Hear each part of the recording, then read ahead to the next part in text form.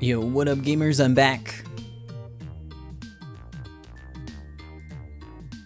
Strange day on the Dorb stream when there's actually a good game.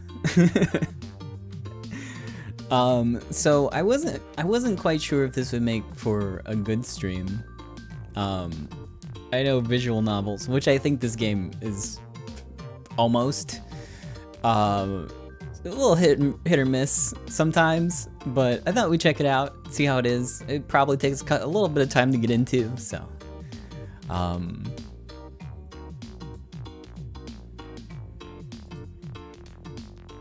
But I've been interested in the game for a while. Did I install it? Yeah, I did. Okay, good. So give me a moment. Let me get the game up.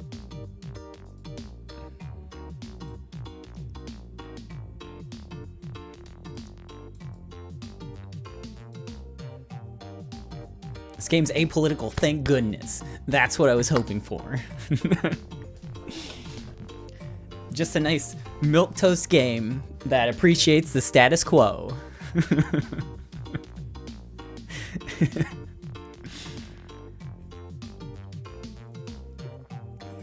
I think this is the definitive edition or the final cut, or I don't know. But thank you, Tailspinner, for giving me this video game a while back and I ignored it.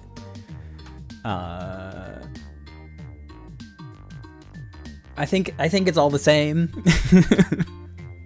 Yeah.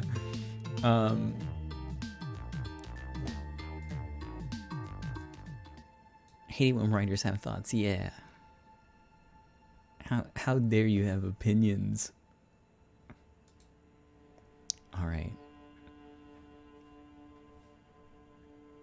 Let me check my audio real quick. Game's a little quiet. But yeah, let's go. Select archetype. Thinker. Extremely intelligent. Well, I'd probably skip over that one. Sensitive. Very psychological. A magnetic personality, but unstable. Might begin to lose his mind. Maybe. Okay.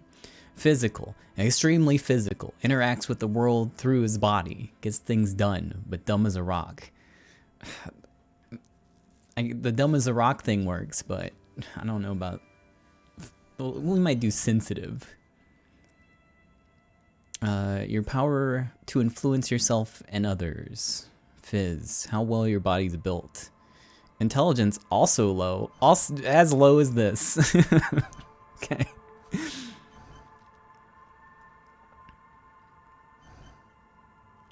Your capacity to reason. Volition +1. Inland, I don't know what that is. Inland Empire +1. Or I can create my own character. I'll just do this one. This resonates with me. If you don't mind reading about the stats. Good, terrible. How many points do I get? Psyche, average, good, weak.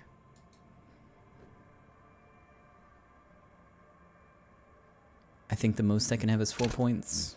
Well, in here it has 5, so maybe not. There's only 4 pips here, though. Oh, never mind. There we go. 2, 5, 2, 3. Is that any better? I lose the fizz, though.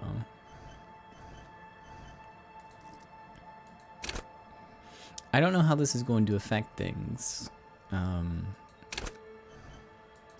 We'll just do this.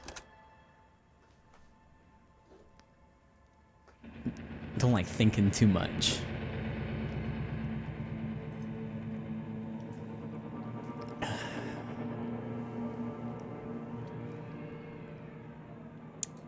There is nothing. Only warm primordial blackness. Your conscious ferments in it. No larger than a single grain of malt. Yeah. You don't have to do anything anymore. Thank goodness. Oof. Ever. Yeah. Hell yeah. Never, ever. Never, ever, ever? Never, ever, ever, baby. Alright, I won't exist then. An inordinate amount of time passes. It is utterly void of struggle. No ex-wives are contained within it. Oh man, this is great. Yes, it is. Give me some more. You got it, sweet brother. Nothing upon nothing upon nothing.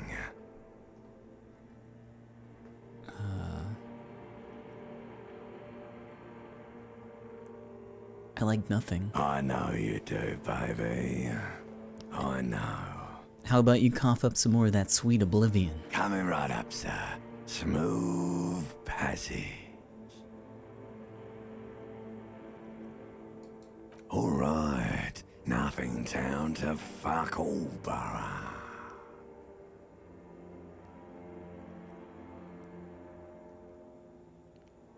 A return trip to the silence, please. You want me to upgrade that to a one-way trip, sir? Don't stop, keep singing. Sing me the song of death. The song of death is sweet and endless. But what is this? Somewhere in the sore, bloated man meet around you. No! A sensation. Oh. Shoot. What is it? Like a fly to the ointment, your conscience sticks to it. The limbed and headed machine of pain and undignified suffering is firing up again. It wants to walk the desert, hurting, longing, dancing to disco music. Okay. You can take it. You're a champion.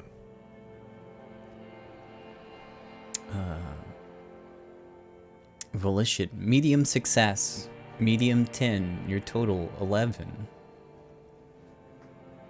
Did I do that? Okay.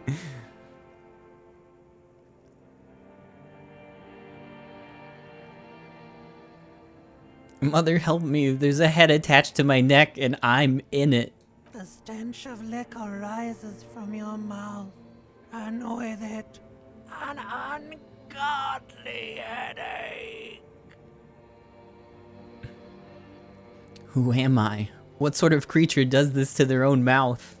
A fiery streak penetrates your skull, trying to force your eyes open.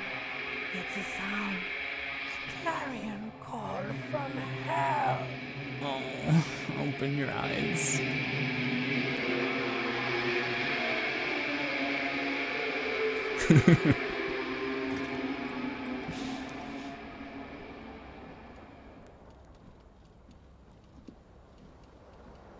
Damn.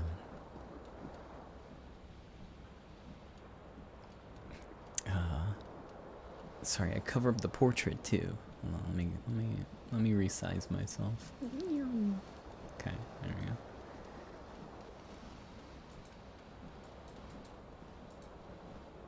Click.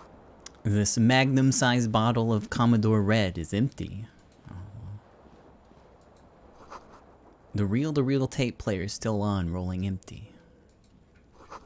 Looks like someone tore out the tape while the song was playing. Hold tab to highlight. Oh, cool. I'll get some... Nah, I don't need any pants. I'm good.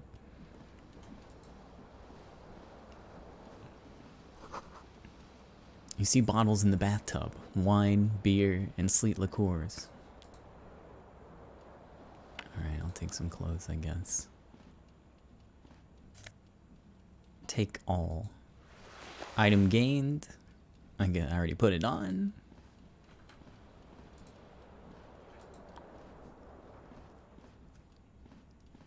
A mirror hangs above a bent and broken sink. In a fierce discharge of masculine energy, someone has ripped half the faucet off. Oh.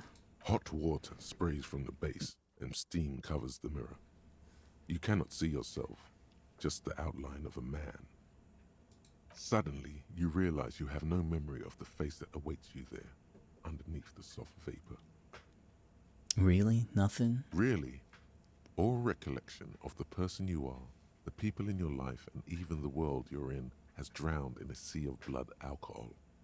This was no mere night of drinking. It was a deluge of world-ending proportions. What happens if I pick really nothing again? Really, Oh, all okay. recollection of the Wipe the person mirror. as you slowly reach your hand towards the surface of the mirror. Oh, it says Iron Lung. Fuck. Oops. Oops. Hold on.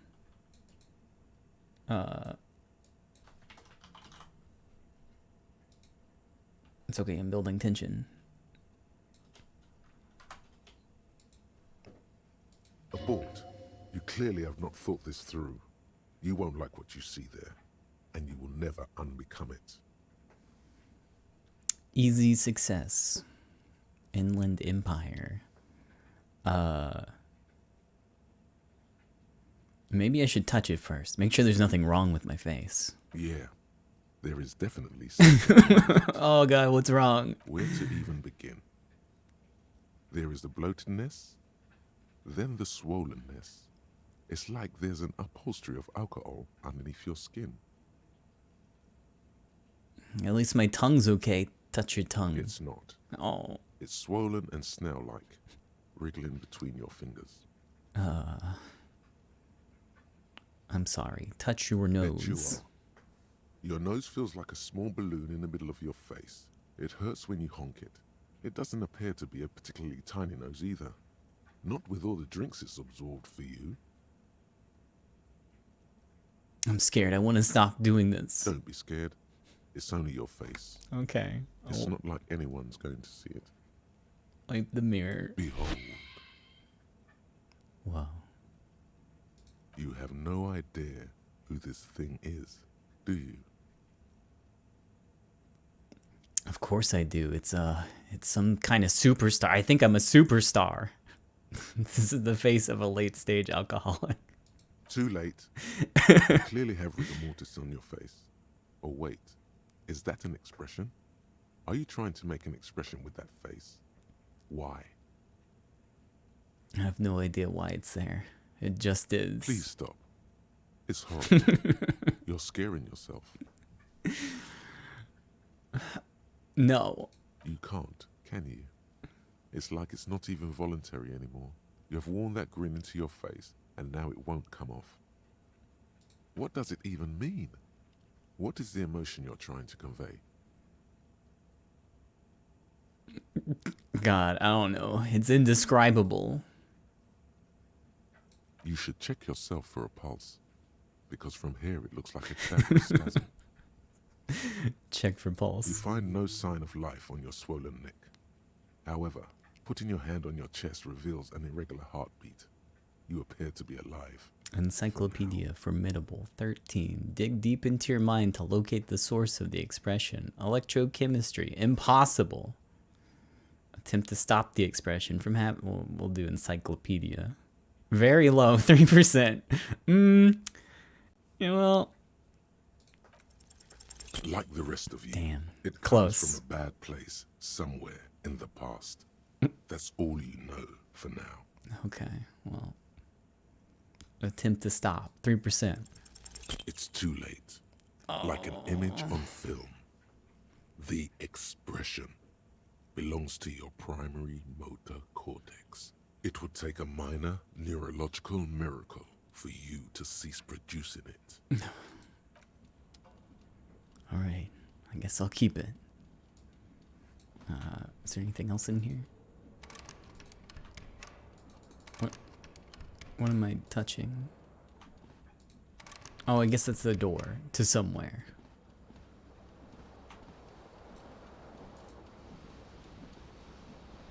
Take my jacket.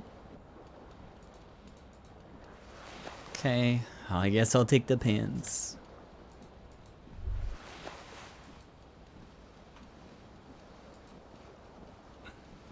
Got a nice breeze.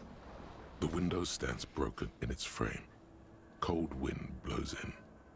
Visual Calculus 1. You may retry it. Oh, okay. What do you mean, assess the damage? How would you do that? What are you even trying to do? But what does it say it's locked now? Put skill points into visual calculus to open this white check. The morning light hurts your eyes. It's hazy, but you see the ocean and some war-torn buildings. What is this? You hear a jingle. Keys are clinking in the pocket of your flare-cut pants. Fish him out. It says, whirling in rags, on the aluminium key ring. There is a single key on the ring. The number 1 is etched on it. It should open the door. End. I'm gonna put points into it to unlock it again.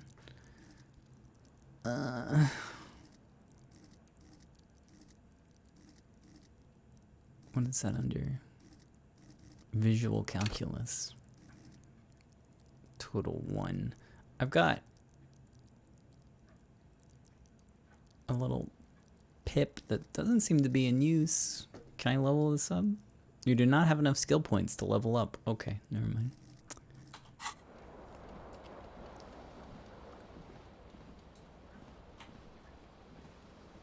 Oh, my tie. This fan has 2 chain pull switches. One ends in a tiny fan, the other in a light bulb. A truly horrific necktie has somehow attached itself to one of the blades. Or has it been consigned there as punishment?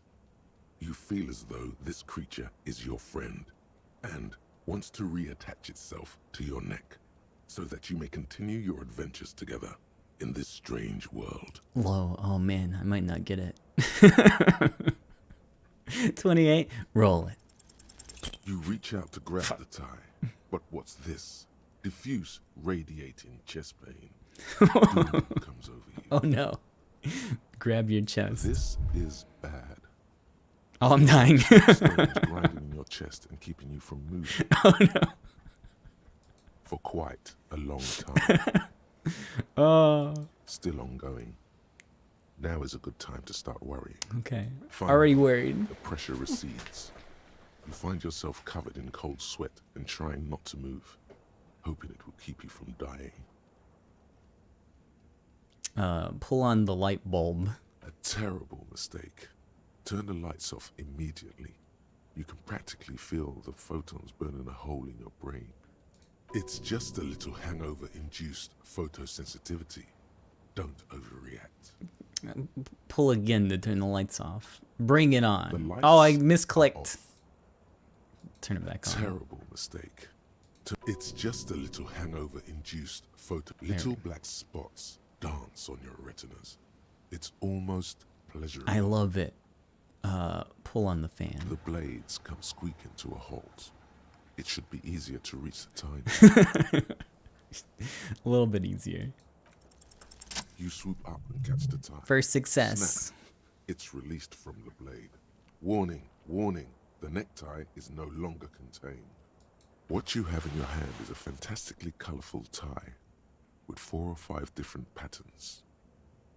The knot reminds you of a noose. Oh boy. What else we got? What is this? Hat. Shoes. Shoe. Green shoe. Left foot. I got another shoe. It's not looking good. Let me look in the bathroom again real quick. No, I can see it all. One shoe's better than none shoe. Oh, maybe it's outside.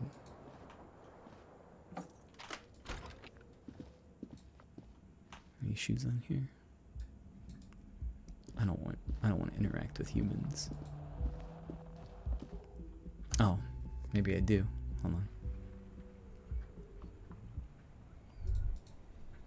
Oh wait, there's my shoe. Yoink. Oh, hold on. What is this one? A gust of briny wind washes over you. There they both are. 2 identical shoes, both copiously green and indiscriminately snakeskin. reunited on your feet. How do they fit? Good. They're balanced. Comfy. Feels like the only good thing about you right now. truth be told.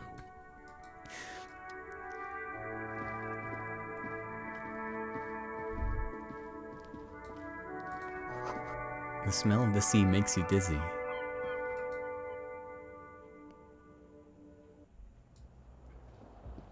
Oh, what is this? There's something on the table. Is there? Yeah. Oh boy. Give me the pennies.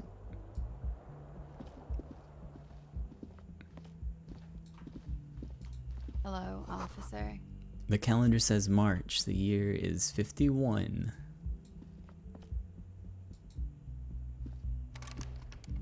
Oh, okay. Guess I can't go in. The young woman raises a cigarette to her lips.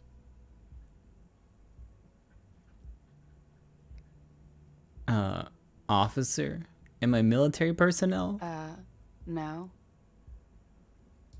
There's only one solution to this. You're a businessman. Wait, I know. I'm a businessman. Chief executive officer, right? The young woman shakes her head. Oh. Okay. Chief technical officer? No.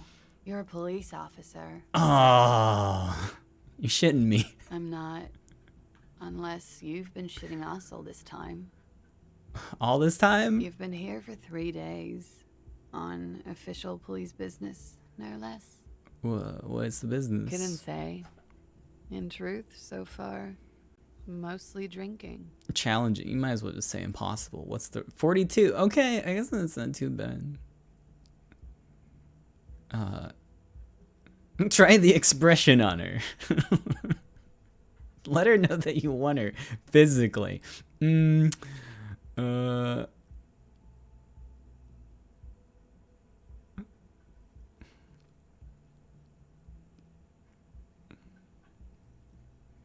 in the right mind would let me be an officer of the law? Don't be so harsh on yourself. They let almost anyone be a police officer. Oh, A glib remark. Don't let it stand. Assert yourself. better let it go. Say nothing. Retreat is not a winning tactic. Okay, it's time to break out the expression. The words have already left your mouth. I want to have fuck with you. What was that? Not even how words are used. What did you say? Say it again. No, I don't want to. Come on, man. Pretty, please. One more time. Don't back down now. Say what you said again. Proudly. I said, I want to have fuck with you. Goddamn right you did. You crazy asshole, you. What kind of cop are you?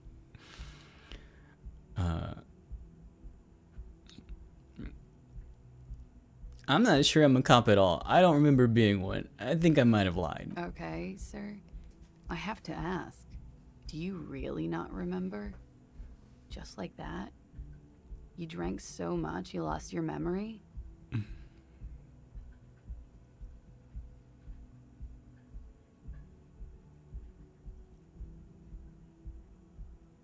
I don't think there's any more to it. I'm a joke of a cop, or I joked about being one and I drink too much. I'm also old.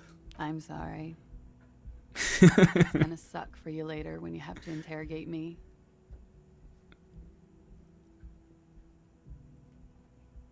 And for the record, no, I didn't do it. Okay. She looks like she left a nice long stub in the ashtray. It's still smoking. Well, You should pick that fat, juicy cigarette Yeah. butt from the tray, light it up, and smoke the living shit out of it. what now? The living shit. Your mesolimbic reward pathway does not mince words. It once smokes. Am I a smoker? Who knows what you are? A monster, a murderer, the gnome of Jeroma? You feel like a smoker, especially when you look at that juicy, succulent, seductive cigarette stub, still smoldering deliciously.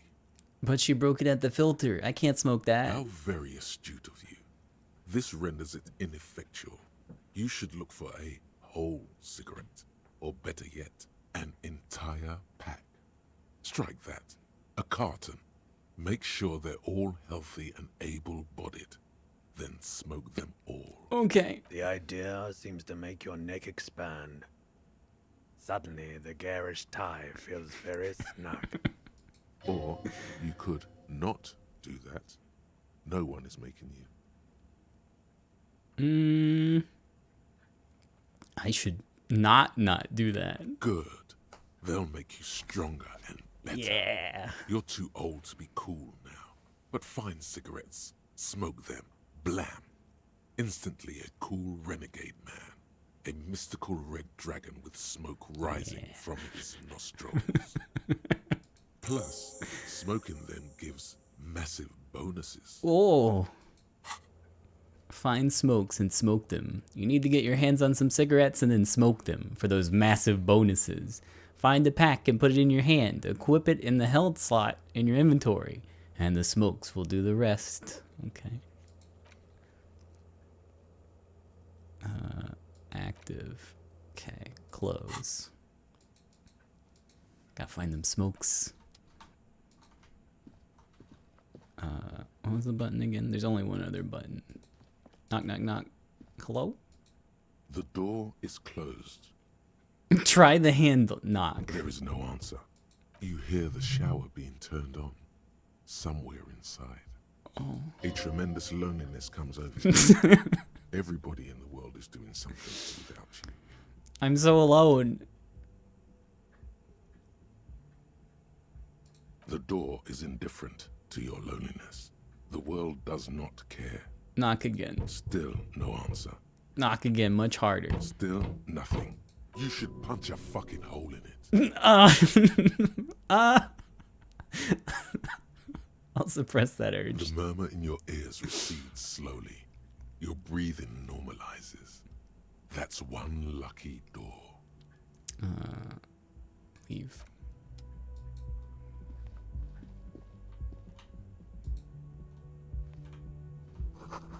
This is the weekend edition of the satirical newspaper, Trump Le Monde.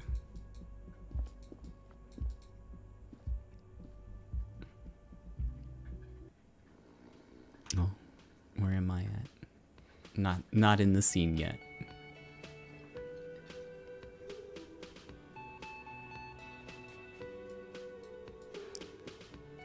I didn't think sensitive would make me fucking unhinged, but I guess that's what it is. The speaker is connected to the radio. The music is seasoned with static. A big old karaoke mic just waiting for someone to sing into it. This is where the lyrics would be. You should totally sing karaoke here. Yeah. The first chance you get. Your emotions need to be expressed. People need to know your vast, oceanic soul. My soul is immense. Utterly. And it needs to be heard. Okay. Through a PA system. Yeah, let's do it. By other people. Yeah. Whether they like it or not. Ram it up their ears, says your adrenaline gland. Violently express yourself. What should I sing? You have not yet stumbled on the right lamentation, but it's out there. It'll come to you. You will wreak havoc with it. Don't worry. Lamentation sounds good. They'll really get a gauge on my soul with that. Serves them right. Wipe that smirk off their face with your sad, tragic song. Who's laughing now? No one. You have to find something tragic to sing first. Yeah. Okay.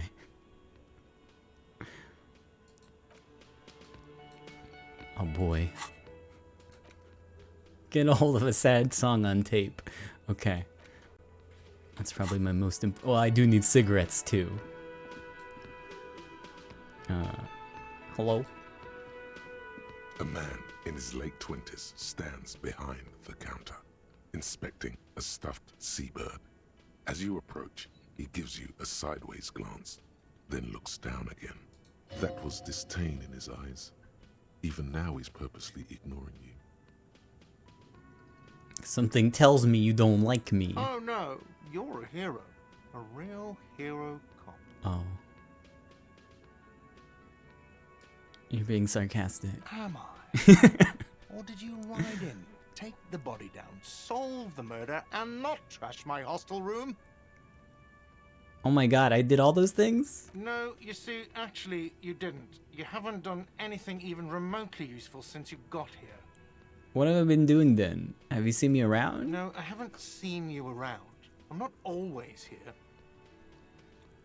Look at the stuffed bird. A competent work of taxidermy. The white and brown seabird lies among piles of coasters and drying mugs. One of its wings broken. The man is trying to mend it.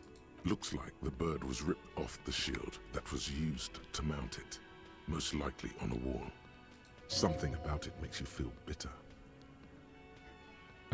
What happened to the bird? Look, your buddy is over there. He looks at the doors where a man in a bomber jacket is tapping his foot on the floor. Why don't you go and talk to him, okay? What do you mean, my buddy? He pretends not to hear you, concentrating on the bird instead. Can I help you with the A bird? competent looks like the bird. Something about it makes you. Look, your Oh, buddy never is mind. over there. Guess Why not. don't you go and talk to him?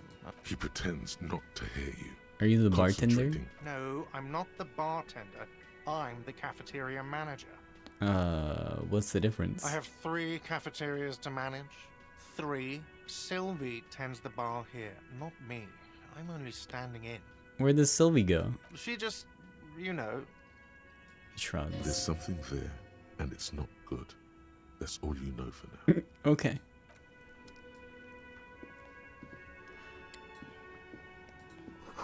The menu has been wiped clean.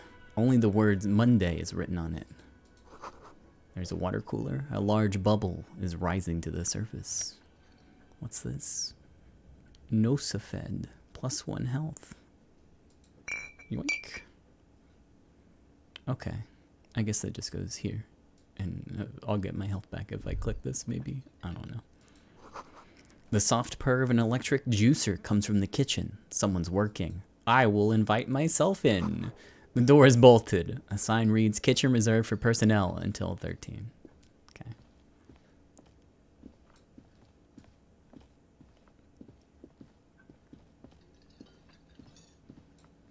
Oh, you gonna keep that?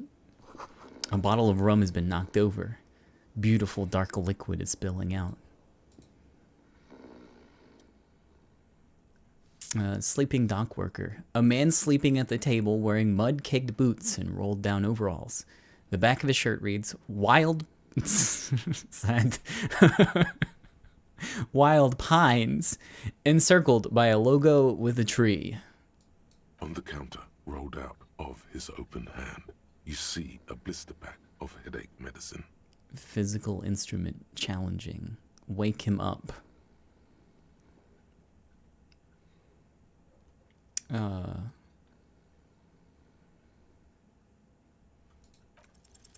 You gently shake his shoulder, but nothing happens. I mean, that's probably good. This man could probably sleep soundly in a ship's engine room.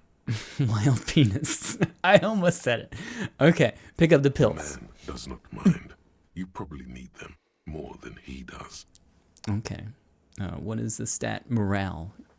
You've just picked up some magnesium. This item is stored in the bottom left corner of the screen above your character portrait.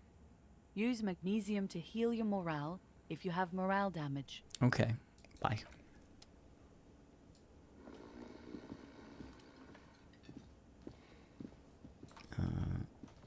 Tab.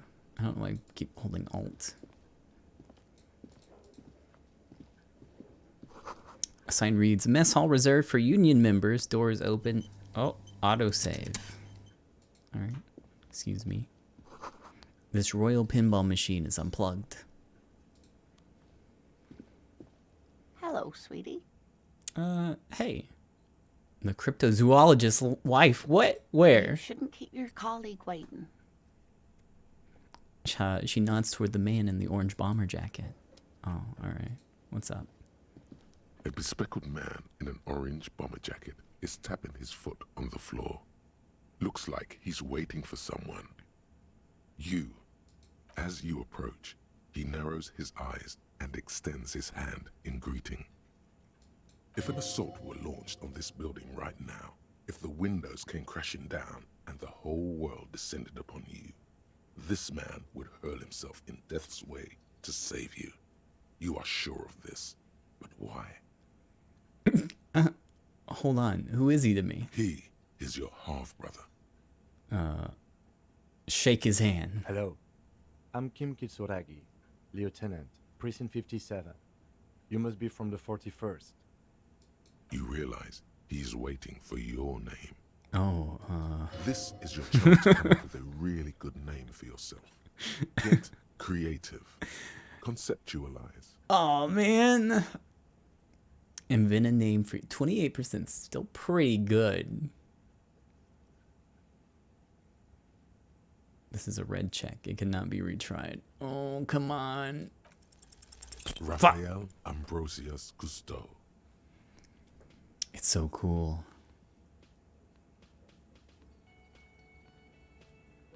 You instinctively run your hand over your multi-patterned orange tie. The sensation of wrinkled silk somehow makes the name sound even cooler. More classy! Raphael Ambrosius Cousteau is one classy name, and you're one classy cop. My name is Raphael Ambrosius Cousteau. Yes, well, He doesn't even process what you just said. Just moves on. it looks like we had a little scheduling error on Sunday. Saturday too, actually. Have you had time to talk to the manager here?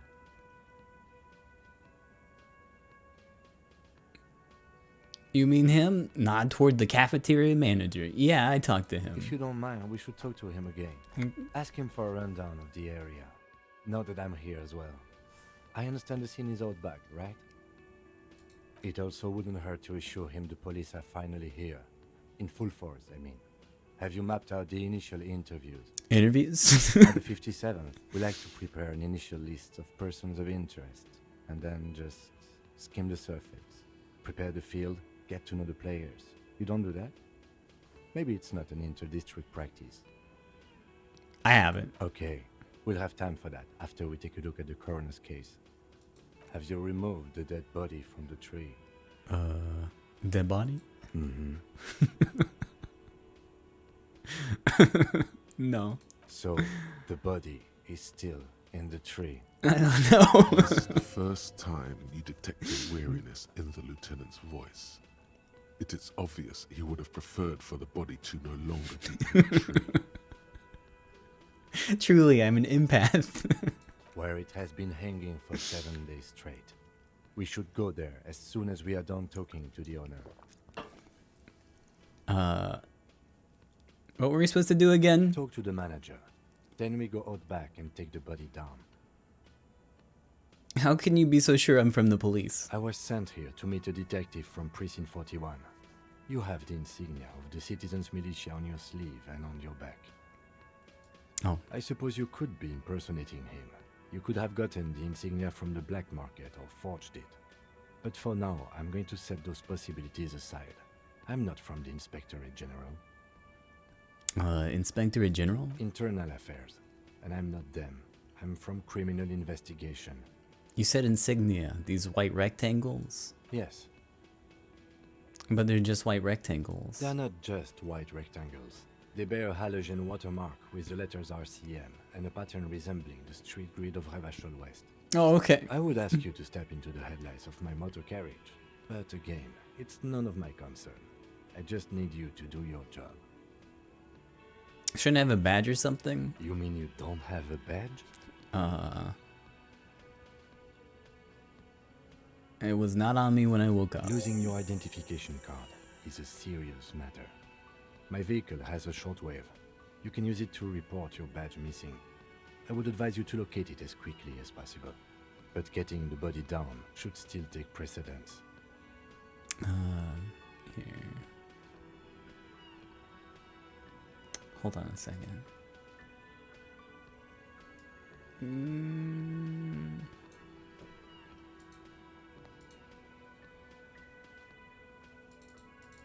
Okay. Okay. Scoot it a little more. There we go.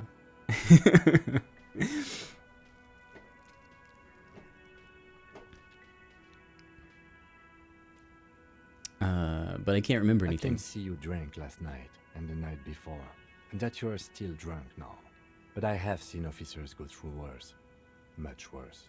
If you need something for your headache, there is a general store nearby. But as I said, the dead body should be our #1 concern. A painkiller would be good about now.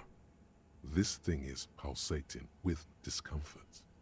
The best cure for a headache is, of course, morphine. Yeah. They don't do that, so cigarettes will have to do. What if I told you I'm not really a police We officer? all feel that way sometimes. There is no such thing as a police officer, I'm afraid. What remains is that there is a dead body in the tree. Someone has to figure out who put it there. If we don't, no one else will. Okay. But first, we have to take it down. Let's go. After you, officer. Lieutenant Kitsuragi is now in your party. You can talk to him whenever by interacting with him. Okay. Yes? Tell me about the case. What do you want to know? Literally anything about it. Maybe you can tell me what you do know to help me narrow it down a bit. I know literally nothing about it. Only what you told me Do before. you want me to brief you? Yes, that sounds 3 days good. ago, the RCM emergencies desk received a report about a security guard who was found hanged in Martinez. An anonymous caller said there was a dead body behind the Whirling in Rags hostel cafeteria. The cadaver had been there for 4 days. No one had come to investigate. During that time, the victim had been stripped of his belongings. The caller did not identify him, but used the word lynching. There is an ongoing labor dispute between the local dock workers and the logistics company Wild Pines. I was told we should approach the death as part of this dispute. Wait, does this debriefing say who the victim was? A security guard or worker of some sort hired by Wild Pines. This was just hearsay from Martinez, of course. We need to find out the truth. Who was the caller? To find him or her is one of our tasks here. For now, all we know is that the tone was muffled, using a device of some sort. The desk could identify neither the caller's age nor sex. And why hide themselves? There's a strong prejudice against involving the RCM in what's seen as union matters. The dock workers' union is the de facto police in Martinez. Now it appears they've started executing too. We cannot allow that. Hold on. And the RCM is? That's us, the Revachol Citizens Militia. We're the police in this city.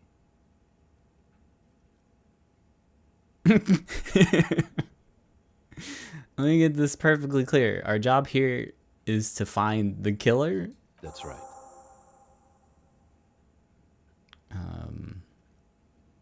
Would you say this is a mysterious case? No, it's not a particularly mysterious case. Why not? The deceased is a security guard for a corporation involved in a labor dispute. It doesn't take a DeLorean polymath to put the pieces together. I just don't see the case getting more mysterious than that.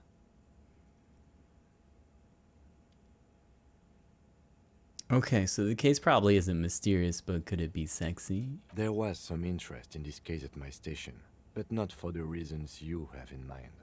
You seem to wish there was Cut this boring stuff off immediately. You know what this case is about.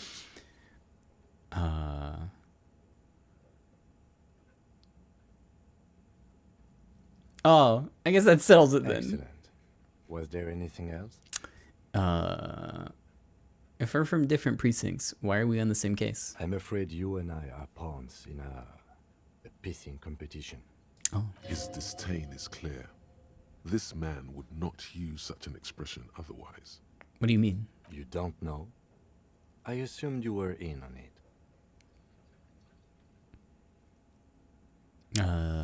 I don't remember being in on anything. That's good. Tell me about it. It's just stupidity. We shouldn't waste any more time on it.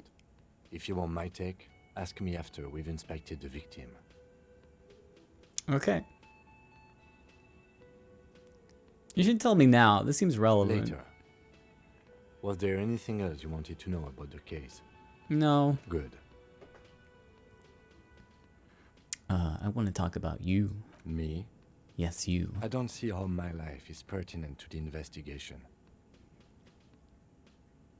We'll work better together if we have more rapport. That's a fair point. All right, for the good of the investigation, what do you want to know? You're wearing glasses. That's correct. That makes him a binoclad. Completely uncocked material, if you say so yourself.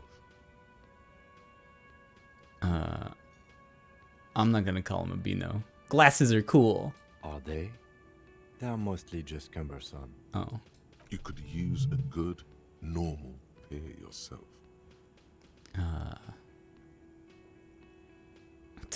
Tell me a secret about yourself. No.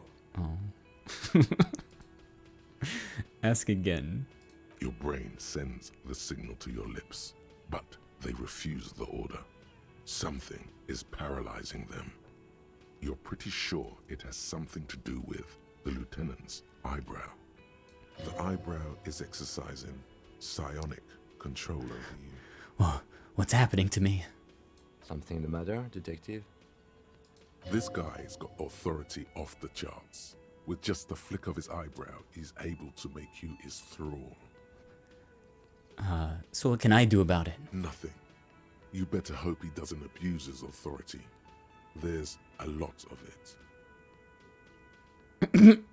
Silently scream for help. If the lieutenant were an evil man, who knows what sort of havoc he could wreak. Fortunately, he is a committed officer of the RCM. He'll only use his powers for the good of the investigation. The lieutenant relaxes his eyebrow, and you seem to regain control of yourself. Do you ever talk with yourself? What do you mean? I'm not sure. You know, when you're thinking, do you ever have conversations with, like, your brain? I have no idea what you're talking about. So how do you know, tap the side of your head? What? Think? I do most of my work inside my head. The lieutenant produces his small blue notebook and idly thumbs through a few pages. That's where his conversations with himself take place. Oh. You're super lucid, yet psychedelic. You don't need office supplies to connect to your nervous system. You're special. That's all for now. Good. Let's change the subject. You seem to be following me. Excuse me? Nothing, just an observation. You have a distinctive way of walking. If I were to walk in front of you... The music just keeps getting a little bit louder every conversation. What do you mean distinctive? I hope you don't take this the wrong way. It's just a collegiate observation. In the 57th, we call it the Jamrock Shuffle. Officers from Jamrock's 41st Precinct tend to move a bit erratically. How's that? They say it's a scene-clearing technique developed by one of your lieutenants for gathering evidence. It's erratic, yet thorough. Prioritizes containers. You're kidding me. Why containers? I don't know. Containers contain, I guess. I'm making assumptions. We should move on. Passing along frivolous interdepartmental stereotypes is not usually his oeuvre. He regrets bringing it up. I think you should know that I can't remember anything. No response. He just arches his brow. I feel like I must repeat this. I don't remember anything. There was heavy drinking involved. Have you tried concentrating on something other than your personal affairs? There is a sudden, harsh edge to his voice, like he's tired of hearing about your personal affairs. So what should I concentrate on? Try work. The case at hand. It can work miracles. Fine. Focus on other people's troubles, not your own. That is a relief. Your heart beats twice like a fist. The serotonin deficiency makes your teeth clench. Thank you, a wise man. The lieutenant blinks, his mouth slightly open, and his body motionless. A microsecond passes. Excuse me, I was lecturing you. I shouldn't have. You should consult a medical professional if you feel that you need help. You can use the radio in my kinema to call your station's Lazareth. This habit of dispensing wisdom has been brought to his attention before. He will not think less of you for lashing out. He is trying to curb it. Okay, forget it. A moment passes. The lieutenant glances at the sports watch on his wrist. Nothing. Okay, let's go talk.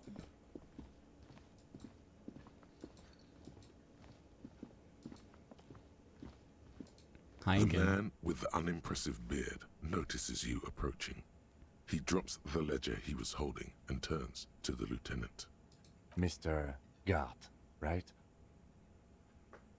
You run this place. Yes.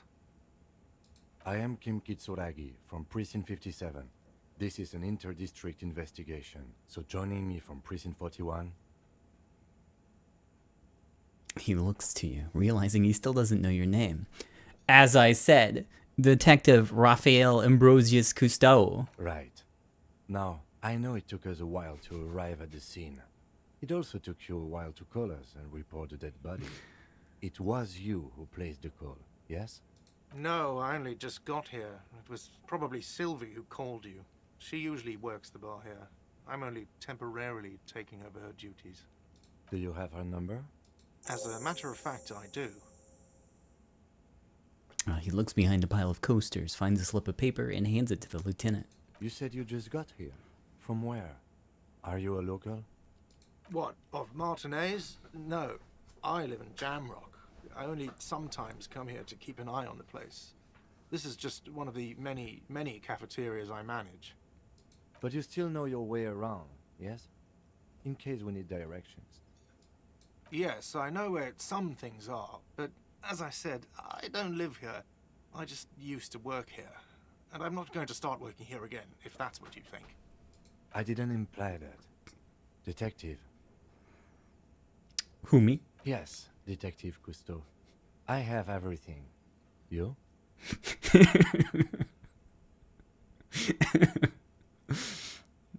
Do you mean that? Do I have questions? Yes, yes. He means, do you have questions for me, like a police officer would? Oh. Where exactly is the body? Behind this building, there's a courtyard. They hoisted him up on a tree there. How do we get there? That's easy. See that door there? First you exit through that. Then to your right, you should see a big hole in the fence. A really big one. You can get to the courtyard through there. No need for the keys. The hole is big enough for the Franco-Nigerian cavalry to fit through. Does he want you to feel guilty of making that hole? It's implied in his voice. Who killed him? I don't know who killed him. I'm not the police. That's your job. Did you kill him? What are you, crazy? Of course I didn't kill him. Suddenly you tense up. Blood is being pushed to your muscles. You should hound him on this. Hound him hard, the pre-drive says. Did you kill him? No, I didn't. You can tell me. You killed him, right? I didn't. I don't appreciate this. What is this? Why'd you have to kill him? Do I have to answer him? Is this mandatory? The lieutenant stands motionless, his expression unreadable. Did he hurt you? Is that why? Did you get some kind of sick kick out of killing him? What are you, an idiot? I told you I haven't killed anyone. Anyone? Have you killed someone else then? He ignores you. Why did Sylvie go away? She went away because none of your business. This is the second time you've avoided the subject. Oh my god, what is your obsession with this Sylvie person? Get over it. Maybe it's he who's obsessed with this Sylvie person. Certainly sounds like it. That's it. Let's go. Not so fast. You owe me 130 real. Huh? No one is saying the multi-pattern necktie you found tied to the ceiling fan can talk. No one. It must be merely imagination. But Let's bail! Time to push the eject button! Sounds like a responsibility! You don't like those! no, don't listen to him. It's madness. Just talk. What's real? Oh, excuse me. You owe me 130 real. The IIR, or Interisolary Real, is the global reserve currency. Whatever part of the world you're in right now, it's safe to assume he means you owe him some money. By real, do you mean some form of street cred? No, you don't owe me street cred. You owe me money. You owe this establishment 130 real. Who does that clown think he is? Arrest him!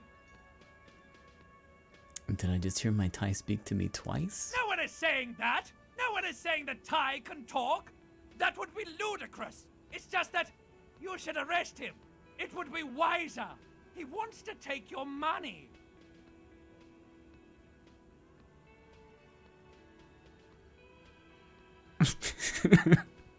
I'm not comfortable with this. Try to somehow tuck the tie The away. lieutenant watches you fiddle with your horrific tie.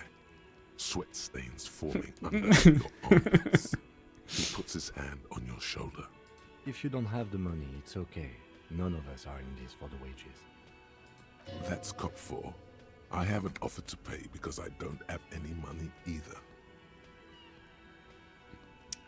What exactly is money? What are you, a philosopher? Actually, I might be. Money is what grown-up people use to pay for things. Things like this hostel room, or 8 bottles of potent blend, and 9 packs of Royal Extra. We use it for everything, really. Interesting. Where do I get it from? Why do I need it? For survival, to pay me. Unless you want to become a hobo. Do you want to become a hobo? There's nowhere else to stay in Martinez, and it's a cold spring outside. Money doesn't make you happy, but it lets you be unhappy for a while longer. If you run out of money, you die. It's like that for all of us. Me too. That's why I need you to pay me. I'm not an asshole. Proceed and show him the coins you found. Is this money? Yes, it is. Count them and give them to him. That's 10 plus 10 plus 20 equals 40. I'm now down to 90, right? No, you see, that's 40 cents. Cents are a form of currency 100 times smaller than the real. I'm not even going to take this. Come back when you have 130 real. 100 times smaller? Yes. Okay. The cafeteria manager stands silently, looking at the coppers on the counter before him. For a moment, his antipathy is overcome by compassion for the sheer smallness of the money. Pick up the coins.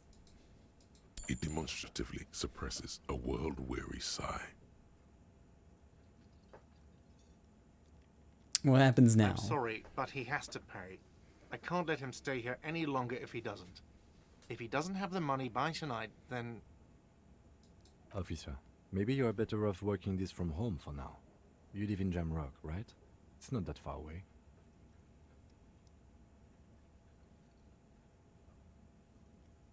Isn't there somewhere else I can stay around here? You mean somewhere else to run up a huge debt? I don't think so. The union squeezed most places out of business to fund the strike. You're better off home. I don't remember where my home is. Officer, you really need to take this up with your station. I have a shortwave radio in my car. Call them. Ask for assistance. We have to get this investigation started now. Good luck. Okay. By the way, where is home? The address is coming up blank, and this place sure isn't it. I really don't remember. But you've been at this hostel cafeteria for only 3 nights. Where were you before? You had to be somewhere. I don't know. Near south, maybe? You don't really know, do you? I don't. Does this mean I'm homeless? South, maybe. Doesn't sound like somewhere you can stay if you run out of money.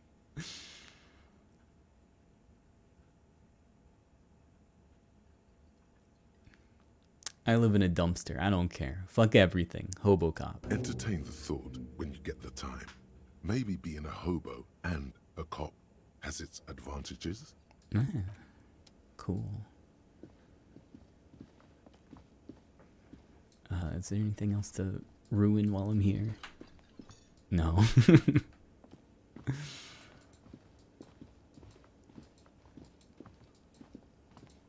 Can I talk to you now? Hello, sweetie. Wait, who's Sweetie? Who's Sweetie? Why, you are, officer. Maybe I am. And have you found anyone to be sweet to?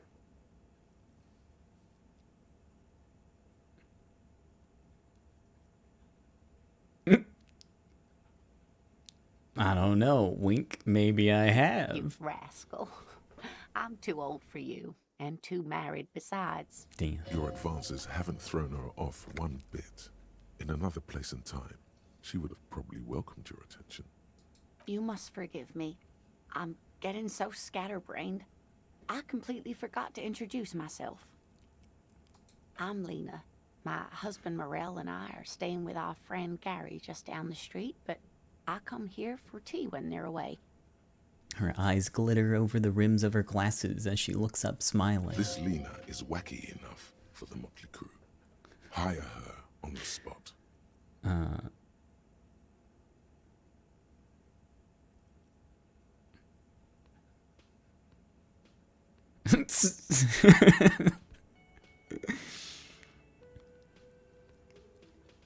How'd you like to roll with me? Whatever do you mean?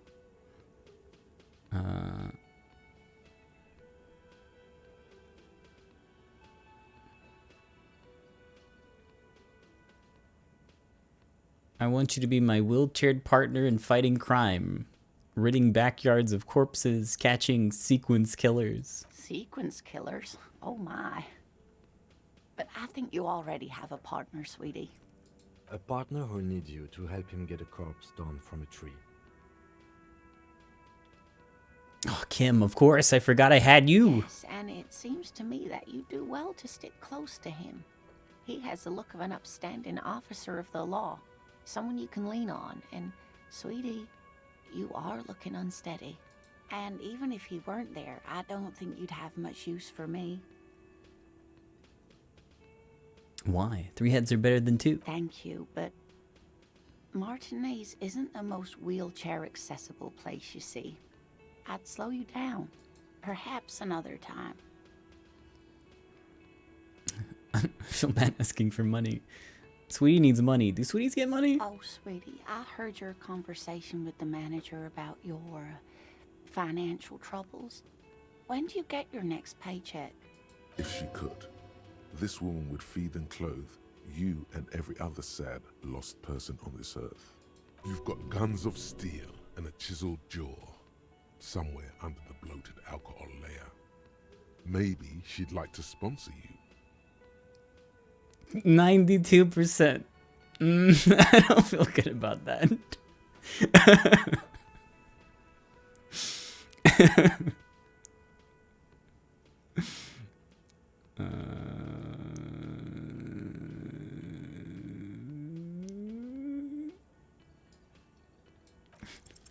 Your deportment remains dignified as you shed a single manly tear. It isn't easy for me to ask this of anyone, but I'm at the end of my rope. Any money you have could help me. Sweetie, I only have a few cents on me, but I could give you this to pawn. Just I tide you over. Oh, she unfastens a gold commemorative pin from her left jacket pocket and drops it into your palm. Wonderful. He has a pin. The pin is round and slightly tarnished. 3 sailboats in bas-relief with the sun hovering over the water behind them. A chipped green banner at the bottom reads, San Baptiste, Summer 31, Dinghy Races. What is to pawn? It's easy. You bring a valuable item to a pawnbroker, who then gives you money for it. You can get it back later for a slightly larger sum if it hasn't been sold, but you never end up doing that anyway.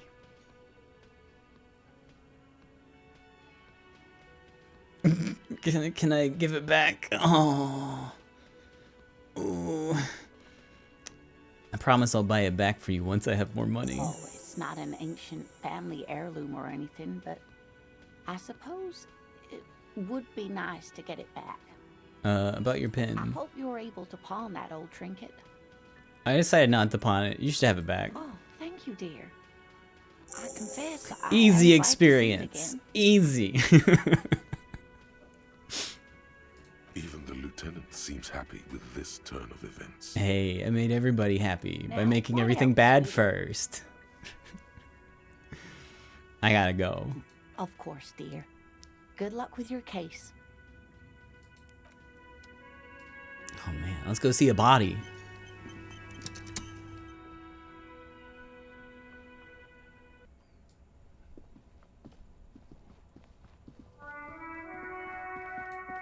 Oh, can I look at this?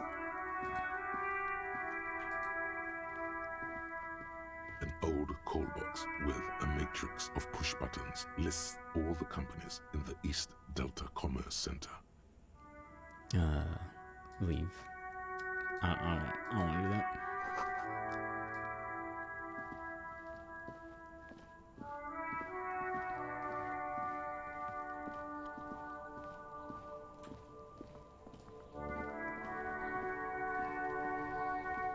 I want to look at the mud.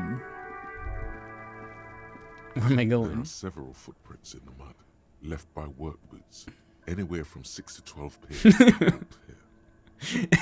Let me get an exact count. 17%. What do you think you are? A super detective? Oh yeah, you're right. These are just dents in the mud. No pattern emerges for the time being. All right, what kind of boots then? Heavy workers' boots with reinforced toes and hobnails all over the yard. Leave. What is my morale effect? Morale. I guess nothing immediately. I guess it's okay to have slightly lower morale. It was THC. Why is that there? It smells like spoiled meat and curdled dairy. A human being decomposes.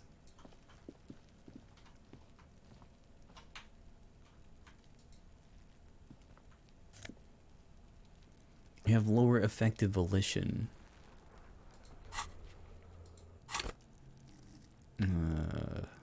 Psyche, volition 4. Base is 5. Oh, damage. Okay, well that affects that then. Keep your morale up. Hunches and gut feelings. Understanding others. Intimidate the public. Connect to Station 4-1. Understand cop culture. Charm men and women. Play the puppet master. Why is this one at 4? Bonus from items, -1. Okay. Let me just pop some morale then. Someone's trying to grow herbs in this greenhouse.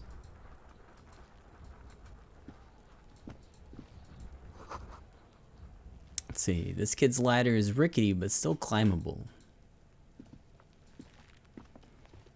The corpse looks at you with bulging white eyes. The face around them does not look human. It's swollen and ready to burst. His lips are fish-like and his tongue like a ball gag in his mouth.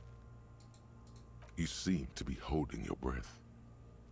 Look down. A cargo belt twists his neck at an unnatural angle. The body below appears stiff. It's letting out an ungodly rot. The smell seeps in, even through your clenched nostrils. Endurance. Legendary. Let go of your nose without throwing up. God, what is that? Why is it so bad? Active decay. It's okay to throw up, officer. No one is judging. He's about to blow! Cock's gonna blow, Kuno! Nah, I'm good. Hey, what's up, Kuno? Kuno's got this. The boy throwing rocks at the dead body can't be older than 12. Oh yeah, Nappa Gumpy,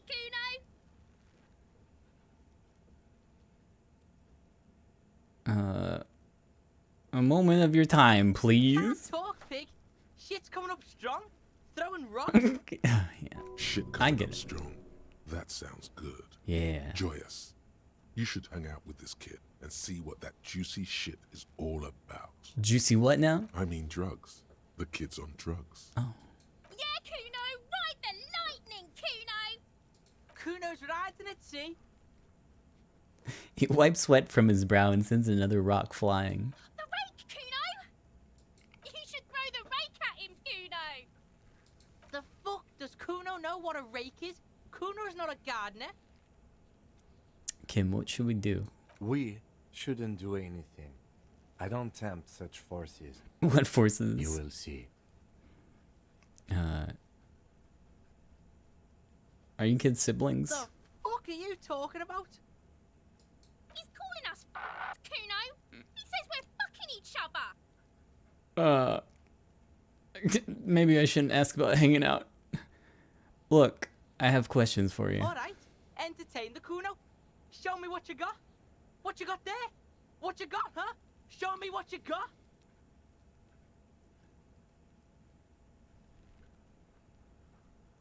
About the crime scene. You kids often play in this yard? Right, pig. This is where Kuno plays with his little wooden choo-choo. What do you want with it? That ladder yours? No, it's not fucking Kuno's. It's ancient. Look at it. He thinks you're fucking fool, Kuno! He says you climb the ladder up to your magic tree house. Get the fuck out of here, pig. Kuno doesn't have a magic tree house. What's in the greenhouse over there? Don't know. Kipta's gardener used to work there. What do you mean by kipped? Look it up in the library. Kuno's not a fucking dictionary. Fucking small brain. Kuno means the gardener, alright? The gardener used to work there? Yeah, that's what Kuno said. She couldn't handle the heat, so she took off. Kuno can take it. Shit's nothing to Kuno.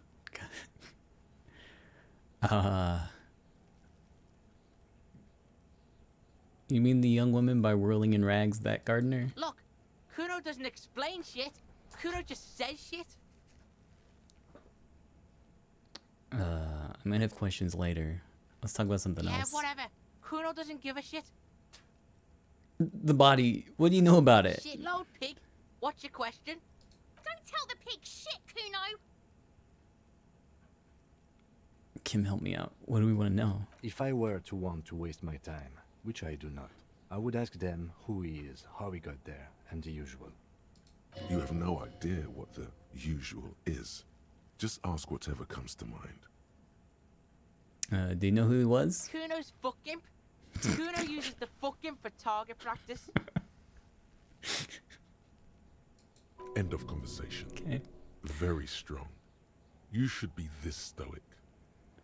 Do you know how it got up there? Probably climbed. Kuno was busy down the road when that shit went down. So you didn't see it happening? You heard Kuno. Kuno wasn't even in Martinez. Kuno wasn't in Revachol. Kuno wasn't regional.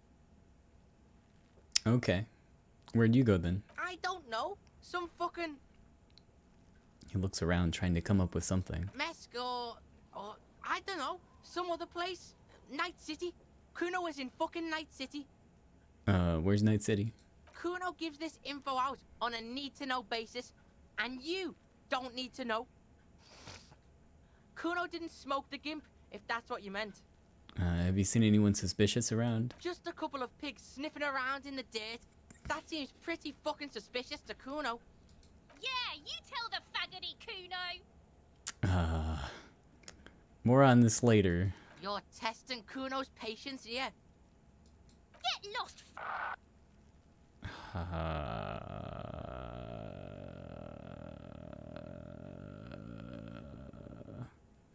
I don't think I have any more. Who is Kuno?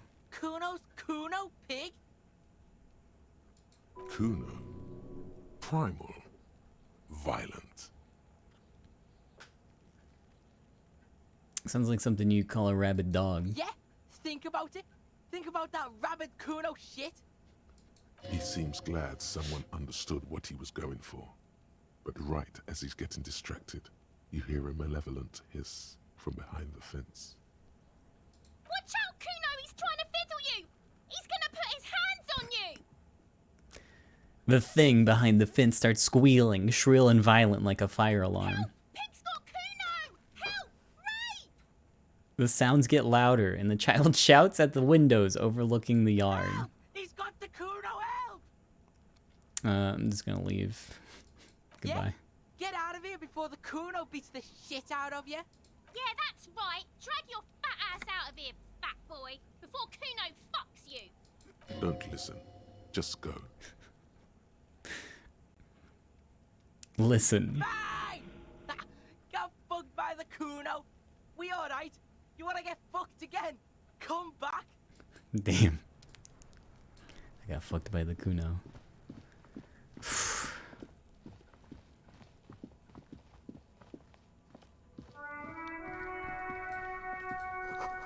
Hey, what did you suggest now? Yes? Oh yeah, we gotta get him out of the tree.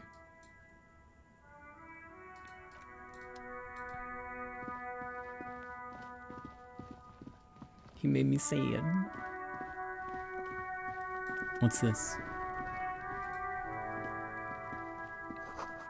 The letter R wears a crown. On the ribbon below, a light above descending.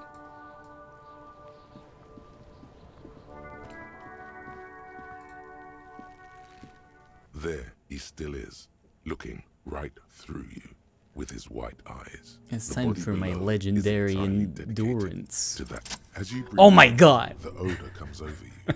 It's a spell of the mind telling you to run, and your stomach to wring itself empty. With your hands at your sides and your eyes squinting, you stand in it. Do they always do that? They do after 7 days, yes. We are deep in decomposition here. Step closer. The man before you is naked. Oh yeah, but didn't for a notice. pair of underpants and Oh. enamel boots. His skin is greenish, marbled with decaying veins and blotched by lividity. A fading web of tattoos covers his chest and shoulders. The cargo belt used to fasten him to the branch above appears industrial in strength. Check the boots. The material appears to be ceramic. Its clean white stands in stark contrast to the decaying flesh above the knee. The man wore thick polymer socks, probably for padding. A fine array of interlocking plates covered, delicate and fragile. They feel alien to the world around you, out of place somehow. What kind of boots are these? They are armor, no boots. Technically speaking, these are sabatons. Okay then, what kind of armor is this? Ceramic plate. Zirconium dioxide, most likely. This is where the make would be. Where?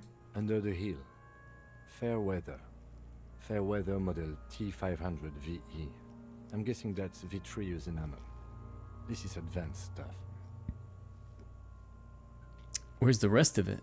Piece by piece. He's been out here for 7 days. It would be odd if they didn't. We should keep a lookout for these pieces. The armor could yield information. Maybe he'll know something. No. I already got fucked though. If you wear those pieces, it will help me protect your mortal coil. Yeah.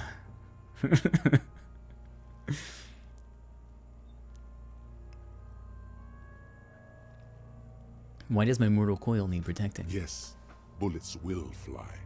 They always do. And the coil is fleshy and mush and permeable.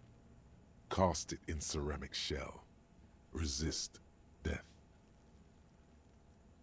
Maybe he was just wearing these boots and there is no rest of the armor. No, he must have worn something precious underneath his clothes. They've removed all his clothes to get to it. They did not just strip him for the putrid rags. Then where are the clothes? Have you seen any around? Someone could have cleaned the yard. But that's a question for the red hat thing. I hear you, cop. Talking shit about the Kuno. Come here and say it to Kuno's face.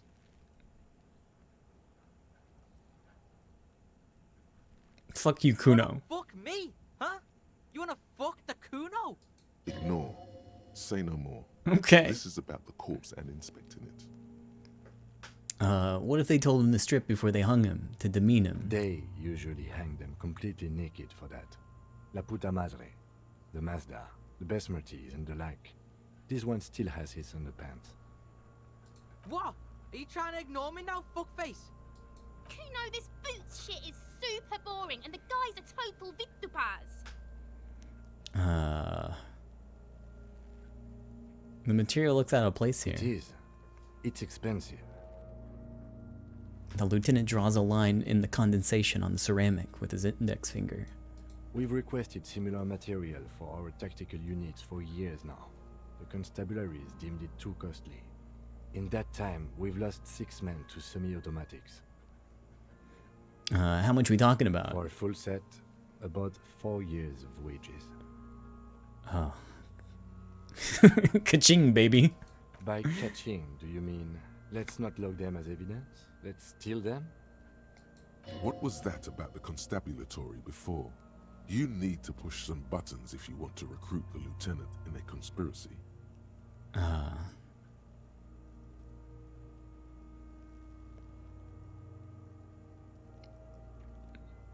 If this constabulatory is dragging their feet, why not start ourselves before more good men die? So they don't get shot in the foot? I think our extremities are fine without the dead man's boot. Oops. Well, no one said it would work. Back to detecting now. How could this man afford such expensive hardware? That's for us to find out. My initial report on the area suggests he was a security guard for the harbor company. But that's just hearsay. He's look pretty advanced for a security guard. I agree. This equipment is way beyond what a guard can afford. Knock on the boot. A small bell-like sound fills the air, like tapping on the side of a porcelain cup. Suddenly, your biceps coil up. Your elbow is sharp and cocked for a punch. That sounds like a bad idea. Sounds fragile. It's anything but.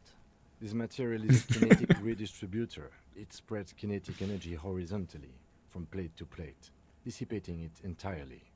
See? Faint, organic lines cover the plates where they separate into smaller ones. These plates then divide into smaller plates until there are hundreds of them altogether. Like the scales of some ancient white monster, cracked and pearly. Pull the boot off. This feels dangerous. Are you sure?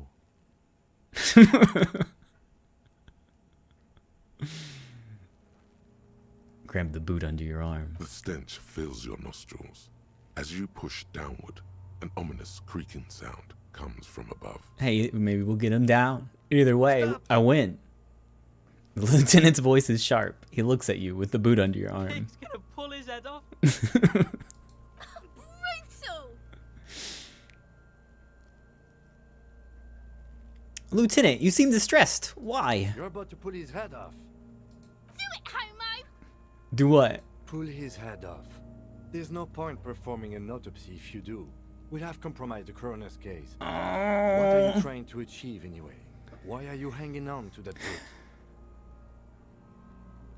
There may be clues inside the boot.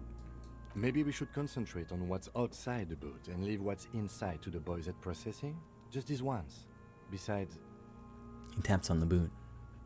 there's no way you're getting them off. All the organic matter in his body has been flowing down into the boots. They are fused to his feet now. Why do you think the locals haven't scavenged them yet? You're sure there's a way to peel them off. But first, the body needs to be down. And second, it would probably be better if the lieutenant wasn't around. Sounds like a plan. The anticipation makes you crack your fingers. Yeah. Feels nice. Nice and cracky. Okay, got it. Prostitute will take care of them. With the situation in the morgue, it will yield nothing. But we must pick our fights. Should we continue? Back off and look at the The corpse. cadaver slowly twists on the cargo belt. His torso covered in tattoos, and extremities blotched pink and blue. Inspect the tattoos. An intricate web of blue lines stretches across the torso, from the right shoulder to the solar plexus. Each time they intersect, a small white star is formed in their crossing. Hundreds of fading asterisks riddle his skin.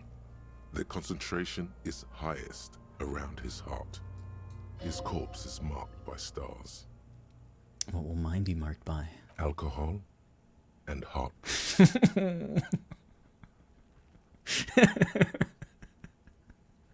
Your fist clenches suddenly.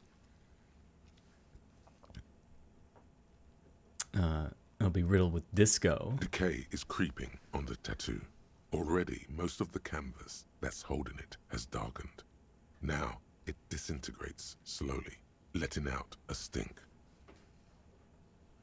Is this a map of the night sky? Map of the stars. I do see some similarity to astronomical charts. Great century Messinian, maybe. But this seems more particular. Customized somehow. As if someone left out most of the night sky, filtering it through personal choice. The principle of this filter remains unknown to you. The thought dissipates, and you feel as though you were only half right. I'm missing something here. So am I. A sudden ringing fills the air as the lieutenant pulls down the zipper of his orange jacket. Oh. He takes a thin piece of milled aluminium from his coat pocket and pulls it open. Sounds like a sword being unsheathed. A small lens appears. Some sort of camera. Let the lieutenant work. Shit, Kuno! What the fuck is that? An instant color camera. He produces 2 metal-capped ampules and clicks them into place on the side of the apparatus. A thin slot shines there. This is the first time he openly acknowledges the kid's existence. I have only 2 ampoules, so nobody move. I don't want to waste one. He points the camera at the corpse, peering into it. The lens needs adjusting, then... A sound, a shrill flash, followed by the breaking of a small ampoule of glass. You see streams of color pour onto the thick, glossy piece of paper, rolling out. In case we need it. The lieutenant says and shakes the paper, letting it dry in the cold wind. On it, a color-perfect copy of the dead man's tattooed chest. Cool machine. Yes. It is pretty cool, isn't it? Yeah. What do we need this photo for? It contains insight to the victim's person.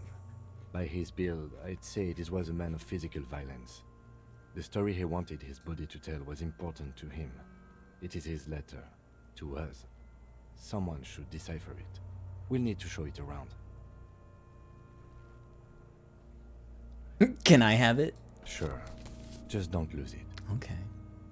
He hands you a piece of rolled up photo paper. It's no larger than a pack of cigarettes. The glossy-eyed corpse looks by, his mouth mute and his skin as colorful as the chemical rainbow on the photo paper, teeming with opportunistic organisms. You've acquired an interactable item. Investigate this item further by going to the Interact tab in your inventory. Okay. I guess I can't right now. Look him in the eye. His eyes are milky white and blind to the world, protruding comically from their sockets. There is no one home, just subaquatic terrors there. Dark brown hair grows on his head. His face is ready to explode from the organic processes inside. The death's head grin has passed. What remains is an unrecognizable mess. Underneath the curdled meat there is an expression, not carried on his features, but below, inside, an expression of pleasure. This man was experiencing joy at the moment of his death. Tell me, who are you, dead man? I'm gone. Oh.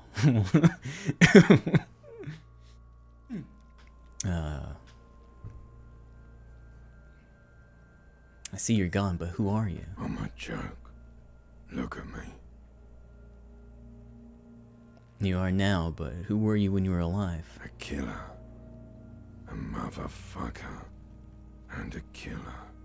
Takes one to know one. I have another question for you. Go ahead, Copper. Where have you gone? Into the wild pale yonder. Where's that? In the past.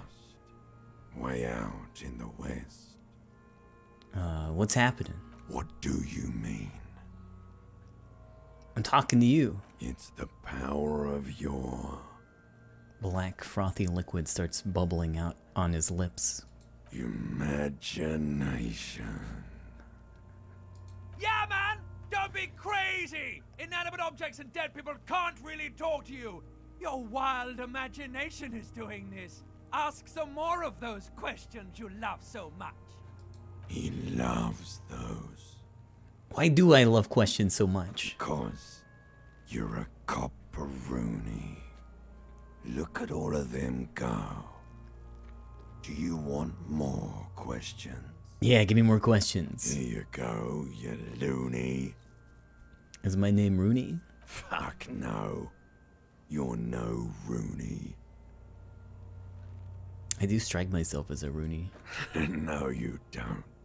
Between you and me, your name is probably Harry. Oh, not Raphael. Why do I feel like I've forgotten something terrible? Because you have. Okay. Why were you feeling pleasure when you died? Maybe I was getting my rocks off. Uh-oh.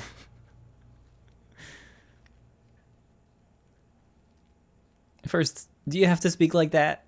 What dialect is that anyway? It's a mishmash, Copperbolo. You think I'm Messinian, don't you? For you, this is how people from Messina speak like. I'm not even sure what Messina is. Well, I'm not from Messina, am I? My hair is too light a shade of brown. Trust your inner racist. What are you, racist now too? You think I am. You think I was a racist because this lump looks military and has tattoos. That's called profiling. Damn, okay, you're right. So you were feeling sexual arousal when they were hanging you? Do I look like an erotic auto-asphyxiation type to you? What is erotic auto-asphyxiation? Captain Copperdromo. I fear we are drifting away, fixating on sexuality again. Let's go with a simpler question. Hold on. Maybe I was getting mine. Do I look like Captain Copperdromo? Okay. I hate you. You stink and you're boring. Of someone.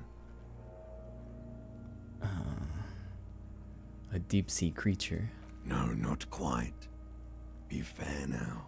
You don't remind me of anyone. Sure I do.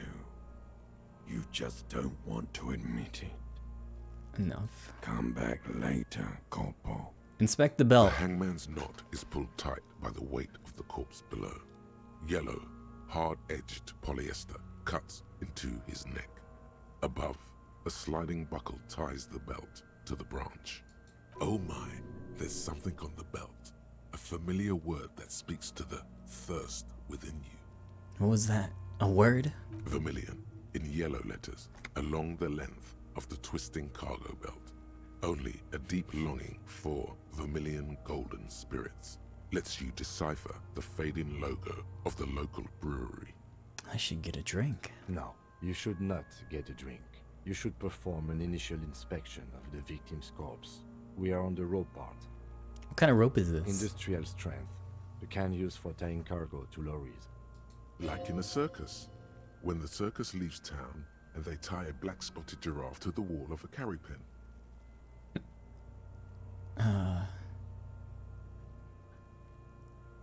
Like in a harbor? Yes, it looks like they use whatever was on hand, paying no attention to not incriminating themselves.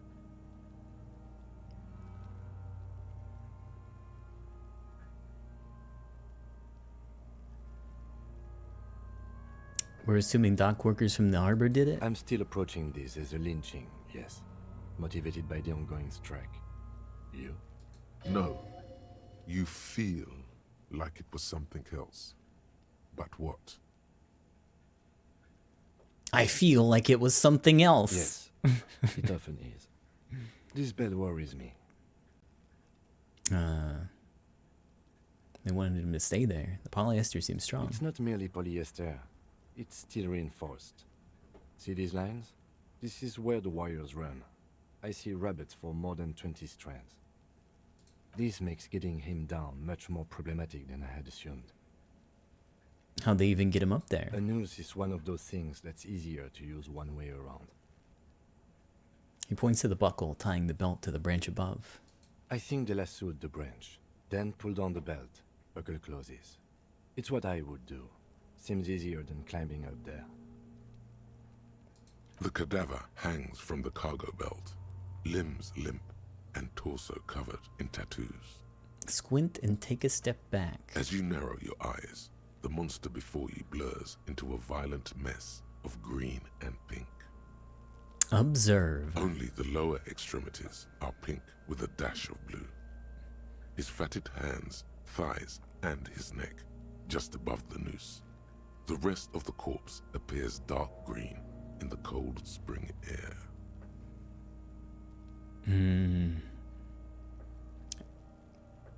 I'm squinting, Kim. Why am I doing How it? should I know why you are squinting, officer? His face and hands are pink. Thighs too. The rest is greenish. Oh. You are trying to assess lividity. Relax your eyes. The monster comes back into focus, an explosion of color, coursing with dark marbled veins. His stomach appears pregnant with something. Black liquid streams down his thigh and onto his boot. Oh man. So what do you think? I think he's dead.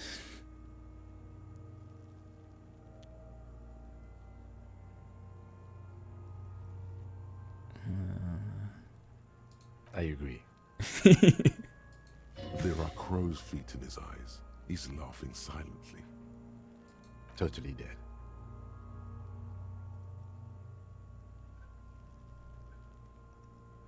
Totally. Absolutely. I don't know what to think. What do you think? I think he was upright immediately after death. Blood has gathered in his hands and feet, and his neck. He points to his fatted chin. The noose acted like a tourniquet, keeping the blood in his head. The hypostasis here is in tune with the hanging. That's what I think.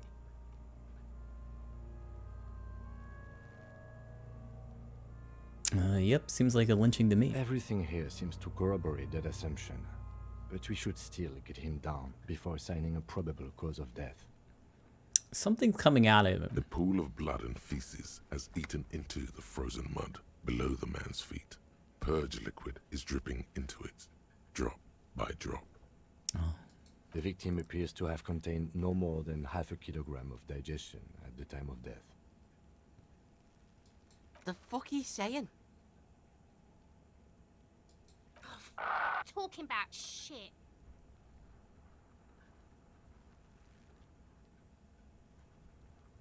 We got lucky. Did we? I don't feel lucky. I already had my morale beaten enough. He's beaten up. See the bruises? I do. Most of them are post-mortem. Maybe even all of them. The delinquents have made our jobs harder with their little sport. Stop talking in riddles, coin slot. It means you fucked him up good, Kuno. Fucked him up brutal like. Alright. But there is no breath to catch. Only the cadaver filling the air and your nostrils. He slowly rotates before you, decomposing. How do we get him down? Are you sure we finished the preliminary examination of the cadaver? We might miss some of these things once he's down. Step back and have another The look. cadaver slowly twists on the cargo belt, his torso covered in tattoos and extremities blotched pink. Is there and anything blue. else we can talk about? Of course. You have questions, don't you? No, we're Come good. back later, Corpo. Yep. Prelim's done. The steel reinforced belt presents a unique challenge. I brought chain cutters. but I don't see a good angle of approach to the belt. The cadaver is a good 1.2 meters up. Neither one of us can reach the belt without assistance. And even if we do, there's the question of cutting it. Maybe we could shoot him down. Yeah! Bang bang time, pig! Shoot his head off! How? I don't know. Just, you know, shoot up there, maybe.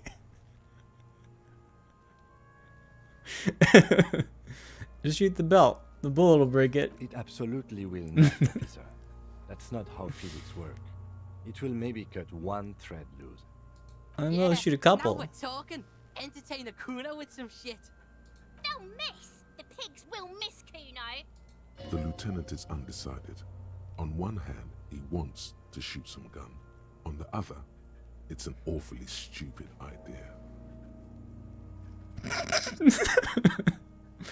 Take the shot, Lieutenant. What's the worst that could happen? I'll blow his head off.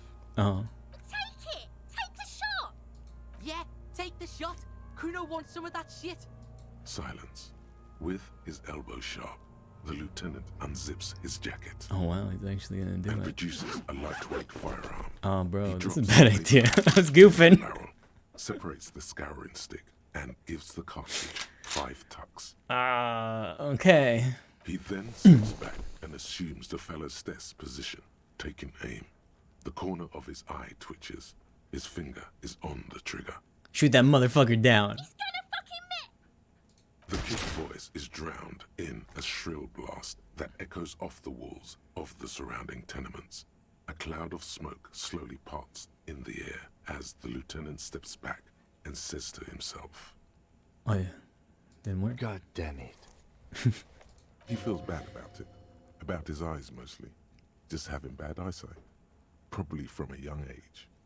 Whatever you do, do not console him. Fucking idiot! Mookabat asshole! Kuno could have hit it easy, but then Kuno's not fucking handicapped, is he? Try again, maybe. No, we are lucky as it is. We didn't break anything, and the victim remains uncompromised. And hopefully no one's on the other end of that bullet.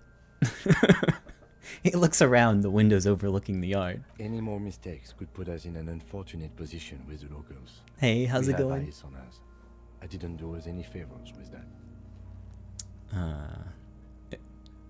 What now? I have to say, it's beginning to look unlikely we can get him down without assistance. We could saw the branch. Climb up there and saw the branch? Yeah, either of us could do it. We could use the kid's ladder on the side of the tree. I don't trust that ladder. Okay. The assailants didn't use it. It's rotten and less sturdy than it looks. And I don't see another good way up there. Honestly, I prefer a non-acrobatic solution to this. Why? Clown cops climb tree, fall down. Enraged cop assaults children after falling from tree. Cretin cop, they like that word, saws the branch he's sitting on, literally. Local children report corpse mutilation. Fuck yeah! Climb that shit, monkeys! See, you're only making them do those things less.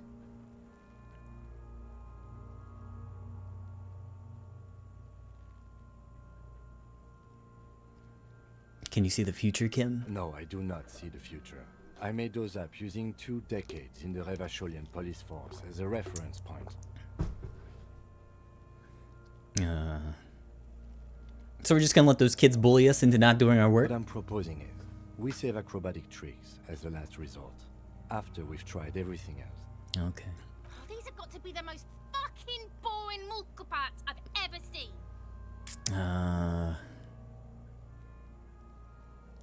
I can try to shoot him down. It's bad as it is, us shooting firearms like punks here. Go ahead, I'm not stopping you. Just don't hit the victim.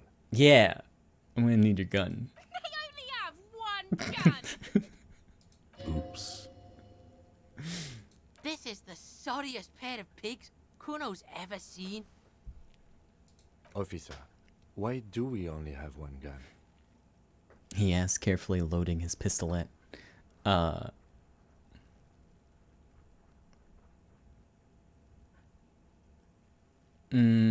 Remember when I told you I didn't have my badge or uniform when we woke up? Or when I woke up? I don't have my gun either. That is even more unfortunate than the badge. You need to contact your station about it as soon as possible. Try not to lose this one, please. We're not off to a good start. This missing gun business is making your hand tremble. Oh. Yeah, take it, you fucking banana pointer. Take it and shoot yourself in the mouth. Feel the weight first. The cold piece of bakelite and gunmetal is surprisingly light. Your fingers fit right through the guard, instinctively resting on the trigger. The fuck are you waiting for, Kuno? Tell him to shoot himself in the mouth. Kuno is silent. Aggression gathers in the air. The trigger feels delicate and ready to break under your finger. Point the gun at the belt. The buckle comes into focus in your sights. You stand with your feet planted firmly in the ground and your left hand supporting your gun arm. Why don't you just shoot yourself in your mouth? Ah. Miss.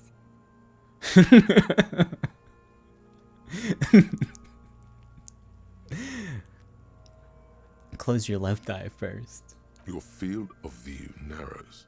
The branch slowly moves, becoming entirely two-dimensional. The metal buckle glimmers, catching the morning light. That'll improve as the it. corpse slowly rotates. Look, he's crying. You Oh. gonna cry now, fucking faggoty? Shut up. Or what? You gonna fuck me? You wanna fuck me, pig? Is that what this is about? I'm gonna get the gun back. Here you go. Enough gunslinging for today. Alright. What about the body? We need to access the harbor and ask the leader of the Union to have it taken down. They have the tools, and they have men. Why didn't we just begin with that? I did not want us to be indebted to Everard Clare. I wanted us to be able to deal with it ourselves. That is clearly not the case. We need help. Okay. You need to suck my dick. Why the fuck am I still alive? Who is Evart The Clare? leader of the Union. A dangerous and corrupt man. One you don't want to be indebted to. Okay. I mean, I rolled a 17 earlier, so I think I've used up all my luck already. Probably shouldn't try again. The winch mechanism has been oxidizing for some years. As much as I want to. I gotta work on my gunslinging. Yes? Oh, I got so many things to do. Access the harbor map. What is this? Map information incomplete. Acquire a copy of the city map.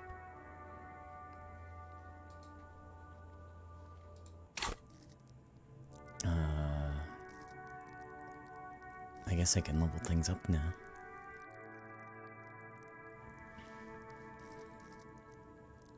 Oh, my hand-eye coordination's pretty bad. Yeah, I don't think that's gonna help. Alright.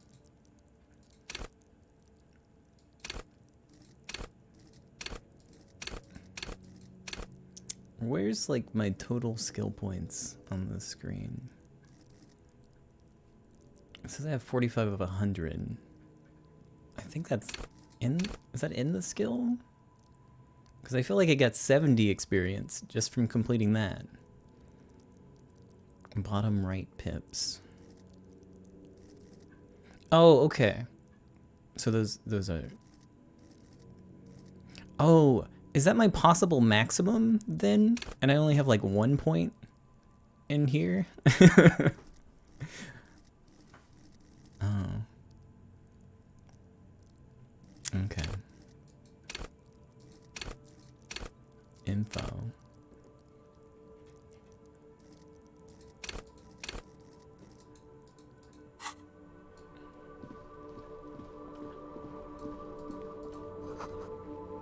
A heap of snow melts in the wheelbarrow.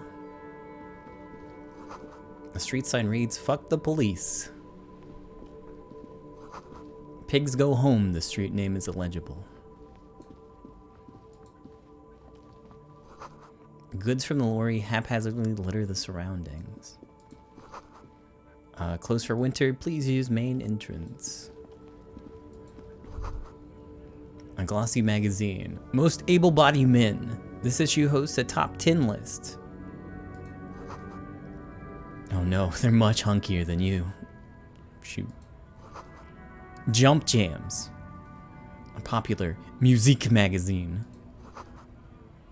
You shouldn't feel threatened by handsome men. Don't be silly. Welcome to Rivachol. Announces the rotund man. The remark isn't addressed to you. It's addressed to the lieutenant. Why are you addressing my partner like that? Don't you welcome to Revachol me. My grandfather came here from a 3,000-year-old racist isolationist culture, while your ancestors came to this island a mere 300 years ago. Every school of thought and government has failed in the city, but I love it nonetheless. It belongs to me as much as it belongs to you. What's happening? It's men like you who keep Revachol divided, making it that much harder for everyone to climb out of this post-war limbo. Limbo, what's going on here? Oh, come on, man. I just said, welcome to Rivachol. It's a lorry driver thing.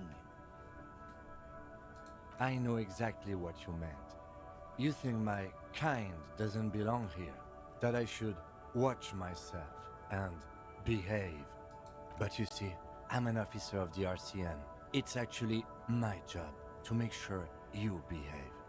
I would advise you to remember that. Silence. The air between them becomes tense. Your partner needs backup. Now's your moment to shine.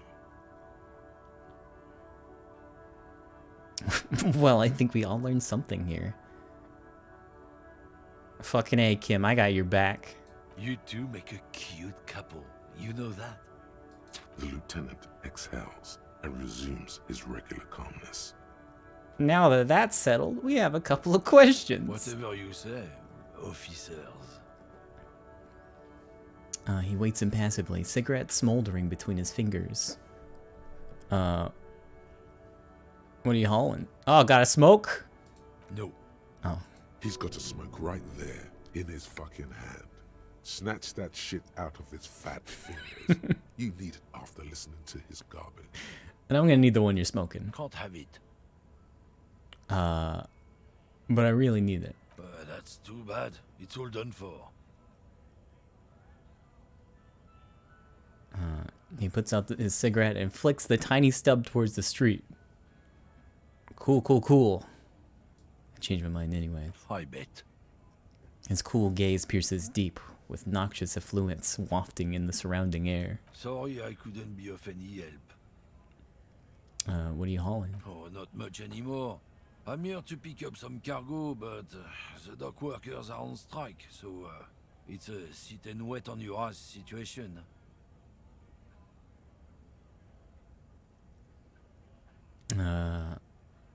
Wait, how long has this been going on then? The strike? Oh, they've been at it for a while. A month, 2 months maybe. But this here is just the last week or so. What kind of cargo are you supposed to pick up? Apples. Apples? Yeah, apples. I take it you had other questions? He's given you the runaround. Let's be honest, you were bested. Damn. What was that argument all about? It's about biological determinism, natural law, the sorting of the races. Not the most popular topic nowadays, with the coalition in charge and all. You might want to change the topic. That is, bury your head under the sand like common sheep. Change the topic. The way he says it makes it almost sound like a threat. Oh, so you're just a racist. Makes sense. I'm not just racist. Look, I've read books. Huh? The science of racial theory has all been proved, even if some people don't want to accept it. People who've studied these things say that you and me are superior by design. So, naturally, we Occidentals should be in charge. Obviously, you can see the merits in that. Yes, I can really tell you're a prime example of superior Open design. your eyes. Haven't you noticed something different lately? An unfortunate downturn, maybe? Huh? When members of the superior race cease to believe in their innate superiority, they stop competing for resources. Yeah, what's the problem with that? The problem? The damn kips are showing a real good game lately. Same with the mosquitoes. And the other introduced species too. They're on the precipice of cultural victory. What's this cultural victory? It's what the kips of Boogie Street are going for, right under our noses. And the others too, on the radio. Heard any chansons lately? Heard any motetos or leader? No. Dominating culture is how they plan to win. They say so themselves. It's true. Also, you need to realize the dangers of mixing races. Who knows what might happen if people don't stay in their birthplace? You might end up with a new sub-race, with unknown characteristics, leading to extra competition. That's why you've got to control the offspring. Yeah, I'm not down with this. Why don't you go fuck yourself? Don't push your luck, runt. The man gives you a disgusted look, then turns his attention elsewhere, ignoring your presence. Nice talk. See ya. Oh, what's this?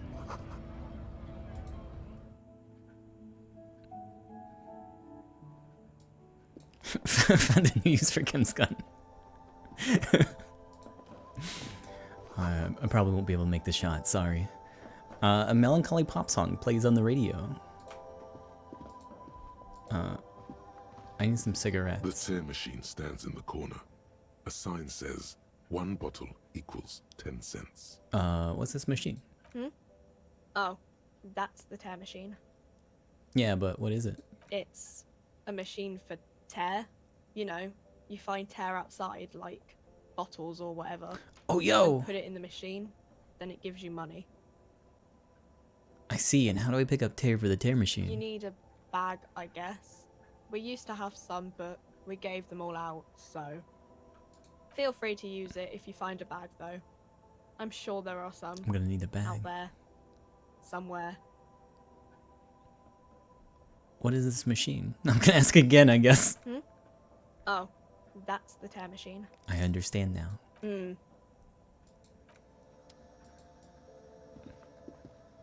I should have took the pin to the pawn shop. I'm gonna be collecting bottles now. Welcome to Frick. Feel free to look around or something. Everything is out on the shelves. She returns to her magazine. What's that magazine she's reading? What is this frit? I don't know. Frit? And what is frit? A 7 to 11 grocery store. Why is it written with 3 T's? I think they think that the extra T makes it funkier. It doesn't. What magazine you reading? You mean this? She looks at the cover boasting a colorful photo of 2 girls kissing. This is Pop Stars. It's got, like, famous people in it. It's not for sale. Oh. Looks like it also has something called Police de la Mode, featured on page 34. This speaks to you. I approve of this. Very futuristic. What the fuck?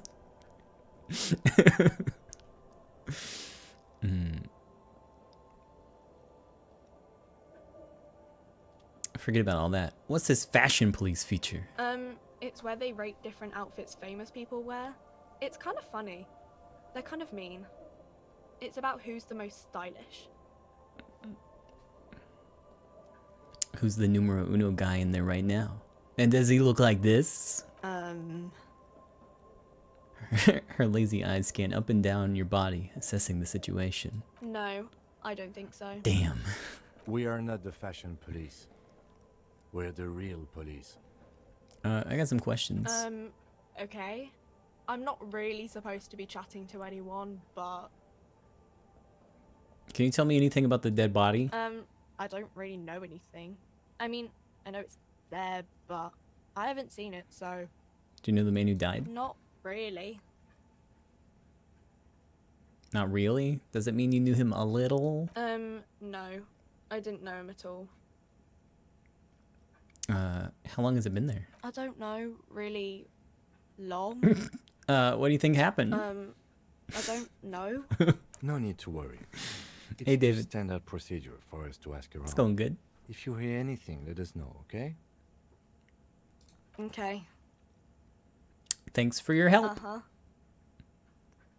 She brushes a strand of hair off her face and tries to return to her magazine. You got cigarettes? You see several packaged raincoats fill a low shelf beneath a display of croissants and juice bottles. The raincoats are transparent, except for the big Fritta slogan on the back. What's that? What is what? It's a raincoat. Yeah? If you want to buy one, then it's only 4 real. Oh, I don't got that. Sorry, I don't think. What do I got? I got nothing. Where's my pennies at? Oh, I gave them away. I gave my only pennies away. Shit.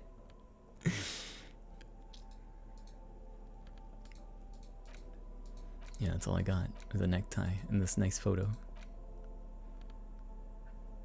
Interact. An intricate web of blue lines stretches across the torso of the hanged man. It still kind of looks like a map of the stars in the night sky.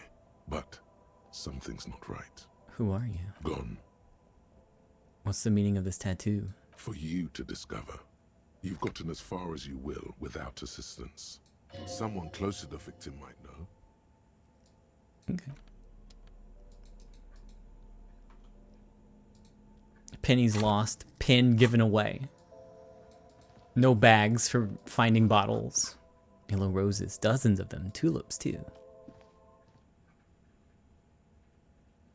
The thought cabinet at the bottom right. Which one is that? Is it this one? I thought this was a headset.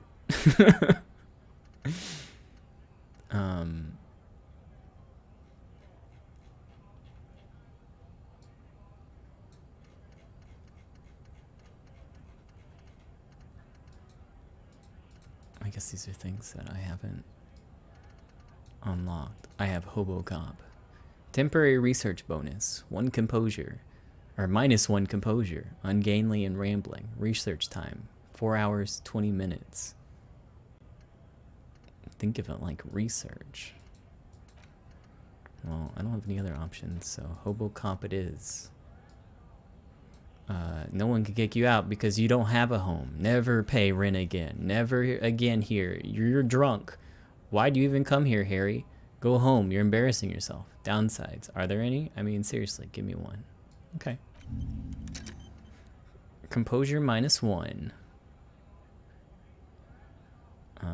Bonus from items +1.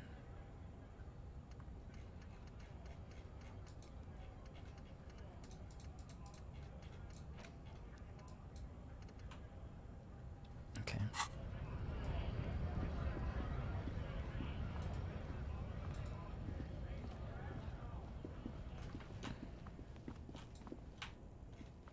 Oh, sorry, I'm like super zoomed in.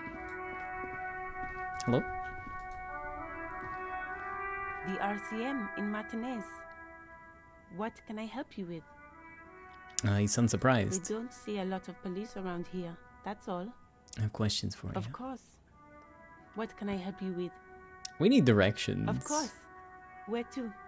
Where am I? What do you mean? I'm a bit disoriented. Yes, sir. District of Martinez. This intersection is called Roundabout North. He knows where we are. He just wants directions. What is up in the north? There's the pier, the Cape Side apartment buildings, some more tenements. Not a lot, really. What's in the east? The harbor gates. Some kind of commotion, I think. I don't follow the local politics. A fleet store, too. What's in the south? Some shops and a bridge. The canal bridge leads to the coast, but it's broken, I think. Some kind of accident, probably. What's on the other side of the canal? Just coast. There's a little fishing village there, and a fish market. But that got closed down ages ago. Rows of stalls under a broad roof, where silvery fish were heaped on newspapers. Water everywhere, pouring from the heavens. in the shadow of the old church.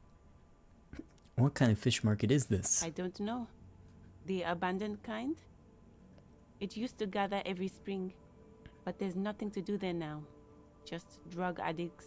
What's in the west? It's just water. No, actually, I think they call it the Martinez Inlet. There are some islands in the bay, but they're hard to reach. In the west is the miracle. Thanks. That's all for now. No problem. Who are you exactly? Me?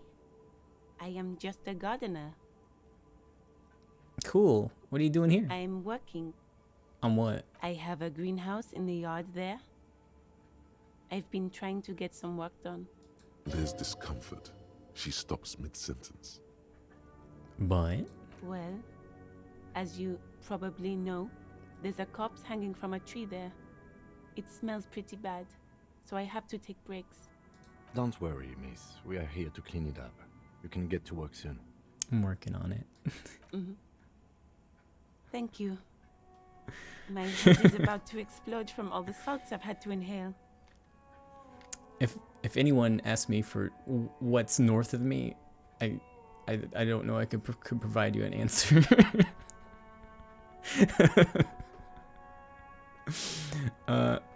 I've investigated the body. Shouldn't be long till we get it down. Oh, okay.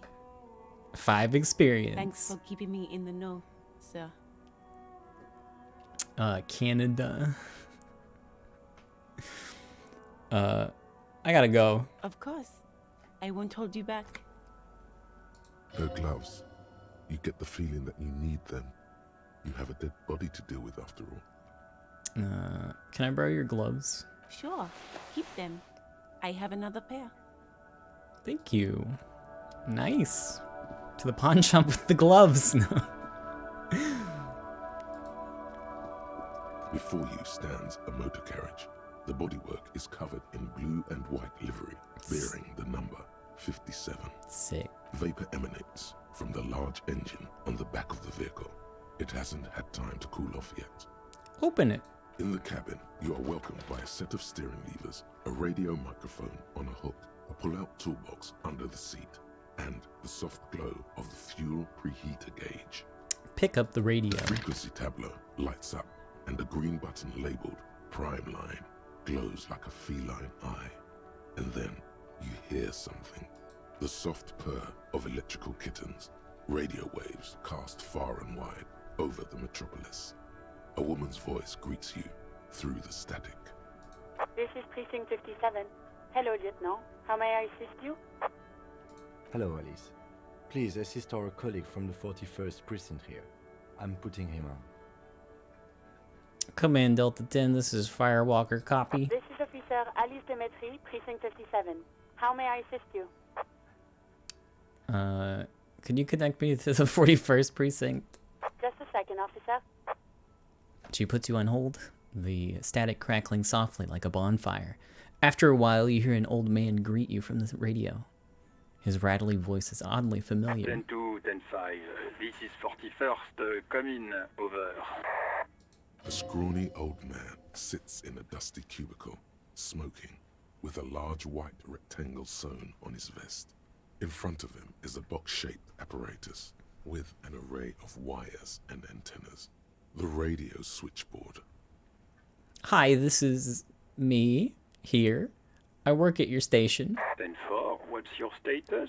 Over. It's not too good. 10-18, 10-20, over.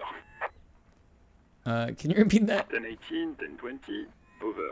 Please just talk human to me. State your message, sir. Over. I need to report my badge missing. 10-9, repeat message. Over. My badge, I can't find it anywhere. Basically, it's gone. 10-4, message received. This is a very serious situation. I need to 10-22 the captain. Over. Okay. 10-22, the captain. This sounds bad. Bad and scary. Like being called to the headmaster's office in school. Oh. Is it him? What does he want? Says he lost his badge and needs to report it. He what? He lost his badge? Who lost his badge? Dick fucking Mullen. Who do you think? It's Officer Dick Mullen from the bestseller Dick Mullen and the Lost Identity. Dick Mullen is not your name. It's the name of a fictional detective who would not lose his badge. Defend yourself. Immediately. They laugh at you. Come on, operator. Tell him to stop. This is serious. He's asking you to stop. Says this is serious. Of course it's serious. He lost his fucking badge. Satellite Officer Vicmar concurs. Losing your badge is serious. Over. Haha, officer lost his badge. Haha. Like I'm the first cop to ever misplace his badge. He says this has probably happened to other policemen before him and laughs sarcastically. Oh goddamn it. Is he fucking kidding? The whole station's gonna be dicked for this. Satellite Officer Vicmar is wondering if you might be joking and adds that this tarnishes the reputation of the entire station. Over. Mullen dicked us. Can we just move on? 10-4, I hear you, officer. I'm just going to make a note here that you are in pursuit of your misplaced badge. Over. Fuck me. Mac, come here. You've got to hear this. Dick Mullen lost his badge. What's going on? Super Cop here lost his badge. He lost his what now? His badge. He lost his goddamn fucking badge. Could you all just please stop saying lost his badge for a moment? He asks you to please stop saying he lost his badge. Why? Did he find it? The room on the other end of the line erupts into volcanic laughter. Sergeant Orson was wondering if you found your badge yet. Over. You don't have a comeback. Sorry. It's hard to think like this. He's not replying. Looks like he's still looking for it. Enough with this now. I have other things to discuss. 9, come again. 9. It's time to tell you about my missing gun.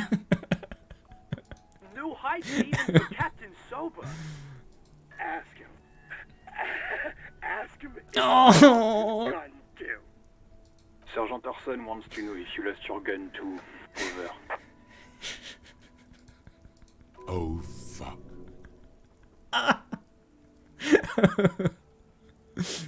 Convince them that you didn't lose your gun. It says 17%.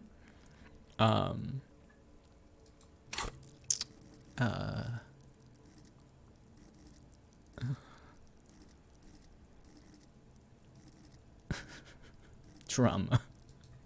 I'm not too good at that.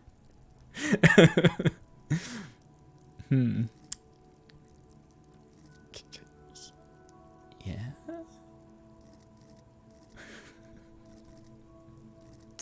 I'm gonna let it go. I'll let it go. 10-1, you're breaking up. 10-9, repeat please. Over. Don't say anything. 10-9, come in, officer. Over. Remain silent with terror. Come in, officer. 10-9, repeat message please. Did you misplace your firearm? Over. That's affirmative. Over. He says he doesn't have it. Dear God, he lost his gun. Oh my, I can't. This isn't really a laughing matter. Mac can face a giant of Coco Nur by himself, but Disco here made him piss his pants. Oh, I can't. Fuck. He lost his... Ask him if he still got his wiener. I'm not going to. Ask him. Sergeant Orson here is wondering if you are still in possession of your genitalia. Over. Now is a good time to say fuck and ass and so on. That'll make this all right.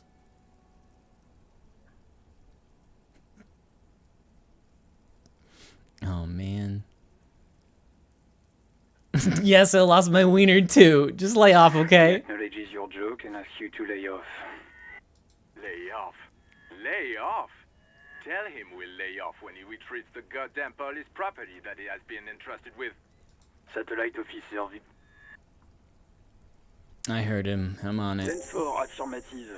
Officer is in pursuit of his firearm. There's static. Oh God,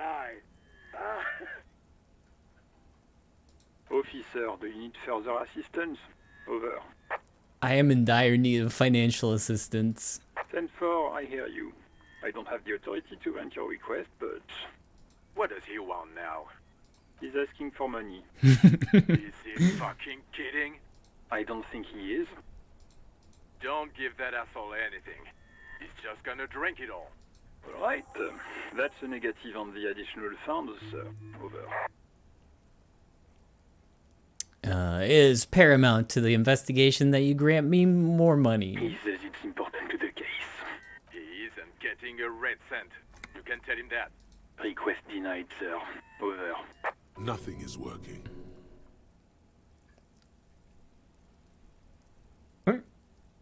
Alright, I heard you, no funds. Anything else, sir? Over. This might sound odd, but there's personal details I'd like to discuss. Okay, 10-4, sir. I hear you. Relay your question. Over. Wait. Before you say anything stupid, think it through. What's there to think about? You're going to be looking at a straitjacket if you tell everyone you lost your memory. Be smart about this. Ask if he's there alone. 10-4, sir. I'm not hearing your question.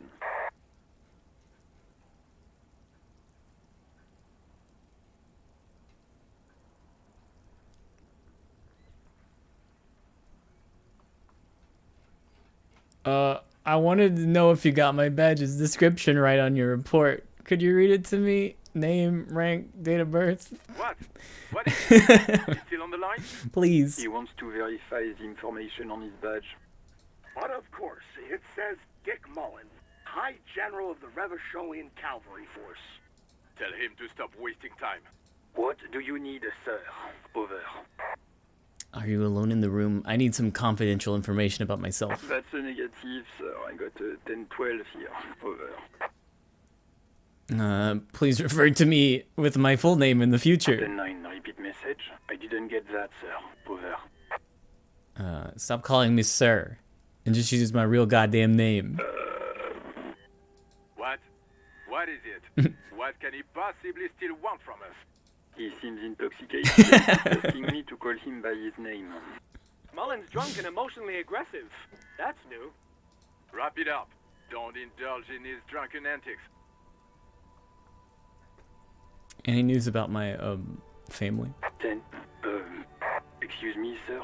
Over. You probably don't want to continue on this road.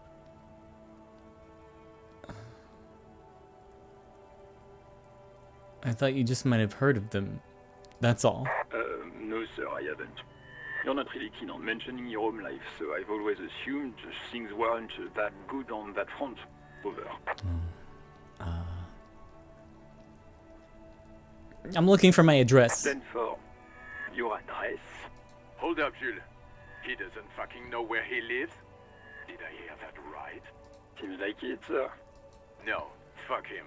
Don't tell him anything. You understand? He's been hellbound for the gutter. Let him have it. Sorry, sir. Anything more I can do for you? Over. Have I ever told you about my life before the RCM? 10-4. Well, that's, Does he actually want something, or is he hell-bent on disrupting our work? He asked if he ever told me about his days before joining the RCN. For God's sake, cut this shit out! Tell him to stop wasting time and be a goddamn policeman for a change. Sir, Satellite Officer Vicmar says... I heard him. So, was there anything else? Let's wrap it up. Understood, sir. Over. That's all for now. Roger that. 10-10. Over and out. And not so much done, huh? I did report my badge. Got that done.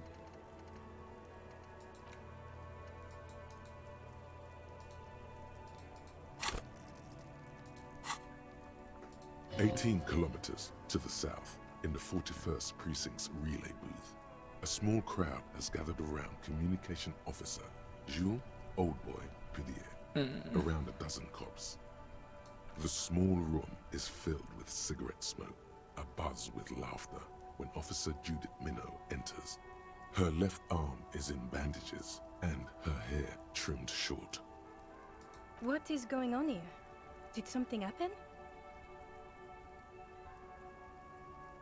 She asked, startled. What happened is my partner made contact. It's not good. He's lost his badge and his sidearm. He seemed confused, delirious even. He stomps the thing. Mac, the torso Torsen, is finger-fucking his fist, laughing hoarsely and apparently telling some dirty story to his partner, Chester McLean, near the entrance. Yeah, Mullen was fucked, alright. Sounded fucking drunk to me. Yeah, Mac's right. This was some gnarly shit there. I mean, before he started begging for money, it was... Enough! None of this is funny. It's fucking sad. That's what it is. He's a cop. He's one of us, goddamn this. We must help him. Yeah? How do you fucking plan to do that, huh? Get him off the drink? Go jogging with him in the morning and get him on carrot juice? He's a lost man. I just know we can't give up on him when he's at his weakest. He wouldn't. The crowd in the room has started fidgeting uncomfortably. Someone's trying to slip out unnoticed. Mac, man the door. You know what he told me? I don't want to get better. I want to get worse. Those were his words. He sighs heavily and turns to address the room. This shit does not leave this room. Not a word of this to the captain. Or anyone else. We'll give him a couple of days to pull his shit together. I guess I can hold off the report for a few days. Good. Okay, everybody. Nothing but a prank call here. We all got our laughs. Now get back to work. Far north, on the other side of the motorway, the officer quietly hunches with his hand in the motor carriage. Pull out the toolbox. A metallic drawer slides out from under the seat and clicks into place. The tools inside are neatly organized. Take what you need, officer. It's going to be a long case. I'm not protective of my tools, like some men are. He's clearly a little protective of his tools. But what can you do? Work is work. Take out the red-tipped pry bar. Take out the rubber-handled chain cutters. Take out the hand-cranked flashlight. It's robust, weatherproof, and well-made. Police issue, blue. Lets you see things in the dark you would otherwise miss. Is there a limit to how many thingies I can carry? The pry bar feels nice and cold in your hand. Heavier than you'd think. Cold and heavy. Like truth. Yeah. You feel like you're reunited with truth once more. Useful for opening all sorts of doors and lids. I could take the chain cutters. Are long and sleek. Snap, snap, go the cutters. The pull-out toolbox slides back into its nest. Preheater gauge casts a warm glow on the steering levers and the radio on its hook. Kim, what are we looking at? What is this machine? This is the Kupris Kinema, my motor carriage. You can use the toolbox and the radio if you'd like. Motor carriage, motor carriage. Something bad with a motor carriage. A dark lump rises in your throat. What's this sinking feeling I have with the word motor carriage? Nothing, nothing. It's probably nothing. Forget I brought it up. Please proceed with the carefree lollygagging. Can we turn it on and drive somewhere? No, I'm afraid not. We have a murder case on our hands, remember? Oh, yeah. Okay, but what is a motor carriage? A motorized vehicle, officer. I'm sure you are familiar with the concept. We've had these for nearly a century. Do all policemen in the RCM have such cool motor carriages? The Kupris Motorcar does provide most of our patrol vehicles, yes.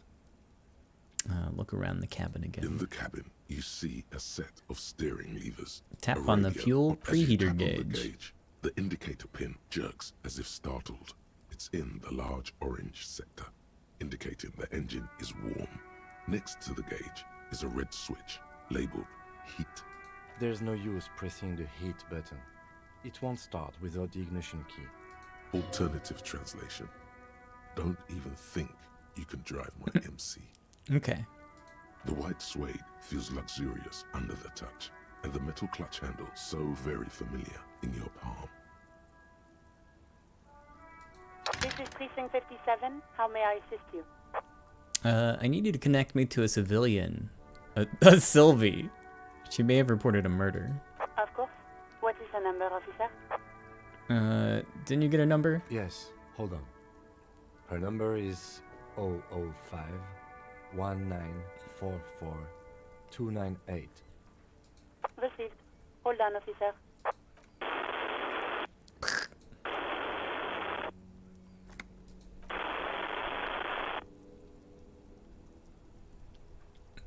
Start slapping a marching rhythm on your thighs. Give it a minute. She might be busy at the moment. Takes a bit to get to the phone. Just wait. Relax. Okay.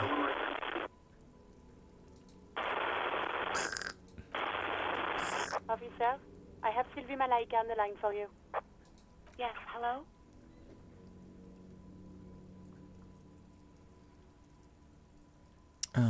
Hello, this is the police calling. Sylvie, I believe we've met before. This is me, a detective from the Whirling in Rags. Oh, right. Hello, officer. What can I do for you? You can hear resentment in her tone. She's not thrilled to be talking to you again. There is no resentment in her tone. She wants you to ask her out. No question about it. You quit your job at the Whirling? Why? You mean, why did I leave the bar? Honestly, I'm not really comfortable discussing it with you, sir. Why aren't you comfortable discussing it? Let's just say I left because I needed to get away from someone. Get away from whom? You know whom. You think you hear a sliver of accusation in her words. Don't be paranoid. She's obviously talking about someone else, not you. Alright, I won't push you on this. Maybe, I don't know. Was it you who called the police? No, I have to take some time off right now. No, not me. Do you know who made the call? No, sorry. I don't. Not a lot of people have phones around here. Copper thieves take the wires. Sorry, I put too many points in horny. People don't have the money to have the cables put in again. They use the Union's phone, or the one on the coast. It was someone else. We'll find them sooner or later, officer. It just might take a while. But why didn't you call? Didn't a corpse behind your workplace bother you? What? Of course it bothered me. But I thought the Union already knew about the corpse. I mean us. You should have called the police. No one calls the police. The Union would get angry. What do you mean? You know, what the Union says goes. People listen to them and they take care of their own, which is like everyone here. Garbage.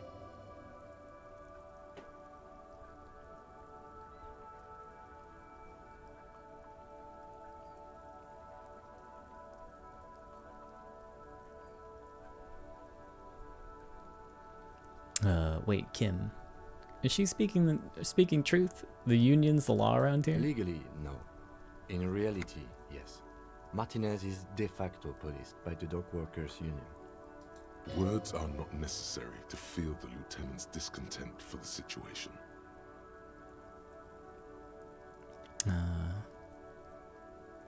Tell me, why exactly did you let a corpse hang in your own backyard for weeks instead of calling us? I didn't want to get in trouble with the others. Push her further. Show her the error of her ways. No, don't push her. It sounds as if she's about to cry. What others? The other people who live around here. Local people. I didn't want trouble. Her voice is resigned and weak.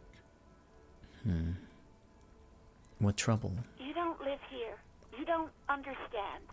Squealing is frowned upon here. Everything is dealt with, well, by the Union, internally. Please, I just didn't want any trouble.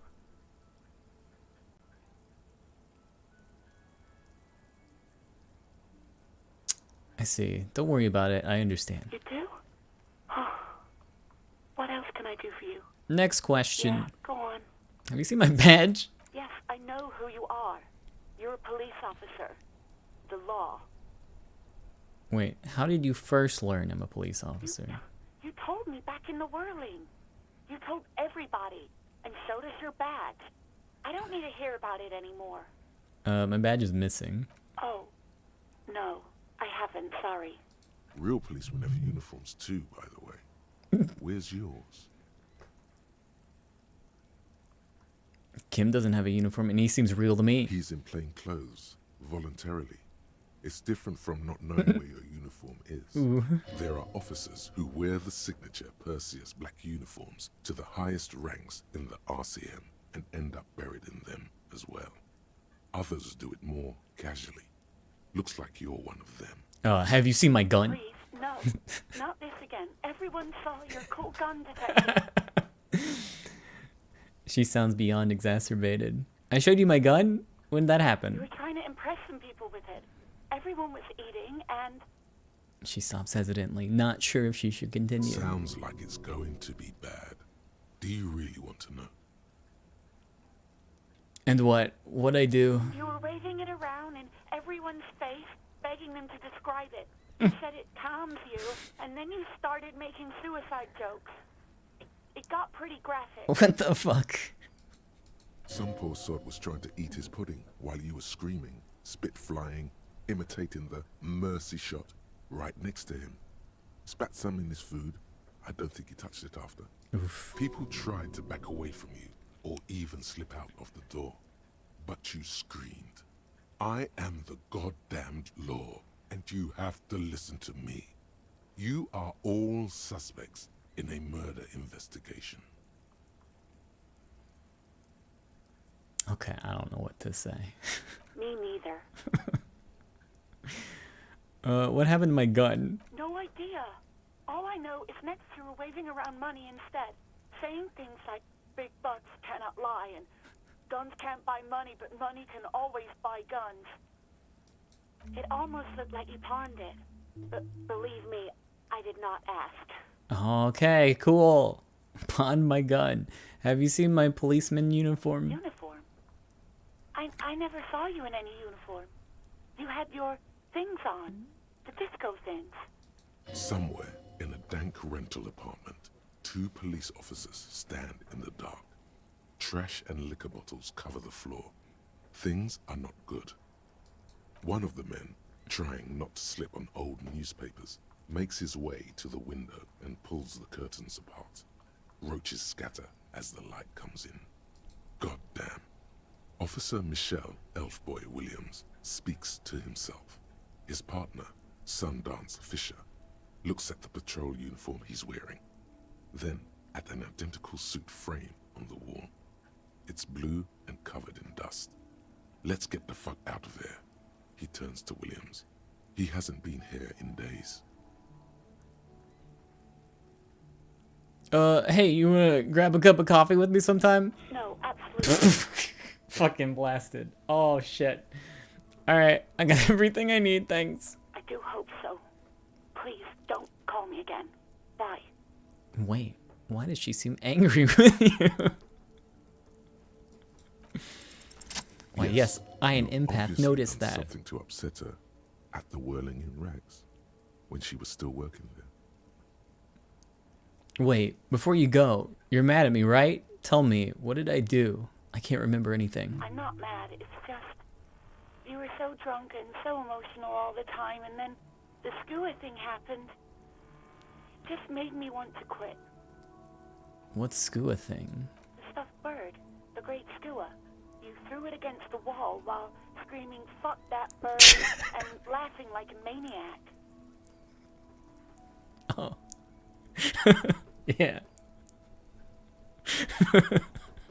I think you said it had been giving you shit ever since you got there. Yeah, that sounds like me, alright. Didn't seem like you had fun doing it, though. So you're telling me that I was the one that made you quit? Yes, obviously. You were the worst client I've ever seen. And I have seen so many assholes in this place. I've had sailors fighting, union guys grabbing my ass, kids stealing booze. Once a guy was glued to the karaoke machine every night for 2 months. But Go on. I want to know what I did. Well, you were worse than all of them. Honestly, you were getting borderline aggressive. Even about little things like not turning down the volume at 3 a.m. I even liked one of those songs you kept listening to on repeat. No more. I hate it now. Hold on, which song? We Go On by the O.O. I can't listen to it anymore. You've turned it into a parody. Sorry about the song. To hell with that song. Then there was your room. Your project. An experiment to see how bad it can get in there. I tried to send the cleaner, but you wouldn't let me. Threatened to make me understand. I had no idea what you meant, and I don't want to know. And then you screamed something about how you're a piece of shit human being, and why does anyone even let you work as a policeman? That you'd fire yourself, but you can't even do that. I'm sorry. And then I had to deal with your toilet. The one you clogged with police documents, causing water damage downstairs in the kitchen. I won't even mention you waving your gun around, harassing customers, threatening to sing karaoke, threatening to kill yourself. Wait, police documents? The ones I had to wrench out of your toilet. What happened to him? Damn it, I don't remember what I did to your damn papers. I don't remember every little thing I do. Resentment gives way to concern in her voice. She's worried she might have accidentally done something bad. Then she remembers it's you. Especially when there's a hurricane loose. It's your fault for losing them, not mine. Something in you wants to immediately forget about this, as if there was a reason you threw them away. Okay, I get it. I wasn't a very good tenant. No, you really weren't. You were simply the worst.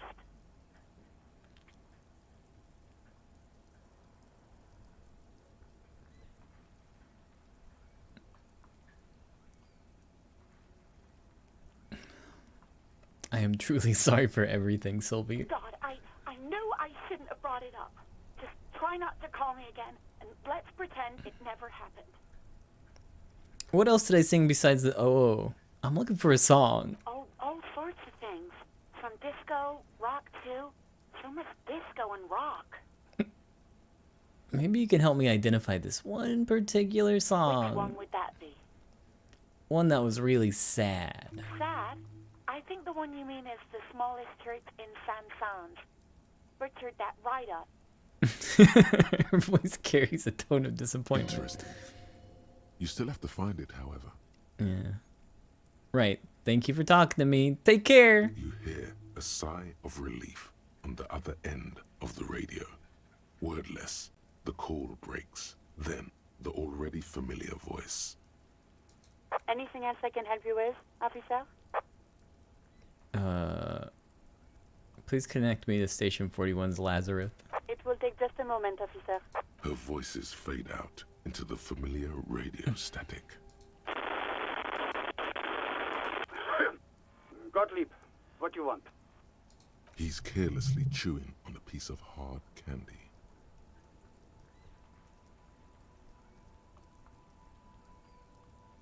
I'm in a bad way, Doc. A real bad way. Oh, it's you. Was that a snarl or a suppressed groan? No love for you here. I couldn't reach up and grab a tide from a spinning fan without unbearable pain shooting through my arm. Hard to tell exactly what it was over the phone. Could be a combination of peripheral neuralgia and high blood pressure. Could be that you were having a heart attack. Oh. Or, actually, it could be both, given your profile. Okay. Wait, both? What do I do? Cut down on the drinking part. In fact, cut off the drinking. The drugs, too. Anything else? Oh, but speed. Sweet speed. It goes so well with alcohol, too. Yeah, it's Firewalker here. Oh, yes, you are. Just don't breathe in the general direction of your fire feet. Actually, wait. Do exactly that. Put yourself out of your misery. Take a deep, diaphragmatic breath in and...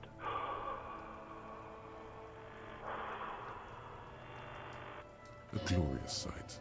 Your body, tired from the vastness of the visions that haunt it, burning up in a flame fed by your own living breath. So you see it too, that my body is to become the last torch in the darkness. I see third-degree burns and a referral to a plastic surgeon whom you won't be able to afford. But that's in the future. Do you have any current, pressing medical problems?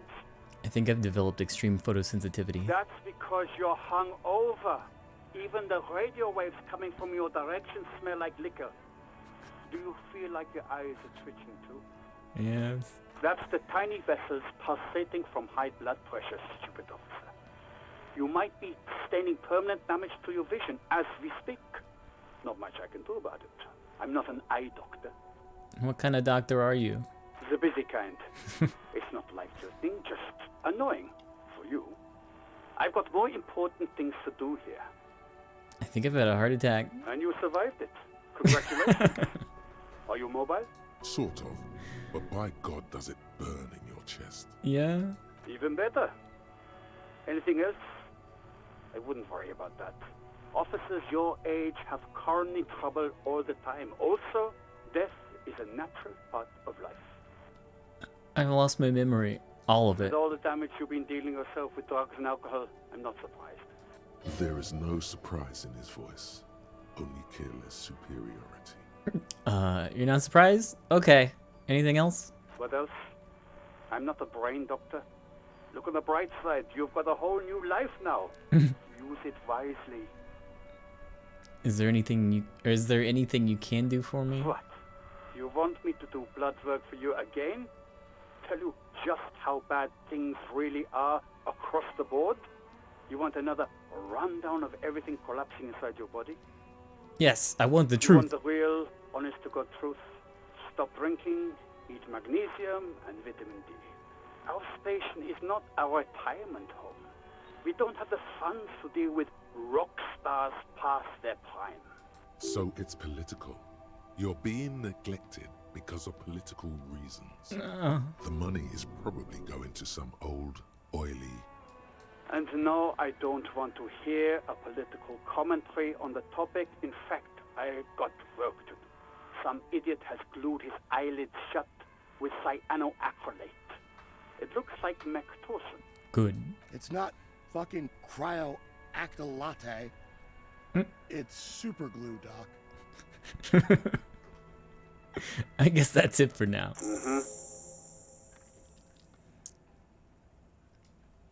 Anything else I can help you with, officer?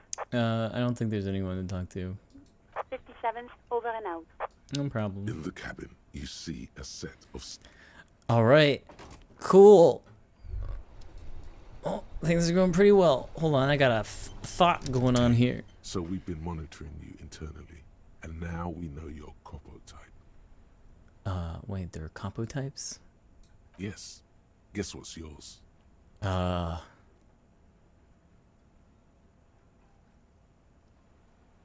Cool cop? No, you're the sorry cop. Oh. The cop who's sorriest. Let's make it official then, shall we? Huge lack of enthusiasm going on in here.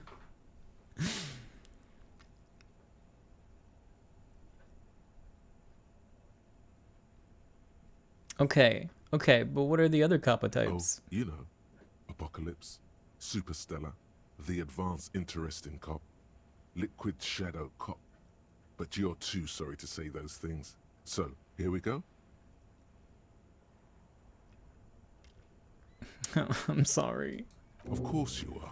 It's okay. See if you can get something out of this, like info. Or maybe every time you say you're sorry, you get $1 million. Oh, that'd be good.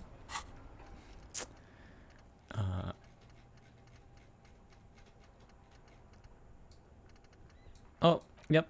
Rigorous self-critique. Temporary research bonus. -1 to authority. Embarrassment to the party. Research time, 6 hours. Problem. You're one sorry piece of shit. A cop, penitent, a flagellant cop monk. This is not the right line of work for you. You should be groveling at the feet of a feudal lord, providing lurid evidence against yourself at a Mazovian show trial, or ripping the flesh from your back with a cat of nine tails. What made you this way? You can be damn sure it was your own fault. Do you really criticize yourself? Who knows? You might uncover something something of importance from your guilt-ridden past. Solution. I'm still working on this one.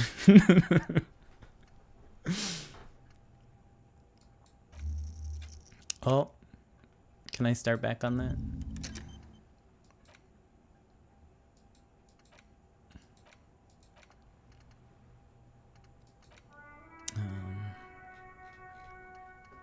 Can research both at once. Oh, nice. Cool.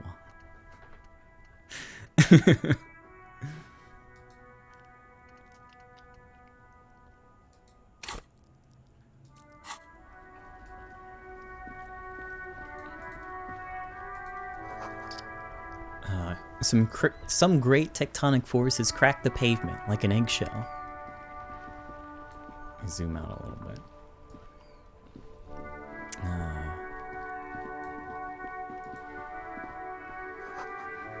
This book has a rose, a pistol, and a half-naked dame on its cover. On the cover stands a very muscular man surrounded by flames. This book looks about... This is a book about pate. This book, you don't really understand what it's about, nor does it seem important. Promoting freedom and roaming upstream. Book about the future. The government reads your mind using radio technology. I don't really want any books. Hello, sir. Step right in. The store is open. A young girl with chubby red cheeks waves at you, smiling. Her nose is also red from the cold. Hi. Are you interested in a new and exciting book? She stomps her feet to feel warmer. What kind of store is this anyway? It's a bookstore, sir. We sell books, postcards, and some board games. It's called Crime, Romance, and Biographies of Famous People. Oh. Whoa, whoa, whoa, whoa. Hold your horses, little girl. What's a book? That is a book. They have stories inside them. It's like someone told you a story in a really long letter. Cool. What's a postcard? A postcard is a small cardboard picture. You can write a few words on the other side and send it to your friend or beloved. She is unfazed by your questions. She would consider it impolite to point out any perceived weirdness. What's a board game? Board games are like little games on a table, made to pass the time. There are several different ones, but sailors here mostly buy cards. Interesting, thanks. My pleasure. Anything else you'd like to know? Is it okay if I ask questions? Okay, sir. I'll try to answer any questions you have. What's your name? My name is Annette, sir. My mum, her name is Plaisance. She owns the store. She's inside minding the register or organizing the stock. The girl gazes at the window, then suddenly jolts, her eyes wide, as if recalling something. Feel free to step in and browse our wares. And you're standing out here in the cold I'm because... signaling that the store is open. Otherwise, people might not know. They'd miss out on the crime, romance, and biographies of famous people. Oh. A sudden gush of wind turns the pages of the books on the counters. She covers her face, smiling. But she's cold. You're cold. Can I help in some way? Kind of you to offer, sir. She doesn't know what else to say. What could you do to help her anyway? I could help by brutally dismantling the free market.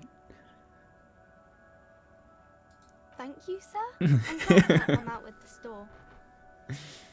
She doesn't seem to understand what you said.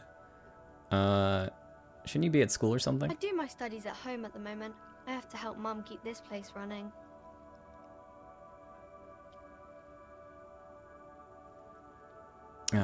Isn't going to school more important than this? Mum says it's necessary to do both because it builds character. Mum says a proper worker is dutiful. That's how you get ahead in life. You succeed. How's the business? Mum says it's peachy. She was a little afraid at first. There's talk about this house being cursed. Whoa. Behind her, the window has been boarded up. You sense the boards creaking, twisting for a second, and some kind of doubt in her tense shoulders. Cursed? In what way? Cursed in the way that makes them say that no business has ever really thrived here, sir. That they all go She's looking for the right word. Ass up. I wouldn't really say it like that, but I guess so.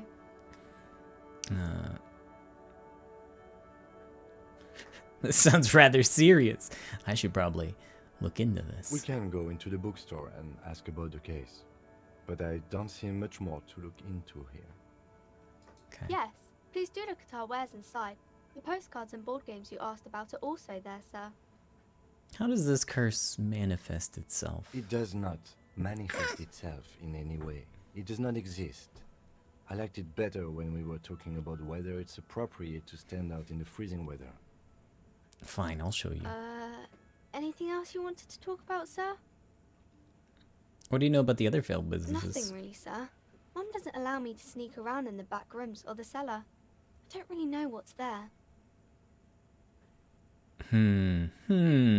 Enough about the curse for now. Maybe I can tell you about some of our books instead. What is this crime business? Crime fiction is about murders or burglaries or things like that, and the work of a policeman or a private detective who's trying to solve a crime and catch the criminals.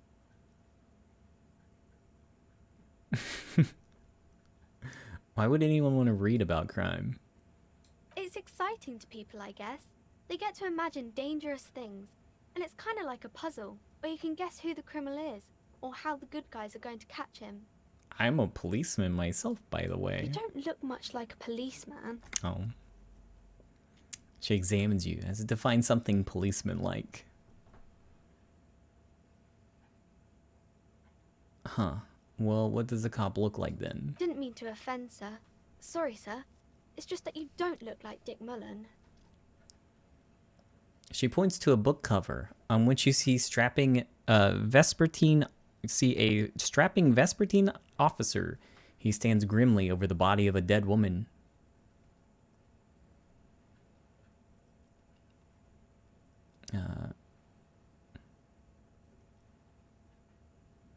It's not your body that's important to police work anyways. It's your... Head, yes. No, it's your soul. Your blue soul. No, your resilience.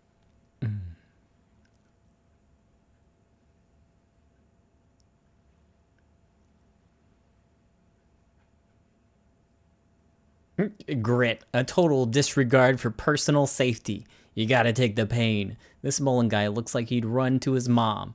Ain't got no balls. That's a bit childish.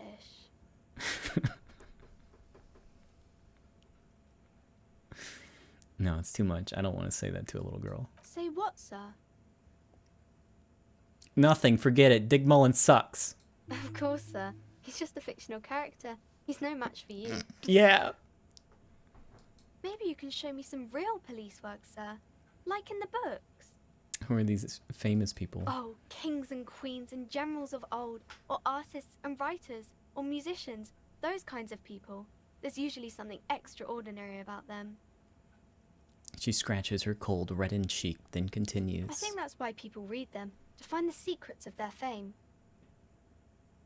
Can I become famous by reading one of those books? I don't know about that, but I imagine life is great when you're famous.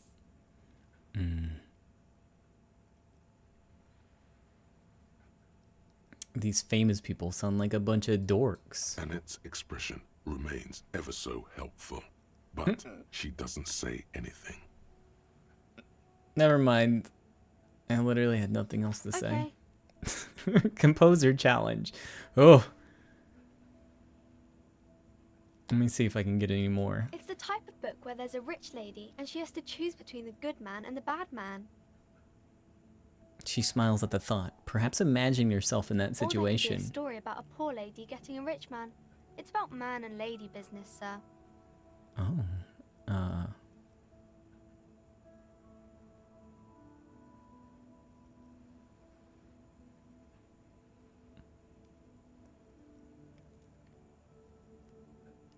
What about when everyone's poor? That's really not a proper romance story. That's more like everyday life. Yeah. Sometimes you have to write about real life things. Not in romance books, sir. These are about nice and pretty people, and everyone is happy in the end. What about a poor man getting a rich lady? It happens, but but usually the guy gets rich in the process, or should actually be rich himself, but has lost his family property unjustly, like during the revolution or something. Oh, I see. Those are unhappy books, for most of the pages. People sad about what they have lost, but then it all turns out just fine in the end. What about when both of the men are bad? These are not very common. You can't have a choice between bad and bad. Nobody wants to read a story like that. What if it's written really well? Well, maybe then it's fine. Maybe if the lady then decides not to pick either, because she doesn't need a bad man. Yes, that would be interesting. What about a book where the man and lady business doesn't work out at all? I haven't read many of those. Maybe you should ask Mum. Yeah, you think she has one about an excruciatingly painful breakup? I don't think it's a romance story if the main characters break up, though. She pauses, trying to figure out an appropriate answer.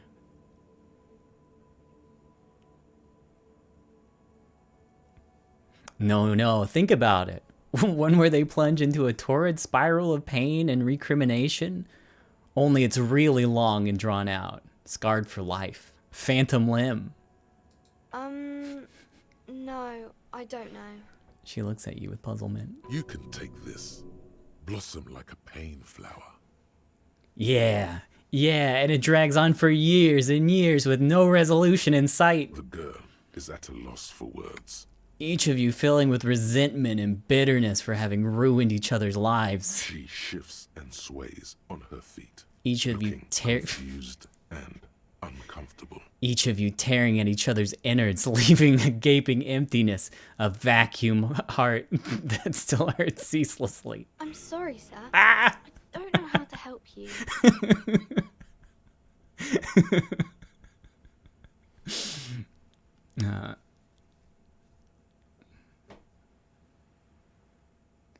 No, I don't want to go deeper.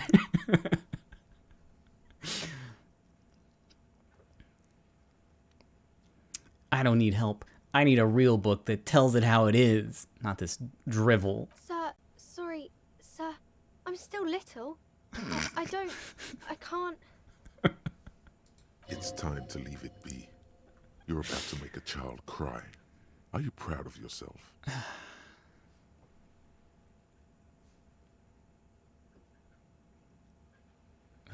Sorry, don't worry, little girl. Got a bit carried away there. Let's back up out of this. That's enough romance for me. I had other questions. About other books? All right. It's not going good. Composure? Is that something that I can do? Composure?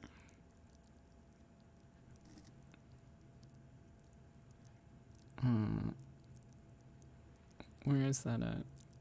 I've read through it like 10 times now, and I haven't seen it. Composure. It's at the very end. I keep giving up before I get down here. Yeah, you know what? I'm good. I do have 2 pips, though.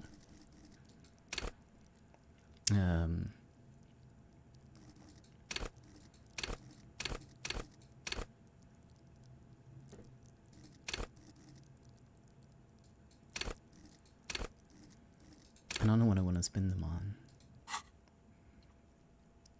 Fuck it. Roll the dice. The girl keeps her hands folded, hidden. Why is that? Hey, why do you keep your hands folded? What do you mean, sir? She looks wary. She knows where this is going.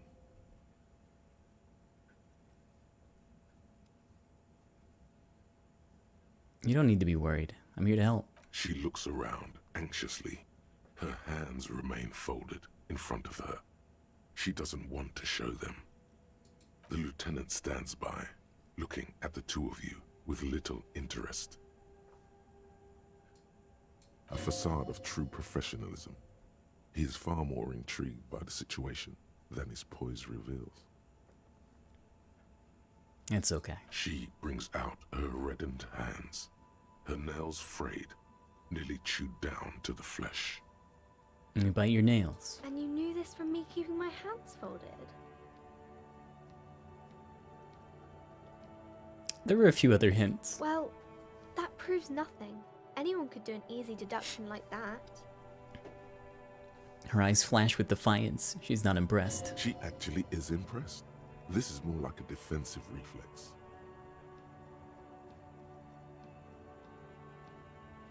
You think so? No. I don't need my morale tanked further, I don't think.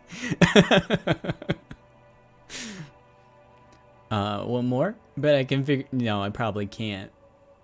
I probably can't. But I can figure out why you bite your nails. Both... I got a few reasons in mind. She nods, half provocative, half enthusiastic. Rats have been nibbling on your fingers, child labor, in dismal working conditions. Chewed on nails means recycling your body material. It's an intense dedication to the way of business. There's no riches without personal sacrifice. You're uptight because of your mother and the pressures he's putting on you. Maybe so, sir. Okay, I know it's a bad habit, and I shouldn't. I hope this entertained you. It was okay, sir. There's more that can be achieved here. Ask her to do the same.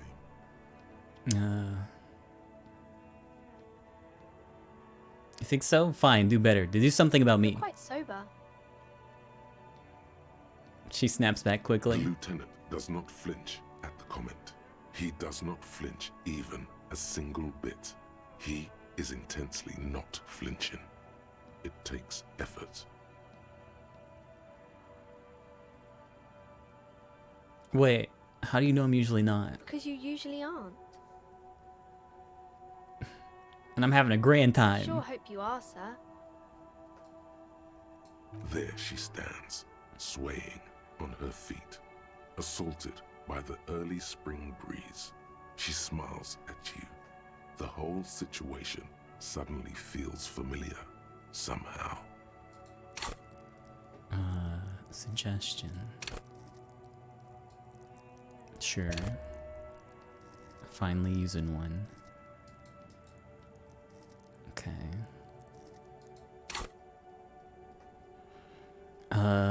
Yeah, 72. I'm gonna miss it now that I put the frickin' points in.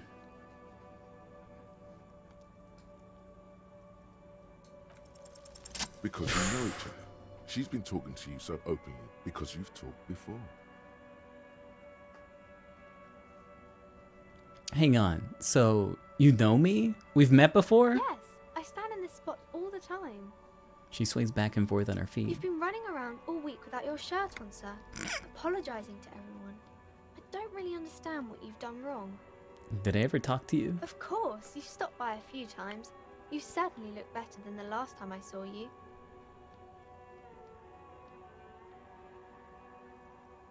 Thanks, I'm trying. Yeah, I can see. You don't have party eyes anymore. Party eyes? Yes, of course. I'm not surprised children have seen you running around with party eyes on, he thinks. Not at all. Party eyes? You know, like a cat in the dark, all big and wide-eyed. It certainly looks odd on a man. The swiveling eyes of a loony drug addict. That is what she meant. You were probably gurning too. Fuck yeah. You should get some party eyes right now. Snap those sequins on you, boy. Does that mean I've been partying in narcotics? Oh, baby. That's not what you have to worry about. Worry about the important thing.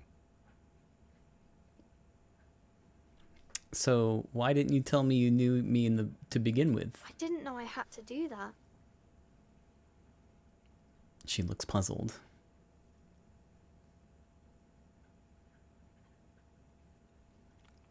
Thanks. I've learned something about myself today. I'm glad I could help you, sir. Okay, bye. Going in. Why not waste more time?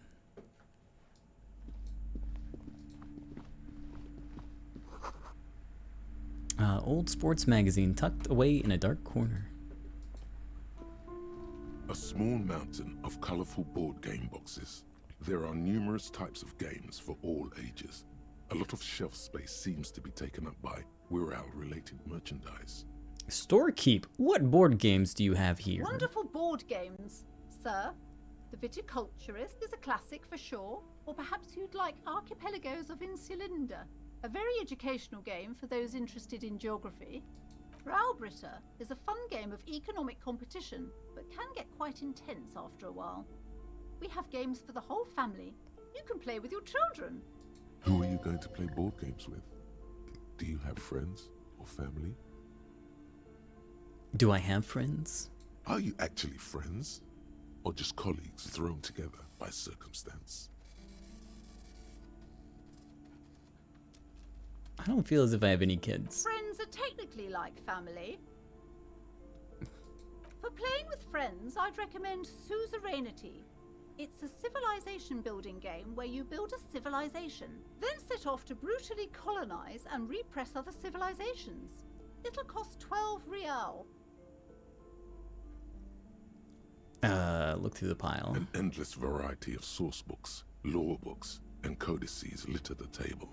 The topmost book is titled Welkin Compendium, 2nd edition.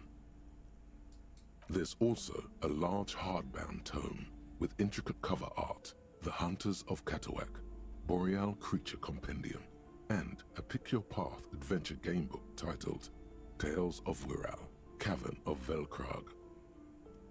Anything that really catches my eye? There's a box that says Wirral, 3rd edition Mega Setting Supplements Module. The side panel notes, a fantastic adventure board game, new maps and miniatures. A sticker on it displays 25 real. Damn. Nonsense for anemic Beano-clads.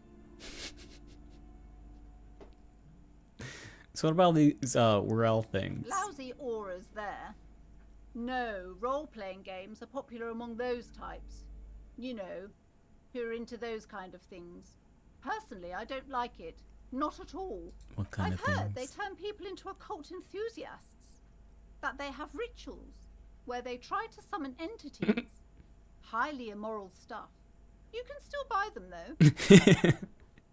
She looks at the table, crossing her arms. Oh man, I want to buy it. Where's the money at?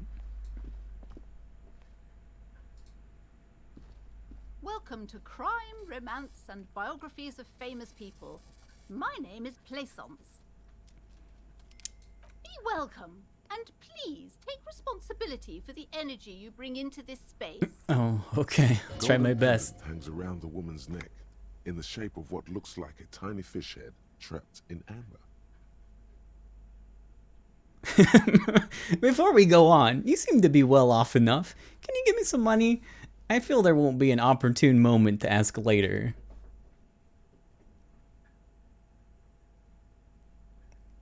A curious pendant you're wearing. Narrow your eyes mysteriously. Oh yes, helps to have an anchor in these times. Before we go on. Sir, don't be ridiculous. I certainly will not give you money. I would be doing you a grave psychic disfavor. One has to earn one's success, even if one is a police officer. Handouts are nothing but manipulation. All they do is make you dependent. Oh, okay. Hey, how's it going? Son, you got destroyed there. Yeah. What an idiot you are. So you're the owner of the store? I am the proudest owner of our little shop of culture. Her voice is high-pitched, as if to give it more penetration. She has fine-tuned her voice to find the most welcoming approach for attracting new customers. It doesn't work. Your daughter's the one standing outside the store, right? Annette, yes, my daughter. I hope she wasn't slacking off again with her nose in science fiction. Tell me, was she at her post doing her job like a proper girl? Yes, of course. Wonderful. Did you talk to her? Yes. Great. On a scale of 1 to 10, how compelled were you to buy books after talking with her? Her opinion of her daughter depends on how well she lured you into the store.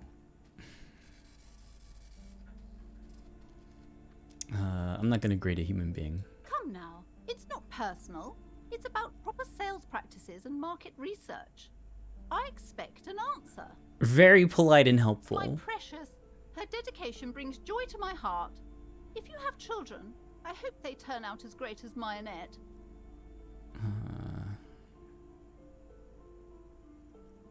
I'm here to dismantle the free market and abolish child labor.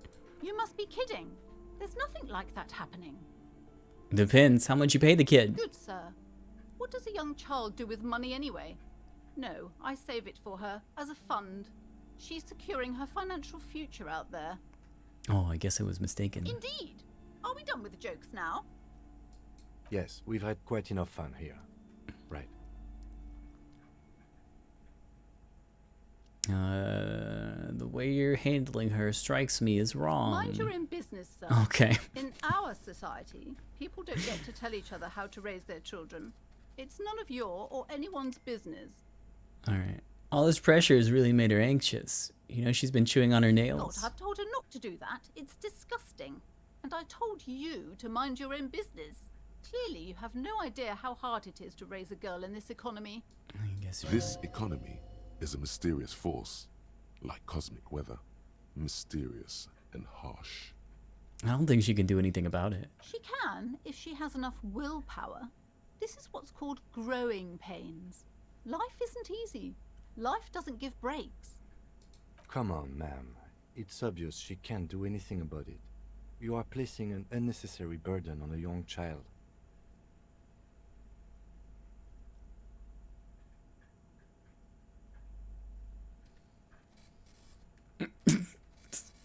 What you're doing's wrong. Even I know that, and I usually don't know anything. She stands stiff and severe, silently fuming.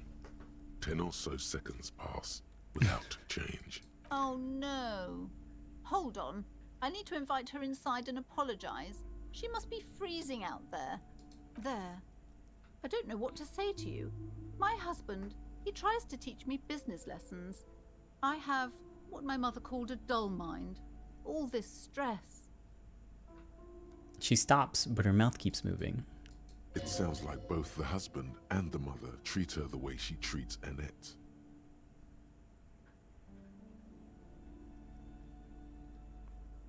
Just nod compassionately. Yes. Sometimes it's better to let people come to these conclusions themselves. I'm surprised that worked. That was kind of abrupt.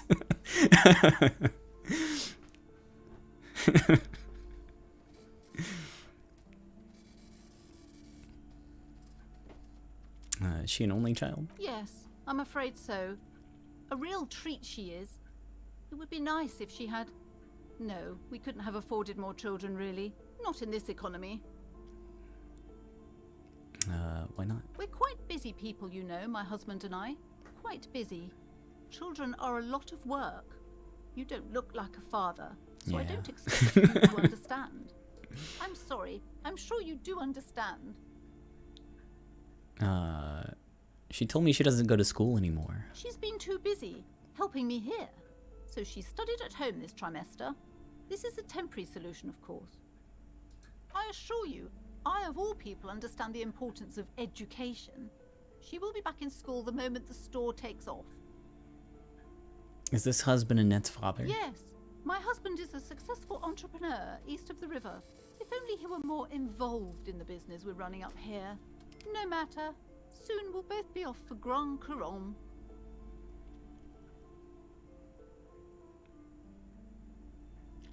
Wait, Grand Couronne, what's that? It's a proper place to live. One of the most peaceful neighborhoods east of Jamrock. You may know it for its massive housing projects.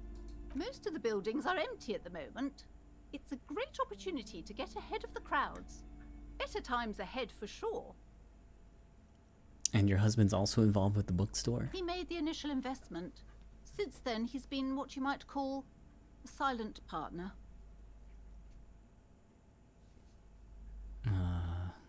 Alright. I had something else in mind. Looks aloof. Her features much softer.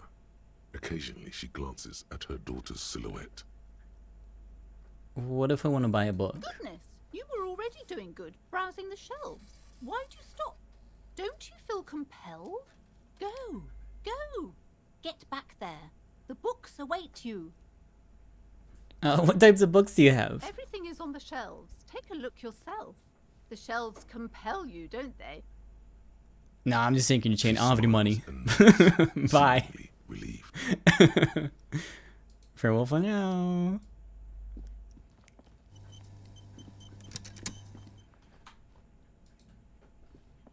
These shelves are overburdened with books from the same series. You see the name Dick Mullen over and over. Look through the display of books. Crime fiction is a disgrace. An asinine misrepresentation of the physical attributes of the arduous everyday work of actual police officers. These books greatly overstate the excitement of police work, glossing over how long it takes to actually follow up on leads and eliminate dead ends. Furthermore, they have no idea how hard it is to simply remove a body from a tree. Yes. What's more, they completely ignore the psychological hardships of year after year coming into contact with people during the worst days of their lives. Not a single mention of all the stress this work creates upon the officer's family. Detective fiction just doesn't tell the truth at all. Now, would you like a list of all the books found on the shelf? Sure thing. You see Dick Mullen on the job. Get Me Mullen. The Stalwart Adventures of Richard P. Mullen. Dick Mullen and the Murder in the Orchard. The Sordid Affair of Dick Mullen. A killing is declared. Dick Mullen in the Murder House. The Final Case of Dick Mullen. An Obvious Lie. Dick Mullen in the Clock Tower. The Ordeals of Dick Mullen. Dauntless Dick. Dick Mullen's Funeral Pyre. The Murder of Dick Mullen. Oh no, Dick Mullen dies? Oh no. Turns out he faked it to solve a case. Are there any more? Yes. There's also The Dame Who Did It. Farewell, My Mullen. Faking death seems to be a common trope in the Mullen series. The morbid tales of Dick Mullen. A dark tide turns. Tragedy calls for Dick Mullen. Another one with fake death. And, of course, Dick Mullen, the murderer. In order to catch a murderer, Dick Mullen must become the murderer. Whoa. Come on. This is not the way real police solve crimes. The real police are some 20 kilometers away, sitting in an armored motor carriage. Come on, Chester. Tell the story again. A bald man turns toward a lean man and pats him on the back. Again? Man, I tell that one at least once a month. It's not that interesting. The fuck it is. And these guys haven't heard it. You see, Chester here. Chester faked his own death once. Gosh, why? One civilian looks on amazed. The bald man bellows a reply. A very fucking dangerous case, ain't that right, Chester? They almost got you that time. Yeah, sure came close. Alright, so I was tailing this guy called Francis the Shoe.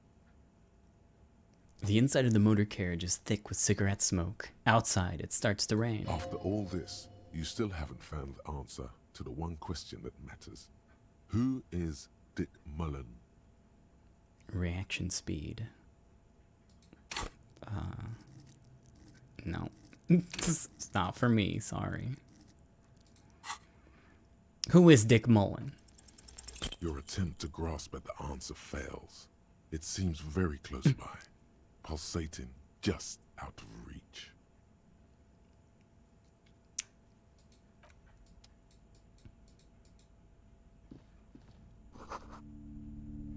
It's a tome of fascist magic, rather candid.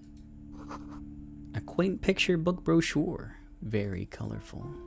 The plaque on the shelf reads, Biographies of Famous People. You see a large variety of names, none of which ring a bell. Storekeep, anything of note on the shelf? I would say The Greatest Innocence. Yes, most certainly. It's an important educational tool, delving into the depths of history, religion, and their relation to innocentic power. Who or what is an innocence? A very influential historical figure. But surely I don't have to tell you that. You're a law officer, and law officers have at least some education. The book is also very daring. The author aims to re-examine the universal understandings of the innocentic system, creating a fresh vantage point and a shift in the tired order of things. I thought it was about which of these innocences is the coolest and greatest. Perhaps for a layman, deep analysis is necessary to peel back the multi-layered meanings. So you recommend it? Certainly, it's prudent for a person to have at least an elementary understanding of history and society. You feel like you should get this one. Definitely. It's important somehow. There's something personal inside. Yeah, I don't have any money. Sorry. I'll keep that in mind. Several maps have been attached to a bulletin board hidden inside the alcove. They're held up by small pins. The board has come loose from one corner. The maps look old and faded. Your eye catches a map of Insulinda, a map of Revachol, and a map of Martinez. Oh. This large map displays archipelagos. You see a constellation of small dots on the light blue emptiness of the Insulindic Ocean. The largest in the northeast is La Caillou. You are here. Another far away in the southwest, Seminese Islands, Ile de Fantôme. What else? Ozon, Laurentide, Fas a la Mer, Archipelagos, North Arcade Islands. All just specks of dust on the vastness of the Insulindic. On the edges of the map, the color fades into a blur of dotted lines, black and white. In the northeast, a dust mite stands on the north coast of Caillou in a bookstore. It's you. Wow. Radiating outwards from you, the suzerain Revachol. With a radius of 80 kilometers, still, the crown jewel of this Isola would be barely visible. Squint first. Can you see cities on the islands? You can. On Caillou, Revachol, a single black star. On Ozon, Fondelier, and Vilmandu. On archipelagos, Croyan Moran, Villiers. On Seminine, Olduvai, and on Laurentide, Deora of the Seven Seas. Lost little pearls of light, tiny fires in the dark. Look at the edges. The ocean breaks apart into a tangle of cosines and azimuths, all pointing into pale nothingness. Muindi is the north azimuth. Grad is the northeast azimuth. Samara is the east azimuth. Seo is the west azimuth. Isolas, they're called. Connections to other worlds. Words past the Insulindian, unknown to you. You only know you've never been there. You have little idea what they are. Distant stars, gods. But looking at them makes you feel almost non-existent. Whatever they are, the Isolas are immeasurably large compared to you, and very, very far away. Perhaps they are gods. Gods of distance and outer dust. Map of Revachol. The north coast of a verdant island is shattered by the delta of a river. It is the River Esperance. Countless bridges put the shards back together, connecting city blocks to river islands. La Delta says a great artificial heart in the center, teeming with life forms and construction. To the east, rolling hillsides, Le Jardin, Stella Marie, the suburbs of Saint-Baptiste, swallowed up into the megacity. They sound rich to you. This is Revachol East. And west of the river? Houdon. It's somewhere to live. Not bad. Then there's Jamrock. It's bad. People shouldn't live there, but they do. Then Forberg. It's almost as bad, and much larger. Then Coal City. It's the worst. And Martinez? It's so small you can't even see it on the map. No, wait. There it is. North of Jamrock, the strip of coast next to the Greater Revachol Industrial Harbor. It looks downright despondent. It's almost Coal City, to be honest. No, Coal City is worse. A charred limb. Rain falls on its slick black streets. And then there's the burnt-out quarter in the heart of Jamrock. Is it cold in this bookstore? Or is it just you? No, this is somewhere to be. This is all you have. but it's still something. Streets and sodium lights, the sky, the world, you're still alive. I'm sorry, officer. The map of Martinez is the only one available. The other two are not for sale anymore. And besides, you could scarcely afford them. Oh, okay. They're quite valuable, though they might not look it. The map of Martinez is 90 cents, though. Why is the one in Martinez so cheap? That old thing. It's an out-of-date map of a tourist location that never was nor came to be. From when some design studio people tried to spruce the place up 4 or 5 years ago. They also renovated the horse statue, set up those coin-operated viewers, and designed the new street lamps. What happened? They didn't get that far, for some reason. A shame the project never got going. Would be nice if someone fixed Martinez up. Damn. All these ruins are bad for business. Look at the map. It's not really a map. It's a tourist thing. A picture postcard with buildings on it, drawn from an isometric perspective. A date in the upper right corner says 48. Still, it's detailed. Could be pretty useful for scouting ahead. You see the jagged boxes of an industrial harbor, even the whirling in rags there. I don't even have 90 cents.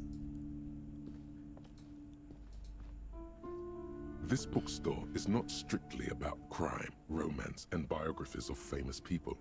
There's also a wide range of paranatural literature. What books are these? Sir, please, no browsing in that shelf. That wisdom is not for free. Oh. I can't have you end up, like, opening a police store next door and stealing my customers. Oh no!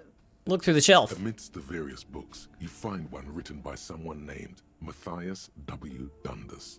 It's about wholeness, unity, balance. The point of the book, and many others on this shelf, is to give people medicinal advice in situations where they don't have access to paid health services. Hey, thank you so much for the raid.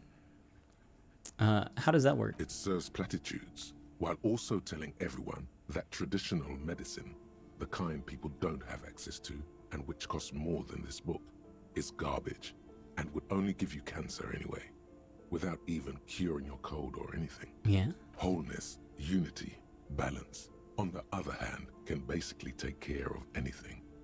Though it is important to note, when it's up to your mind to heal yourself, then it's because of your mind that you're ill in the first place. Shoot. It's your own fault if you're ill. Got it? Does the book say anything else? The book features chapters on topics such as how to find magnesium. Yeah. It even lists plants you can harvest magnesium from. How to continue drinking if you're an alcoholic who has destroyed his liver. And there's even a chapter on the ancient Seraïs tradition of using duck gallbladder preservatives to treat and prevent sexually transmitted diseases. Pre and post factum apply. Nothing worth buying. This is just mundane garbage. What's even paranatural about this? Find something truly otherworldly. Finally, something I'm good at. The throbbing in your head increases with every passing moment you gaze at this shelf. Suddenly, as if out of nowhere, a small green book becomes apparent.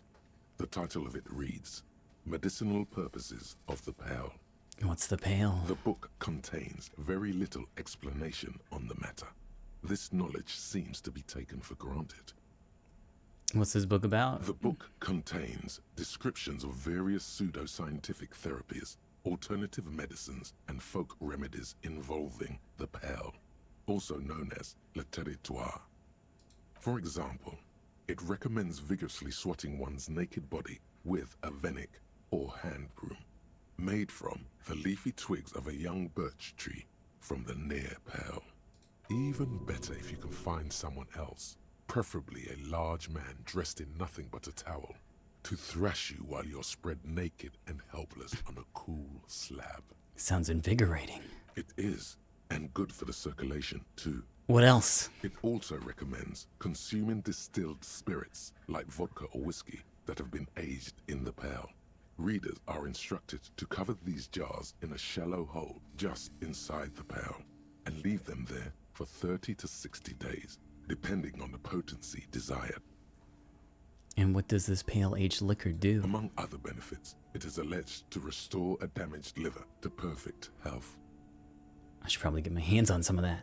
What else is in there? For general health and well-being, readers are encouraged to take regular strolls through the pale. Though a sidebar cautions readers to limit each stroll to less than an hour. These strolls promise to cleanse the mind of worries and the body of toxins, especially if the perambulator performs this ritual in the nude. Nudity figures prominently in a number of these prescriptions. Makes sense. This is exactly what you need. Yeah. I don't know. I don't want to be the party pooper, but this pale territory sounds sort of dangerous. Maybe you shouldn't walk in it naked. Huh. Anything else of note? There's an entire section devoted to cures for men who are struggling to perform their marital obligations. Oh, I certainly don't need that. You close the book and return it to its place on the shelf.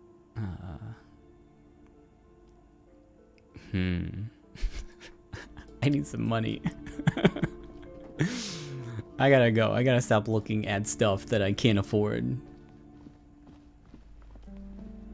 Oh, hey, another person. I'm sorry, sir. Oh, I it's can't just a net. talk right now.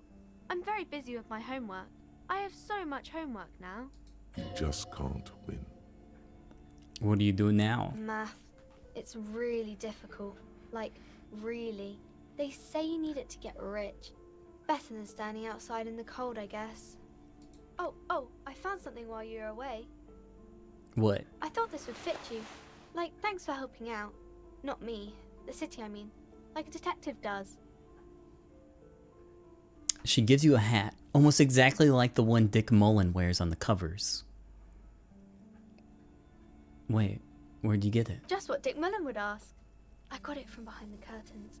I'm not really supposed to go there. It's a fedora? Maybe. It's the hat Dick Mullen wears all the time. You'll look way more serious with that. Okay. Right, I have to get back to my homework now, before Mum notices. Man, this is hard. She looks back at the infernal scribblings under her nose. Okay, bye. See you around, Annette. Oh, hell yeah. And what was my hat do? Oh, I put that in the glasses one. Encyclopedia. What is this one? Interfacing. Oh, this could have helped me steal. Hold on. I'll be right back.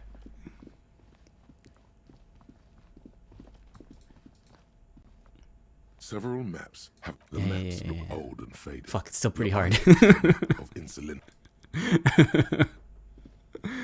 Damn. All right.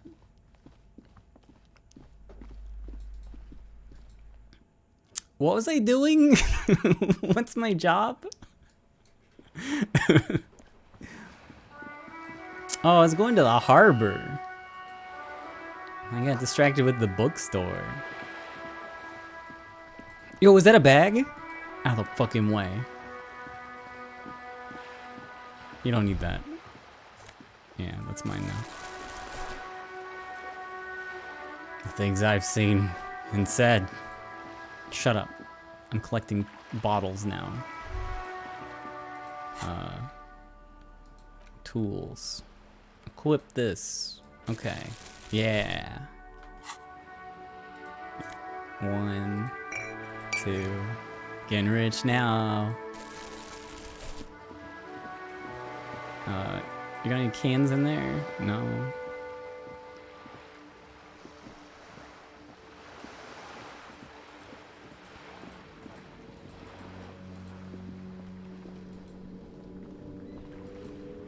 What are you guys doing? The spirited chirps and clicks of swallows fill the air.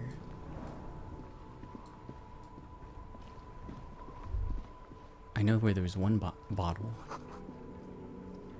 The damage looks like it could have been caused by an earthquake. Maybe a sea monster did this to the plaza. Alright, well, so far I've got 2 bottles. I do remember there being one in here.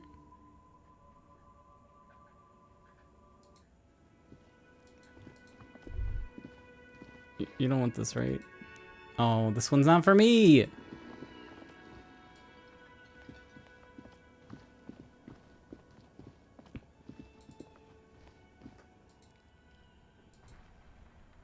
I guess I can go see how much a bottle gets me. maybe I can get the 90 cents that I need for the map. No bottles. Okay. The tear machine stands in the corner. One bottle, 10 cents. Oh, it's gonna take a while. And the money appears with a satisfying jingle. You're a richer man now. Dang. Oh, it's gonna be a bet, huh? Maybe I can go ask for the pin back.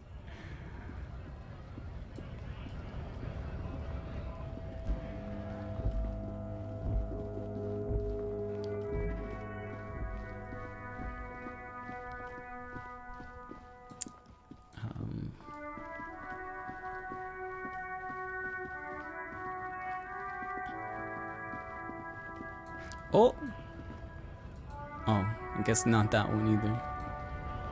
Unions are a scam. It says GRIH. Bastards! We have a right to work! The man yells toward the harbor gates. His voice is the loudest of the lot, and oddly screechy for a man his size. What's going on? Hold up and stay frosty, everyone. Cops are here. And the broad-shouldered alpha male turns to you. He's a full head taller than everybody else here. You here to fuck with us? Beat the honest worker down. Oh, why should I? We're here to fight for a cause. Stripes usually have problems with people who have causes. Okay, then I'm thinking no. Good. We're fighting for a cause here. Right to work! Right to work! Besides, never mind. We're not that different. It helps if people see us talking, cops and strikebreakers together. Shows authorities are on our side.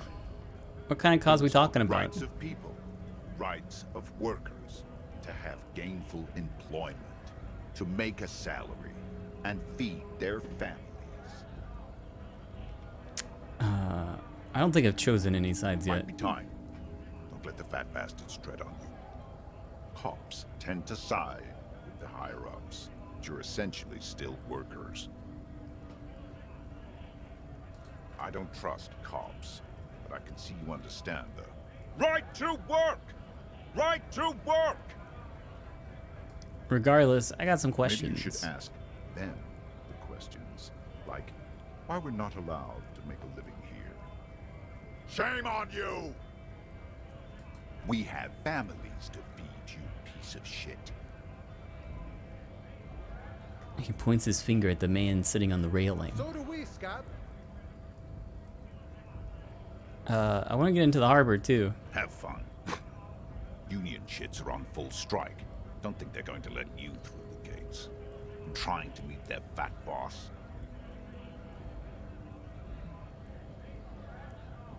I'm interviewing people about a murder that took place here, behind the hostel cafeteria. I know nothing about a murder. Oh, okay. The mention of a killing sends a barely noticeable shiver of tenseness through him. Interesting. Why so tense? What are you talking about? I'm not tense. Yes, he's tense. My composure tells me you're tense. Somewhere below it all. Right to work! It's shameful. Cops doing nothing. You should bring backup. Open up the gates for us. Blockading gainful employment for workers is a crime. I don't know. We are not picking a side in this just yet, sir. Pity. Let us work! What is a strike?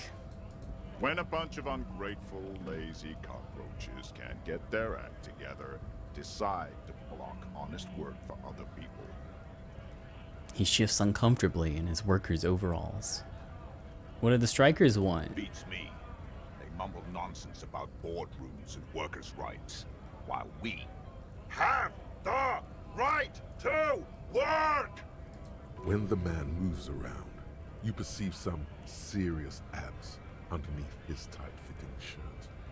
This man is in shape.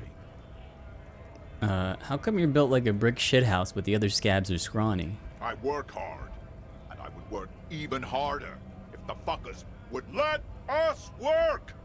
You've been talking to him for quite a while now. Something is off with this guy. Ask him where he's from.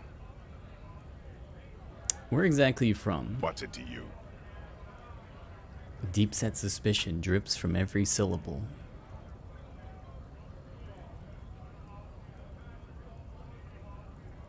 I thought you looked real familiar for a second there. No, don't think we've met before. I came to help out the people. I already got that. I'm interested in your background. We're all workers, right? Workers stick together. Came from the eminent domain in Jamrock. Backgrounds in odd jobs, heavy lifting, cargo hauling, bouncer work. I know the drill.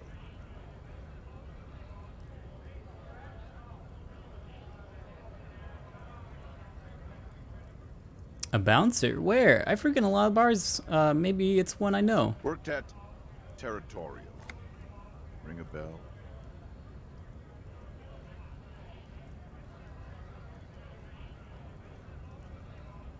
Yeah, I think I've been there. Nah.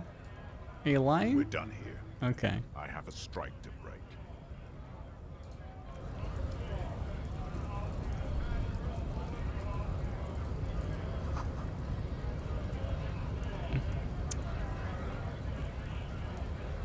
Who else can I talk to? Scabs? Ask a man with jolly eyes tilting his head. What did he just call you? Oh no, not this again. You just got away from that fucking kid.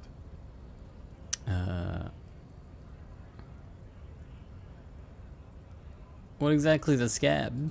A kind of a worm, content with mere survival. They come, they want to do our job for shittier pay, screwing over both themselves and us. Everybody loses. Hold on, where'd they all come from? Beats me.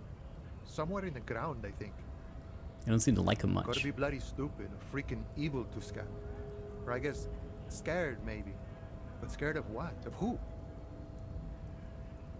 He looks at the mass, squinting his eyes as if trying to ascertain what they're scared of. Personally, I'd rather beg than scab. If the gentleman shouting on the street came begging, maybe they'd have gotten something.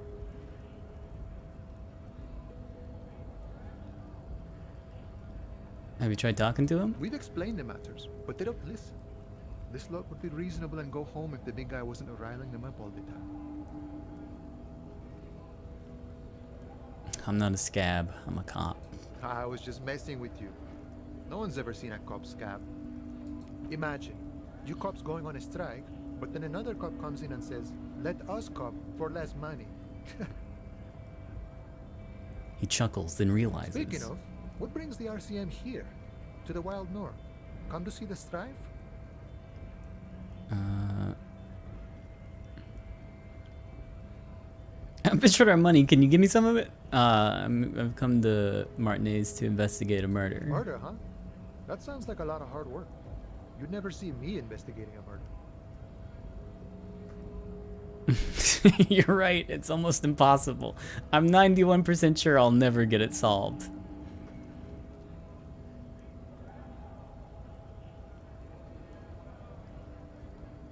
It's actually very fun and easy. Probably not. I wouldn't even know where to start with that. Much better here at the harbor, for an honest union man like me. I'm looking for assistance with a dead body Body situation. still hanging in the tree? Hey, that's a rough pickle. Can't help you with that, sorry. I'm not really an admirer of dead bodies. Might be someone else from the union can render assistance. Does that mean you can let me through the gate? I don't operate in that capacity. I'm not a granter of passage. The passage grants itself. That's simple. I just walk in. Right. Walk right past Measurehead and go in. Past Measurehead? Yeah, the 2.5 meter tall Semini supremacist there. Walk right past him. Right. Then press the button to unlock the door. Yeah? Then go past him again. Okay. And you enter the arbor through the office. Está.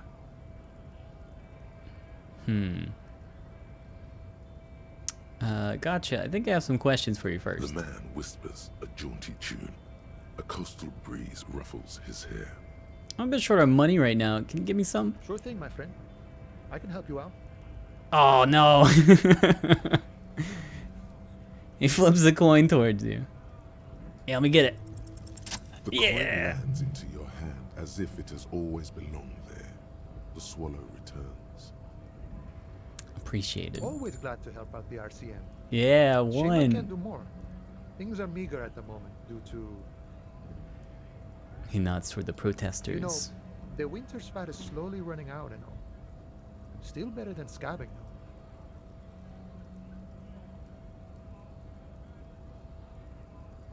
though. Union has problems getting by. Nothing to worry about, really. The jam's a bit of a mess. Cargo can't get in or out. The rationing is a bit stricter is all. Supplies should last the strike, though.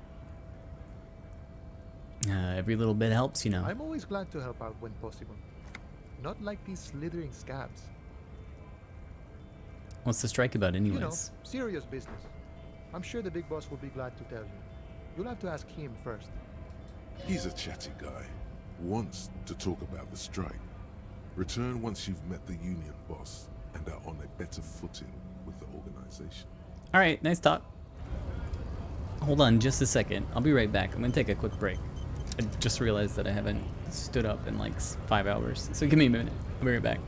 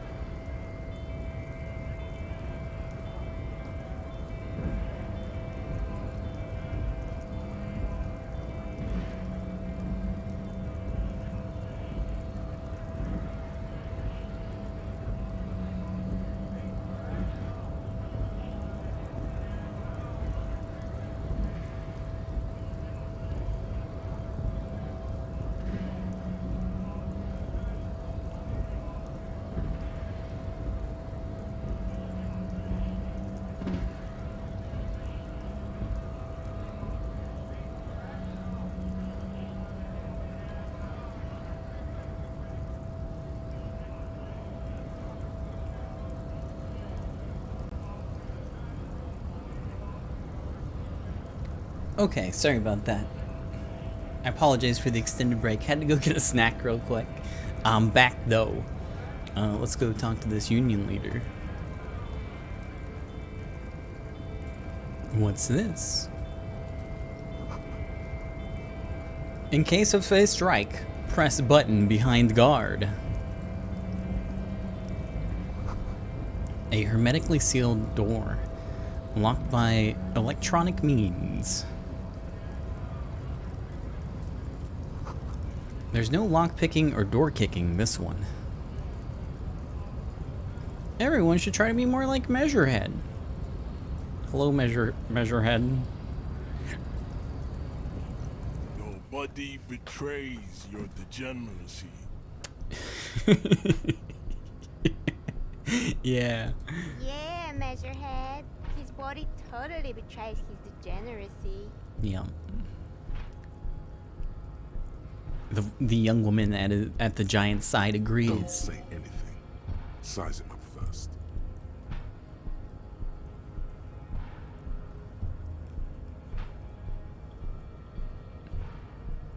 Say nothing. Size him up first. Are you admiring my morphophysiology? A ripple of muscle passes underneath the skin. He lets you look. It must be frightening to stand in the shadow of this racial pinnacle. Be calm, Sandwich. You are not in danger because you are not a threat to me. What do you mean my body betrays my degeneracy? You have succumbed to Al-Ghul. His face contorts in disgust, as if he were smelling a dead rat. You reek of it. An invisible sword of Al-Ghul emerges from your throat. You cannot see it, but others can. It is making the woman in my company sick. Wait, Al-Ghul? Yes, Al-Ghul. But what is Al-Ghul? Al-Ghul is an ancient Ilmaran poison, a parasitic fungus that has colonized your race. It is a trick the desert pygmies played on you for humiliating them and stripping them of their land. You mean alcohol? Correct. My small skull servant. Kim, is it really so bad? It's not good. It's like a rat crawled into your stomach, got drunk, and drowned. You're right. I'm a servant of Al Ghul, but I still need that body down from the tree. No, you don't. You need to get another drink.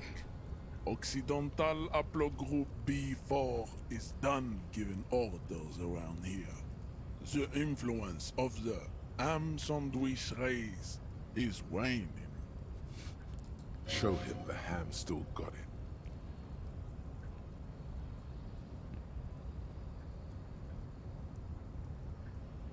Actually, I think the ham sandwich race still has it in them. Willingly calling yourself a ham sandwich, how far the Occidental Haplogroup has fallen. You were once a noble and powerful race. You gave the world eugenics, electricity, and powerful weapons of war like missiles and aerostatic aircraft. You made great gains in metallurgy, race theory, and statecraft. You dominated lesser cultures, like the deformed Hemians and the inexplicably potato-obsessed Quakers. But now your ascent to the genetic summit has halted. You are obsessed with sadness and with frivolous pop culture. You will be superseded. Isn't that right, babe? It is, baby, yeah. You know it. There is a button right behind him, just out of reach. It must be the one that opens the door to the harbor. I don't really want my arm broken. This man is not budging. Let's hope his superiors inside are more cooperative.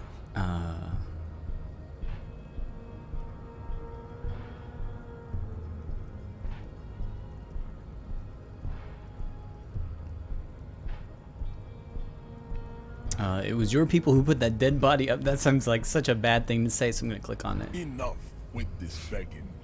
You should leave the stage of history with dignity by inviting the other races to a great world war. Bring your troops to the Simonine Islands and to Boogie Street, and we will pulverize you. When you are gone, we will build a museum for you. The walls will be lined with bottles of Al Ghul, your beloved beverage. Inside, we will store the odes to homosexuality you call art, and your microcephalic skulls. This is your chance. He's talking. Rip into him with a punch and catch him off guard. No, don't rip into anyone. You're sensitive. Remember? Communicate. Subscribe to his advanced race theory.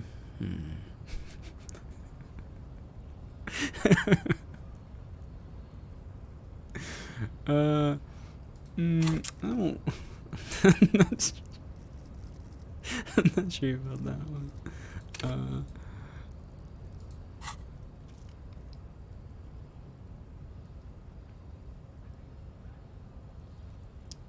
Physical instrument. Formidable. Knock him out. I think that's more likely.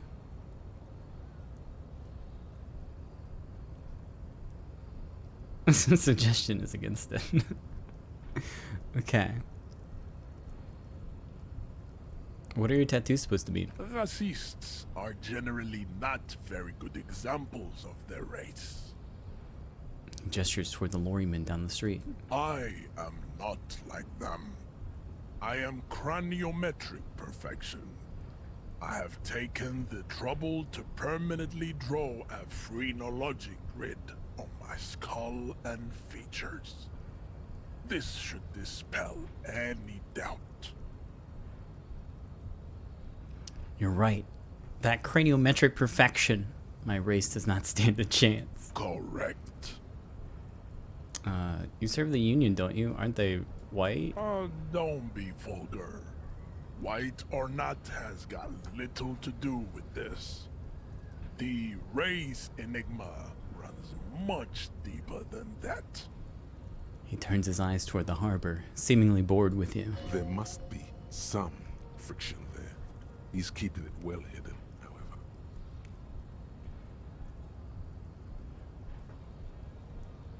Yeah, but you still serve them. How does that factor into your life? Mr. Clare is a man of vision and means. He has the will to confront polycultural capital. Something your race, naivistic communists, never did. Also, to serve is noble. It takes discipline. Your petulant individualism has only contributed to your race failure. It is lax and moronic. Oh man, what could the mysterious fourth thing be? Jam. Individualism. You have gotten these ideas from degenerate youth culture, have you not? You have picked them up from rock and roll songs? I have gotten it from disco, actually. Offshoots of the Seminoles people invented disco while having sex under the influence of cocaine. It is a shame upon my race. But what is done is done. I am not surprised you enjoy it so much. This has happened to many of the side products of the inevitable cultural victory of the Seminoles race.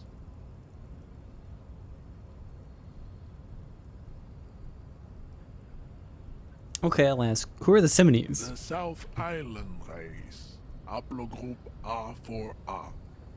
We are the rightful masters of the Insulindian archipelago. We descend from the Areopagites of ancient Pericarnassus and arrived here 4,000 years ago. Millennia before you.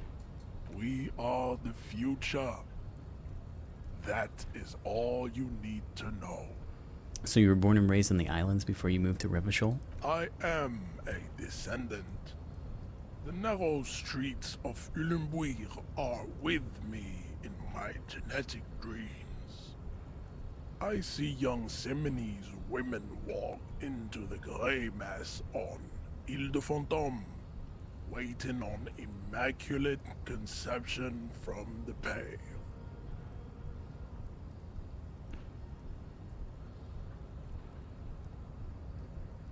Wait. So you did come from the islands? No. ススパーウーパージャストレサブスクリビド445万ズドーブディスコ Hey, thank you for the resub. He would It's be nice to see you. appreciative if you did not further chase this line of inquiry in front of the women. Cool. Yes. Well... Kim, hey, what do you think about this? I think this racist is better than the last. But the next racist will be too ridiculous. How do you know there'll be a next racist? There always is. Race is reality. We still need to get into the harbor. We need help with the tree situation. There must be another way. His gaze wanders over to the Whirling's roof, to the over the Whirling's roof to the yard.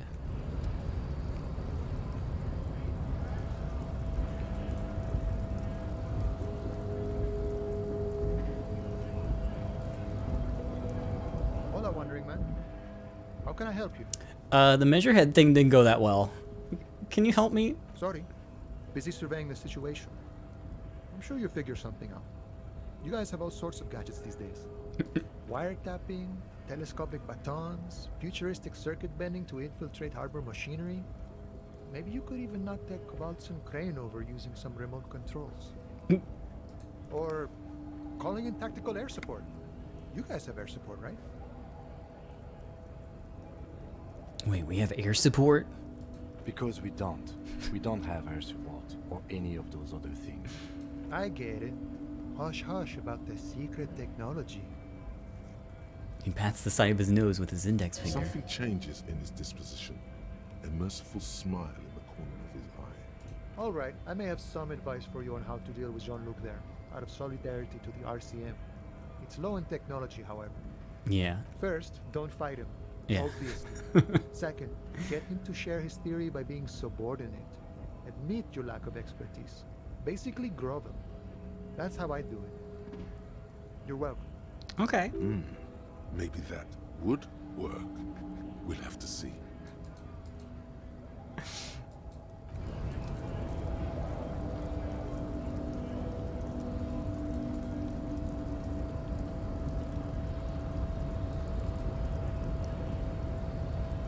Your race descent has only worsened since Oh, you know what? It turns out I'm ready to accept your advanced race theory. Ask what kind of races there are first. Classification is core to this stuff. Measurehead, I'm new to this world. Help me understand its races. I need to know what kind of different races are there. Do you? This is for the thing. The lieutenant looks toward the harbor's electronic door, and then he lets out an audible sigh. You are obviously a liberal, Sailite. A polyculturalist. I can see it from your love of microtechnology and your sartorial choices. Do not deny your friend the truth you have denied yourself. There are 3 categories of race. Type A, the heroic races. Type B, the servile races. And the vile CF race cauldron of pederasty. Which one do you need education? Tell me about the Type A races. Those are the Simonese, the Areopagite, and the Occidentals, excluding the Maun, of course. The Maun are riddled with eczema to the point where they find it impossible to smile. They are all lactose intolerant. a common result of inbreeding. A receding genetic pool has led the Mound on reprehensible street parades in Mound cities like Stadskanal and Vredefort, wearing wooden clogs on their feet and little green tassels on their hats. Wait, who exactly are the Mound? You know them by the names of their nation states. The Oranese, the Gotwaldians, and the Königsteiners. My people simply call them Mound. The Mound are proof that you can have too much Occidental racial purity and tassel-centric culture. Inbreeding has led to a lactose-intolerant subrace whom no one can take seriously. Okay, got it. Who are Type A then, in your view? The Vespertines and Messenians of Vesper and Messina, the ancient Meteorans of Meteo by the golden Pisantic Sea, the Suren of Sur-la-Clé, and even the North Königsteiners, all have Type A race propensities.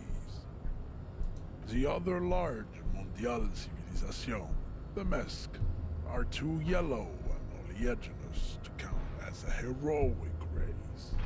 True, they are violent and expansionist, but they have a glandular problem. He draws his finger across his face. Overproduction of sebum. Sebum is leaking into their brains, making them listen to El Mariachi music and eat toxic minced meat-based food, which in turn only produces more sebum.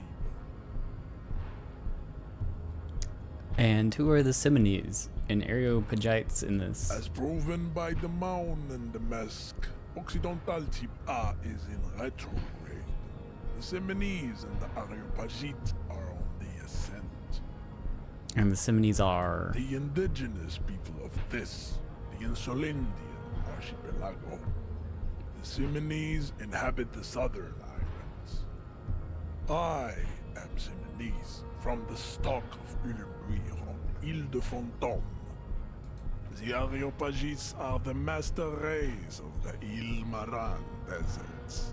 The Simonese are descendants of the Areopagites. We came here during a heroic migration from Ile Maran to Ansuland, thousands of years before the Continue receiving wisdom. Occidentals discovered this place. Yeah, give me some more. The Areopagites are sleek, long-headed. The Simonese are powerful, mesomorphic. The former is an immutable progenitor, unchanged since the Super Isola of Pericarnassus. Ancient brains rest in their slender skulls. He falls silent, contemplating the beauty and the mystery. The latter is perfected and adapting. Together they form the Simeno-Areopagite, or Simeopagite super race. That is all. There are no more Type A races in the world. Nature was not capable of more. Type B, give me Type B. Type B are the unheroic races, amorphous non-competitors of the great race. The Koikos and the Vacholier, they are mud-colored people. Mud-colored? To an untrained eye, the Koiko appear white and pinkish, like a ham sandwich. But look into their eyes and you will see. They are of an indistinct muddy color, and so is their skin. Unhealthy, sweaty, and ashen. Pinkness is a racial quality that has to be earned through centuries of advanced ballistic warfare and cultural domination that the Grad people have undergone for drinking alcohol and smoking the degenerate tobacco herb and for eating potato. Oh. The Koiko, the countless micronationalities of Grad, are all inexplicably obsessed with potat. The only thing they like more is dividing into microscopic ethnostates. like political amoeba. The Revacholians, halfway between Type A and the racial cauldron. Two makes to know right from wrong. You tried your degenerate little revolution, which was the single greatest failure committed by humans in our 82,000-year history on this planet. Is it 82,000 years that we've been recording history? You have very little idea of what is happening, but that seems a little off.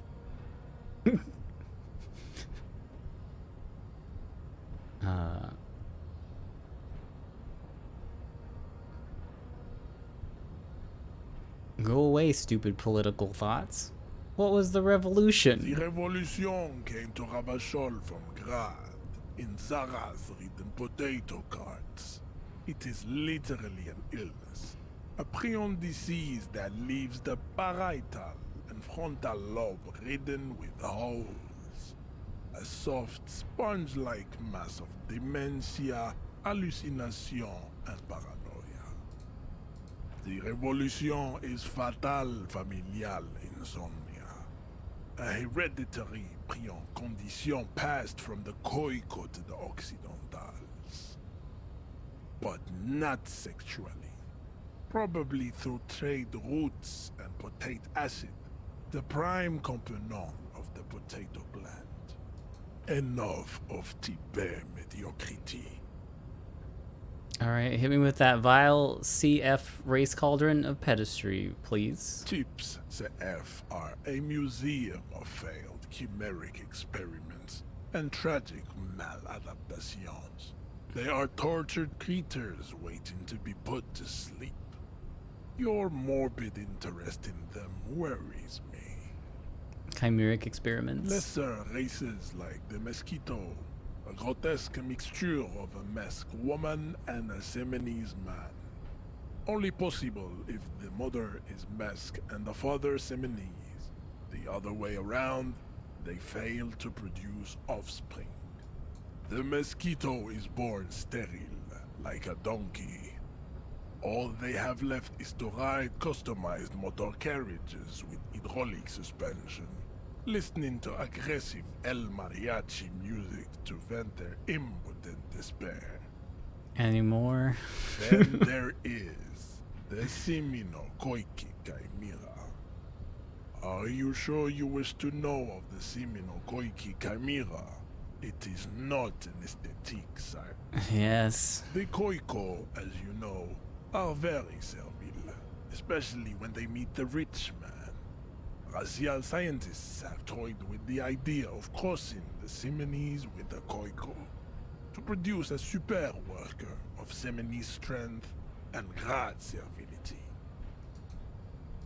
This will never happen. The Seminese and the Koiko may have similar interbreeding problems as the mosquito. We will never know precisely. No Seminese man could maintain an erection in the suffocating potato stench of a Koiko woman, or Koika. But enough. It is cruel to entertain ourselves with the deformities of Type F. Were there any able-bodied races you needed education on? Now that we've been through all the types, do I understand advanced race theory? You understand nothing. To solve the great race enigma, you have to first ask yourself, what is the race enigma? You have not even worded the mystery, let alone solved it. Will you help me get the body down if I do? We will see. Access to the Union is important for our investigation, but there may be another way in, without becoming a race theoretician. Am I mildly worried he might take it seriously? The lieutenant thinks. Yes, I am, he concludes. I am worried.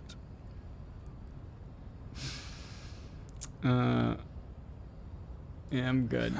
I'll look Lost, around. though. Let's discuss something But else. I cannot possibly imagine what else we have to discuss, Tibet. Let's go over that funky race classification again. Goodbye. Holy fuck. Hobo cop.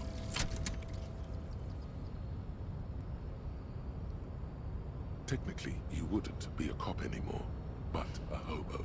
That would mean game over for the cop chapter of your adventures. But who knows where the hobo part takes you? To the bar? The old L'Assommoir? To the pier or the sewers? To Le Royaume, where for 300 years they interred the dead. You could plunder royalist crypts for long-forgotten triple malt bourbon, then fight the Arden-Macan beast that lurks the bottommost sepulchres. The secrets of the city are all yours at last. Hooray! Bonuses. Reveals extra special collector's edition Tari bottles on the map. The more money for selling. Learning cap for shivers raised to 6. Okay. Great.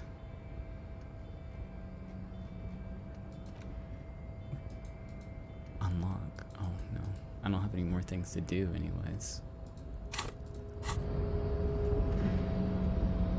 Oh boy. Show me the I don't have a map.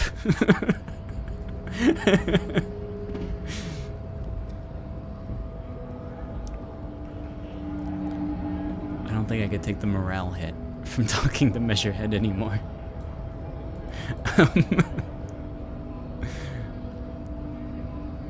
Hola, wandering man. Oh, never mind.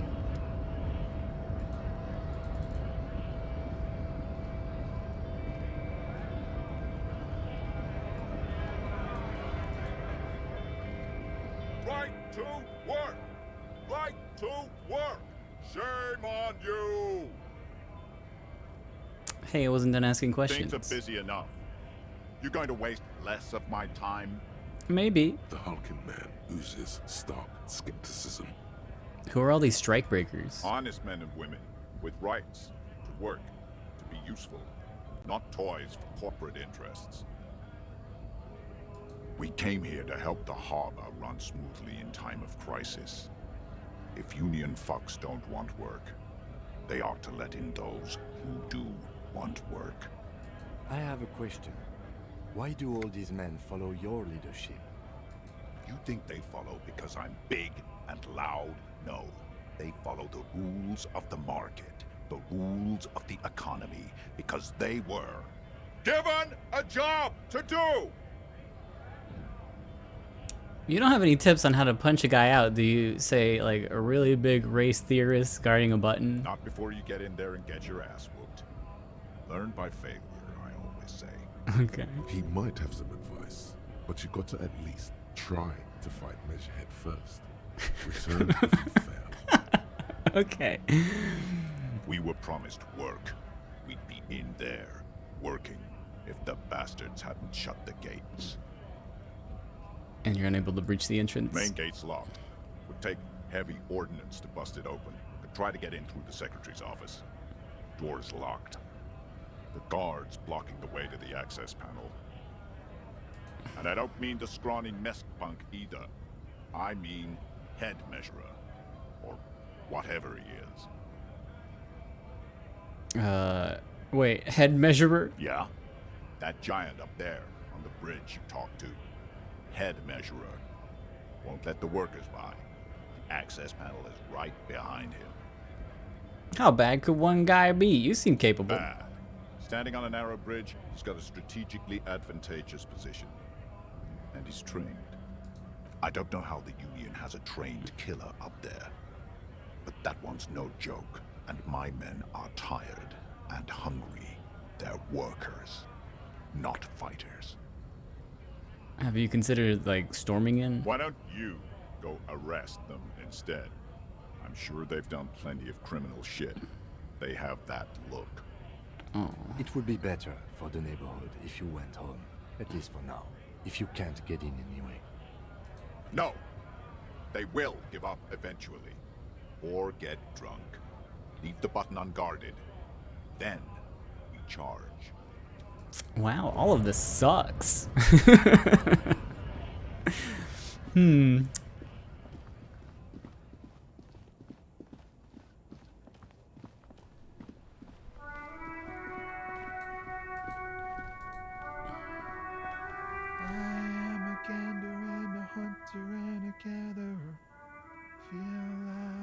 a traveler. The man mutters to himself, accenting the beat as he goes on. Keep listening. From another planet. Hey there. What's going on here? It's the jam, my man. He motions toward the sprawl of lorries with a sweeping gesture. What's the jam? It's a traffic jam for the ages. Harbor gates up the street are shut tight. No explanation given. Workers on strike, scabs agitating, all around clusterfuck. Yep. Meanwhile, we're all stuck here in long-haul limbo for days upon days upon days. Upon days. Limbo, huh? So that's where I am? Yeah, exactly. How long you been here? Feels like forever. Like I was born on this here roundabout and this was all I ever knew.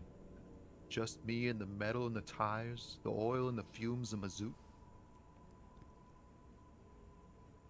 Extravagantly phrased, but I can roll with it. Yeah, imagine. It's been a whole week already.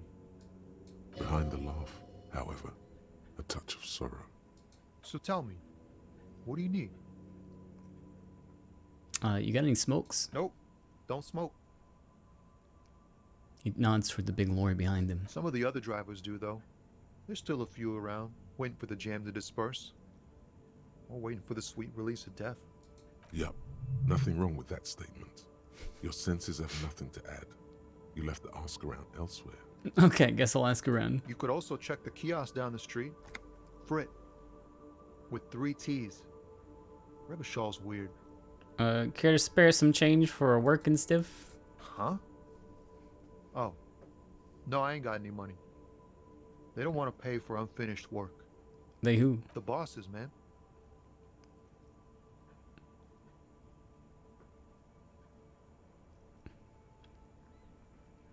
I don't know who these bosses think they are, but that sounds like a good arrangement for them. Yeah, it sure ain't good for me. Or you.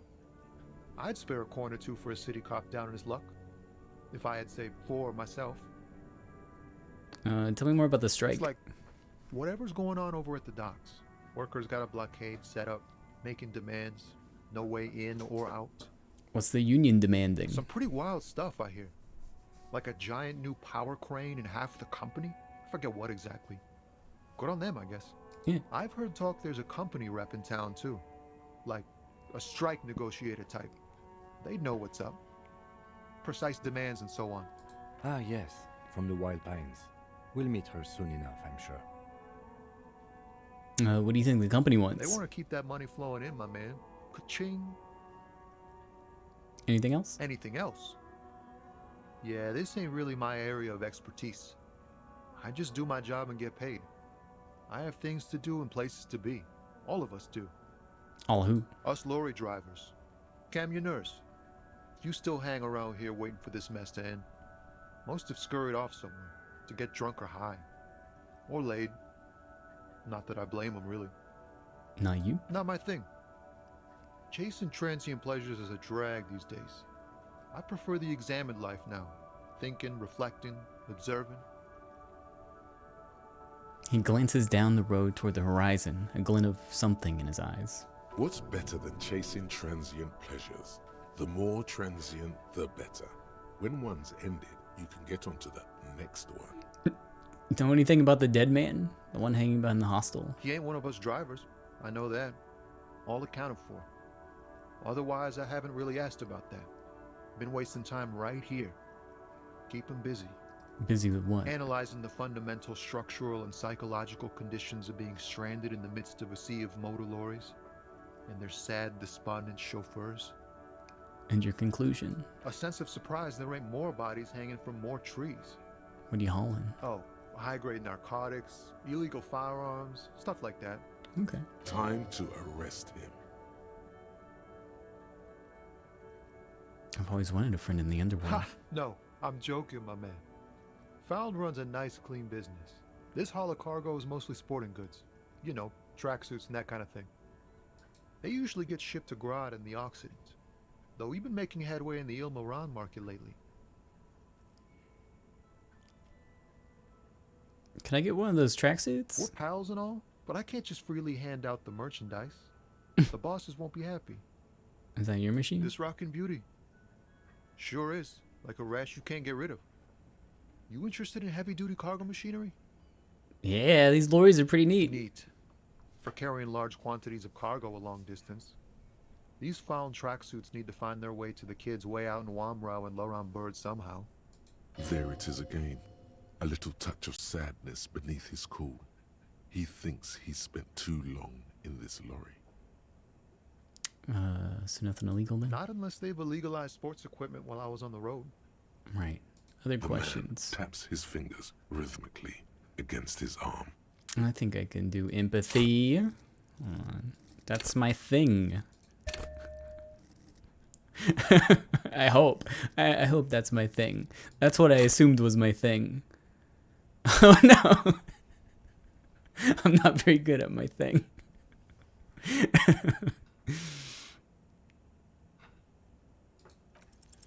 Ease into it. Don't go too far. This seems like a personal matter. My man, I want to know about your soul. You look sad. What's going on with you? I'm okay, man. Just the jams got me down. The fumes, the chemical rainbows, the tarpaulin stretched on the frames and the dull engines off. The man recedes into his gaze of words, or days of words. Maybe the full-on direct approach wasn't correct. Damn. It's tricky business looking into someone's eyes and not doing it. I'll be back in 10 experience points, baby. I'm good for now. Don't be a stranger. I gotta find cigarettes I can buy for $1.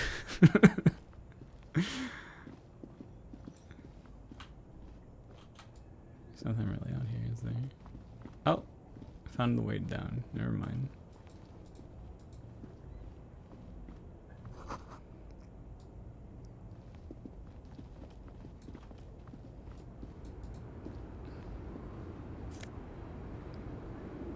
I mean,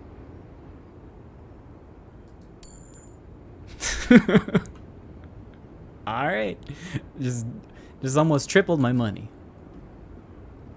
The small, wrinkled woman does not greet you. She nods along to something on her radio. A photograph is clutched in her hands, and there is a warm smile on her face. It's the warmth of a winter night's fire. Maybe she could give you comfort and shelter, some cigarettes and food money. Maybe she's your... Grandma? Nothing. Her smile just keeps widening. Her hair is gray like lead. No, this one is a monster in disguise. Excuse me, ma'am. I'd like to ask some response. questions. Wherever this woman is, your words fail to reach her. Wait. The lieutenant stops you before you can snap. She's just a distracted old woman. Better to leave her alone. Why? Why? I just told you why. Okay. Makes sense to me.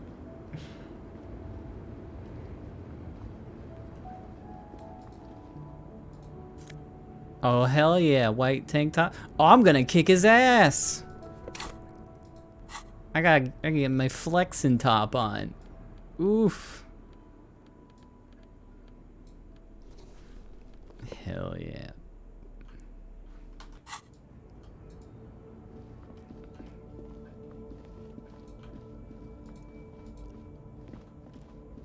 An old monument stands in the middle of the traffic island, pointing toward the sea. It looks as if it's been reassembled piece by piece, secured and mounted in the air with the aid of numerous ropes and rods. Who's this? A silver plaque on the statue's pedestal reads, "I am Philip III, the Squanderer, the greatest of the Philippian kings of Revachol, son of Philip II, the opulent, father of Philip IV, the insane." Time to bust out my knowledge. Here I go. What did he do? You have no idea what you did a week ago. How would you know what this guy did many centuries ago? High above you, the king stands triumphantly oblivious to your memory trouble. Okay, you win. Yo, I'm gonna go get me a map that I can finally afford.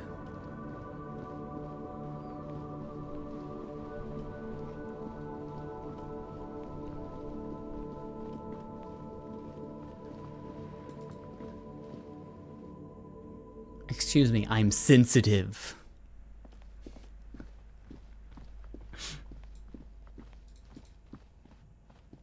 Several maps. The maps look old and faded. Can I see all Your this? eye catches a map of it. Always good to be informed of your surroundings. Yep. Okay, got a map. Oh, what was the map button?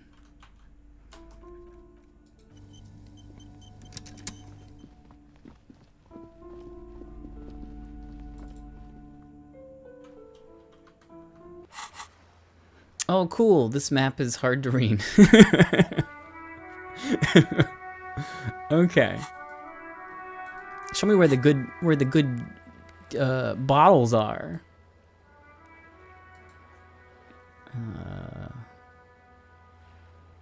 Sleeping dock worker. Oh yeah. Give him another whack. Now they got stronger.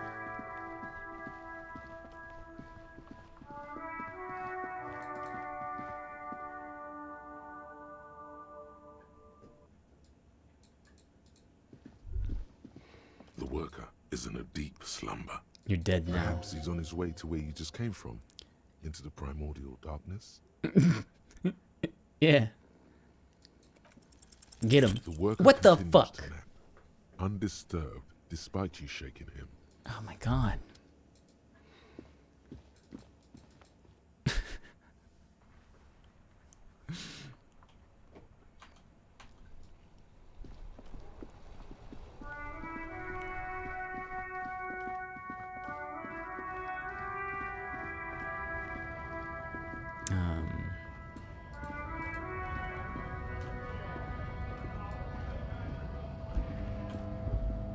Oh, yo, is that some pennies? Yoink. I didn't get them.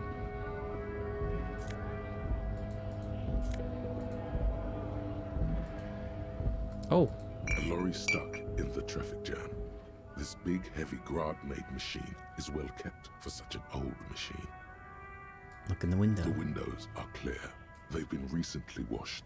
You can see a lorryman's cabin with personal belongings, stickers, insignia. What kind of stickers and insignia? The driver has adorned his space with a substantial collection of peculiar paraphernalia. Proclamations about honor, strength, and purity are glued to various panels. What about the backseat? The back end of the cabin has a small perch to sleep, large ashtrays. There are several suns and wheels sewn into the curtains. Racist nationalist paraphernalia. Not unusual in this part of town. This is our guy. The lieutenant nods to the racist lorry driver. You think this lorry belongs to our tough guy? Likely, yes. This guy's proud of who he is. Drapes it all over his machine. He was acting tough before. This probably scared him a bit. Who knows when it will come in handy? A slightly scared, racist lorryman. Okay. I got my skill point though. Looking for something odd? Not a smoke? No. He's got a smoke right there in his fucking hand. Smoking one right now. It's my last one. You ain't smokes from me. Why would I do that? I'm an honest man. Fuck, I oughta. What, officer? The man looks at you coolly, noxious effluence wafting through the air around him. Shit. Sorry I couldn't be of any help. Bye. Oh, hold on, I gotta go through the trash. Yeah, magnesium! Oh shit, it's just in the can!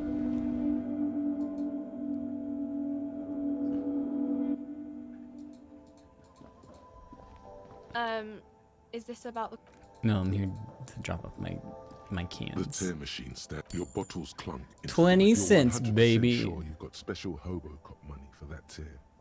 At least 100% extra tear money. If the numbers on the machine told you otherwise, it's a lie. Oh.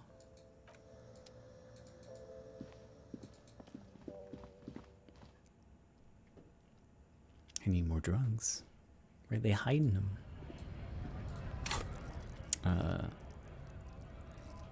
Let me try empathy again. Oh wait, level up.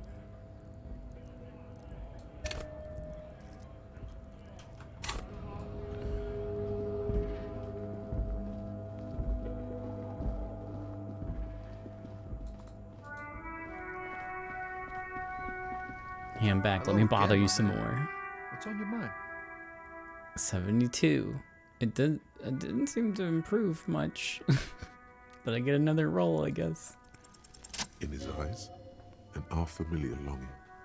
Flecks of brown and gold. Familiar? How? It's hard to say. His gaze wanders southwest, down the street that goes beyond the horizon.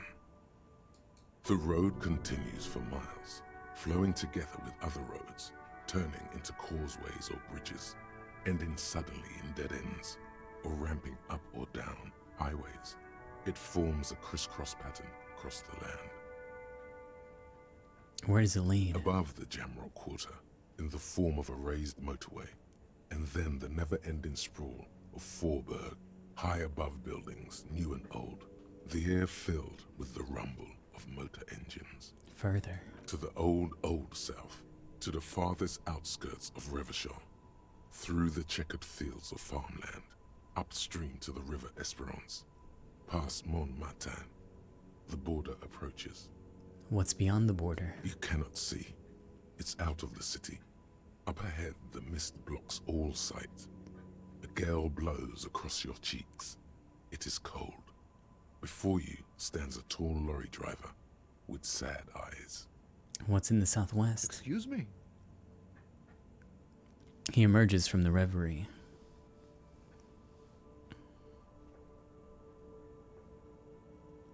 I'm a cop. Really, you can tell me. Man, I don't know what to say. Not much anyone can do. There's no helping in absence, you know. I miss my family. They're all I have. My wife, second kid on the way, waiting all the way in Diora. And here I am stuck in this shit, so far from home. Diora? Diora of the Seven Seas. It's on the other end of Le Caillou, pretty much. On another island called Laurentide, off mainland. We've got a little place there. Can almost hear my kid laugh when it snows. What's it like to miss someone? What's it like? Good.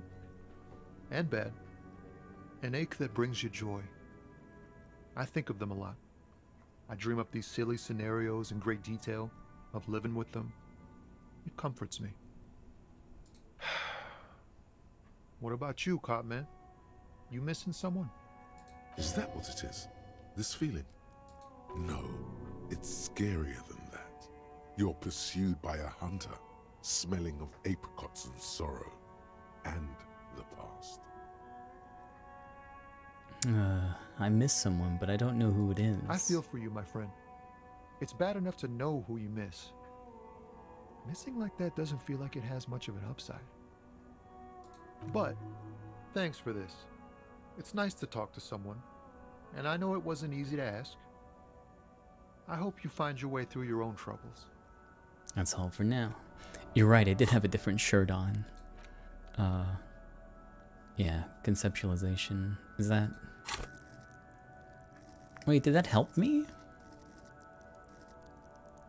I don't think so. That's the one that I was wearing before. I don't know why the percentages didn't change. Alright. I'm ready to fucking knock out Measurehead. He's fucking dead. I got my little bag of cans. I'm ready. Your race descent has only worsened since I last saw you. 28 is an improvement. Really let yourself go. That is almost... That's almost 1 out of 3. Boom! I'm dead.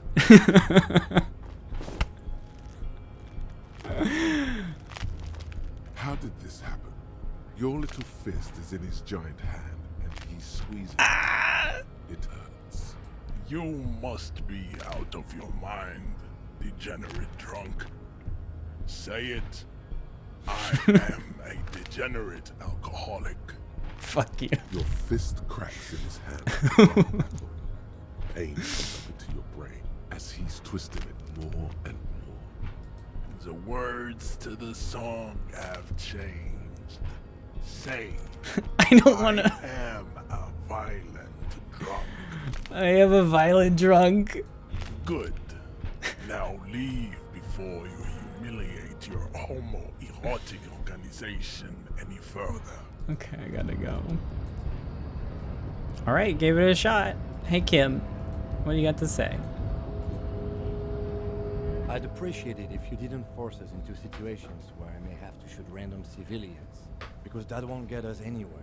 Yeah. I'm not even sure the one bullet my chamber holds would even prick that hook. How else are we gonna get through? There must be some other way. Let's go see the yard again. It faces the other end of the harbor. We're done with Measurehead here. Okay. I won't do it again. Let's think of something else. Okay.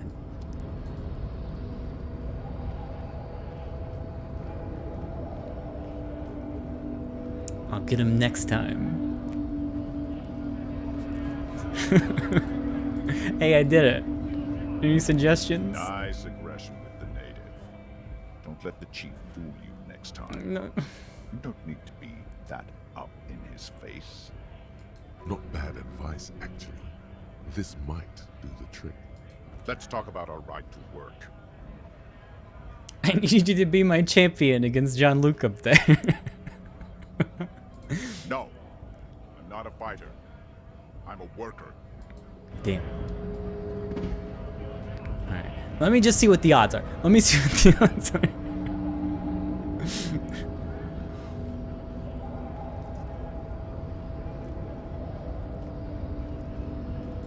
Hold on. I'm sure my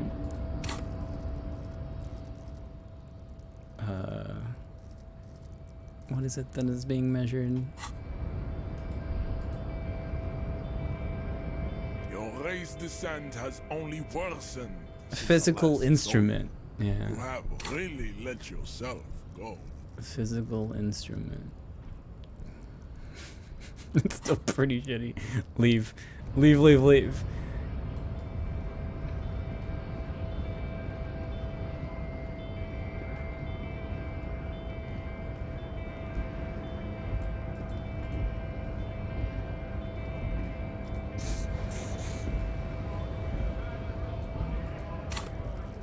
Physical instrument.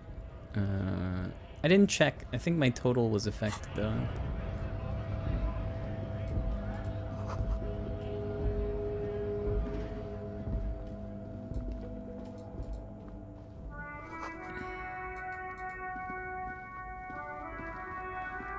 Okay. Oh, my morale's fucked.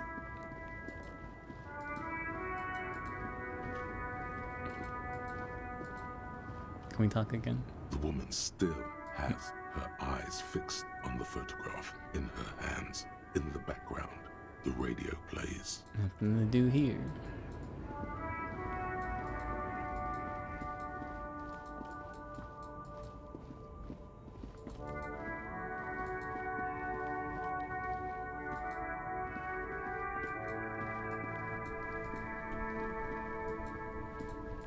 Can I get one of those tracksuits now? Hello again, my man.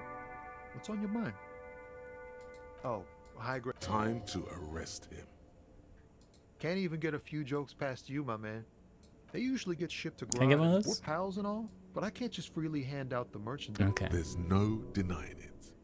Your body needs to feel the touch of some good performance wear. It does. Taps his fingers rhythmically against. Damn. It's been really good so far. I've been having a wonderful time with this game. I haven't really done much, but... Hold on, I gotta go back here. I'm looking for... Yeah, I can! Out of the way, kids. I get those big bucks. Go through the dumpster. This trash container is locked. The sliding lid has a padlock that says, whirling in rags. There's something in there, not necessarily connected to the case, but still. Why am I looking at you, trash container? You're just a trash container. Well, it is a container. Maybe you're prioritizing it. Lieutenant, what do you think could be in there? Trash, food waste from the cafeteria. They lock these containers to keep the derelicts from flocking in. Could be evidence too. Yes, I feel like there's something in there. What do you mean, feel? It's extrasensory perception. Whatever it holds, or whatever is in there holds a special significance. I agree. We should get someone from the remote viewers division here. What's the remote viewers division? All the detectives from all the precincts who experience extrasensory perception go to the remote viewers division. Their work is invaluable to the force. What kind of extra natural abilities do they possess? None, because they don't exist. Oh, okay. We should still access this container. There may be evidence in there. How do we get the log open? We could try using a pry bar. The one you took from my motor carriage, or... Hell yeah. Fuck yeah, pry bar. Pry bar. Pry bar, pry bar. Your palms yearn its cold touch, to grasp it once more, as you've done so many times.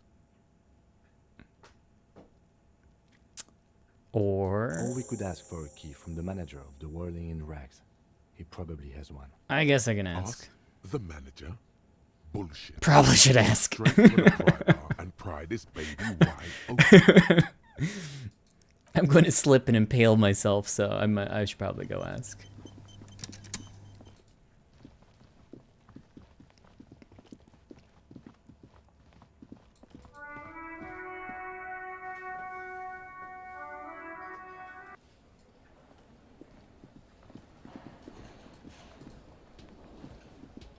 Can I help you?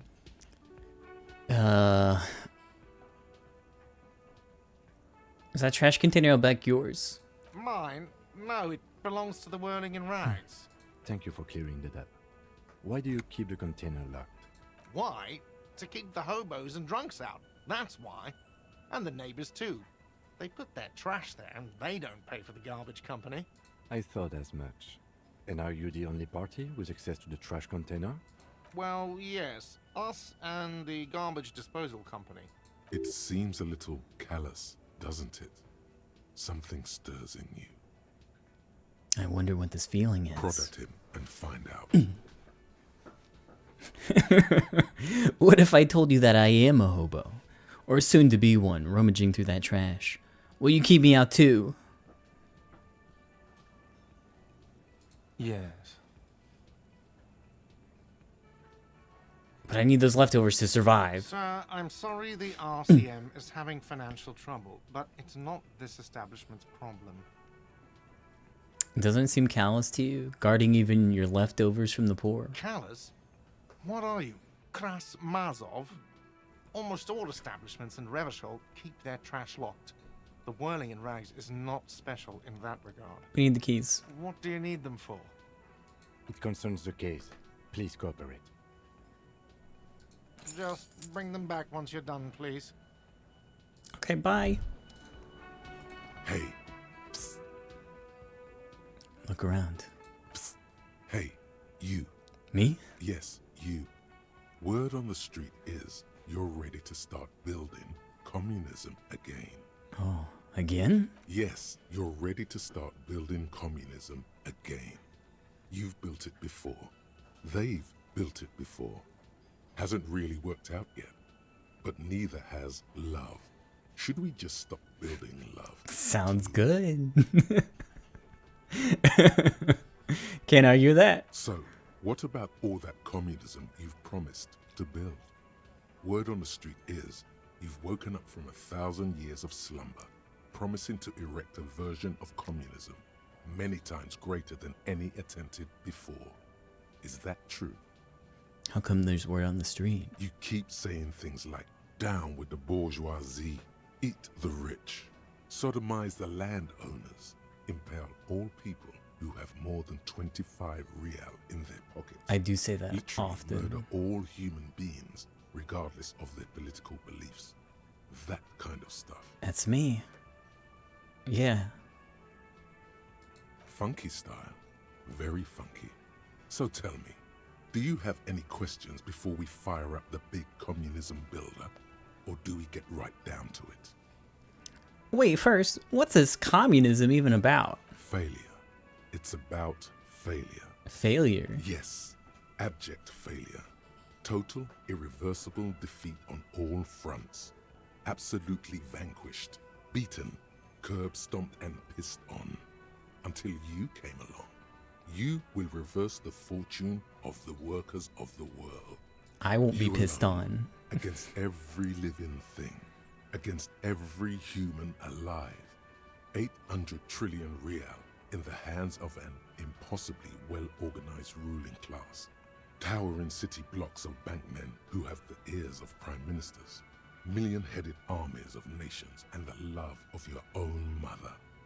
You against the atom, the charm and the spin, where the whole world failed. Matter failed to bend to human will. Human will failed to get out of bed and tie its laces. You alone, single-handedly, will rebuild the dreams of the working class. You are the last communist. Now get to work, comrade. Roll up your sleeves and start building communism. Oh yeah. Get the firing squads and the animal wagons ready. Wait, what? Firing squads? You didn't say anything about those. Too late to back out now. All right. You can't make an omelet without breaking a few million eggs. Roll up your sleeves even further and breathe in the pristine air. Okay.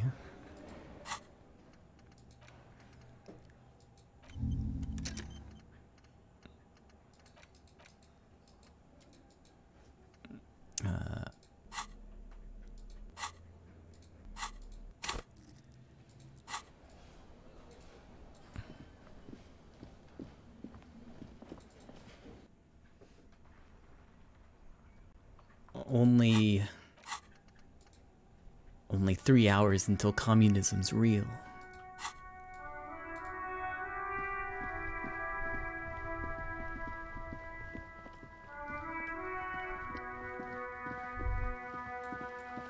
What was that?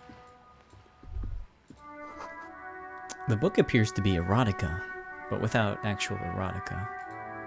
Oh.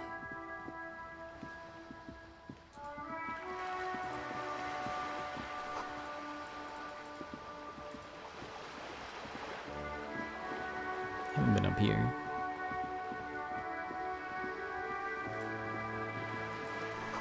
A lonely cormorant surveys the sea, indifferent to your approach.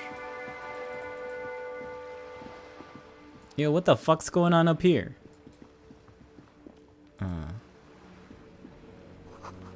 There's a girl up there.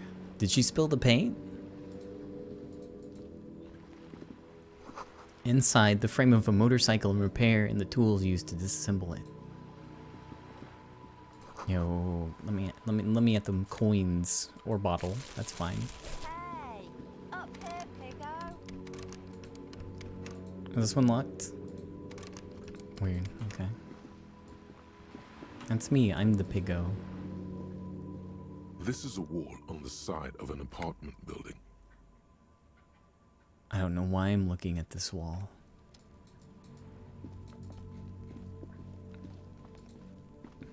Are you trying to sneak up on me? Come to slit my throat in my sleep? Pig's come to take me out. Trying to snuff me out. Are you sleeping right now? Don't get fucking clever with me, pig. You think you're so clever.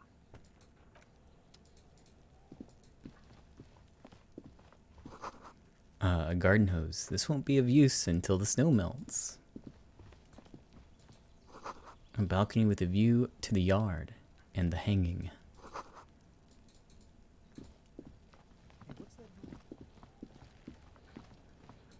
Hold on, I gotta get to the dumpster. Can I just click over here?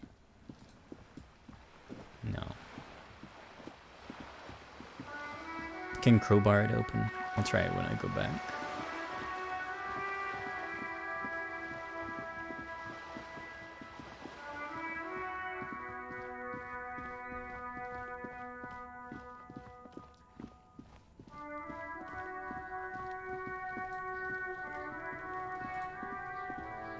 This trash container is locked. With a well-oiled crack, the lock pops open. It should now be possible to simply raise the lid. Don't. Maybe you shouldn't. Maybe you shouldn't. Of course you should. This is your time to shine, Hobocop. Dive into that dumpster for extra content. Yeah. Okay. Did I just have a premonition that there's something in there? There is. But you won't like it. Sweat forms on your brow. Oh no, who do I listen Your to? hand is still in the lid. Open the lid. The smell of rotten food rises to greet you. You see soggy cartons, dirty rags, and organic waste. Okay. We're just in time. This hasn't been emptied for over a week. I'll look under the boxes of carton. You see milk and egg rest with one broken egg in it. Some pasta wrapper. Picking up the soggy packages somehow feels familiar. A box falls into pieces in your hands. Batiste Soleil cereal. There are plastic pasta packages below.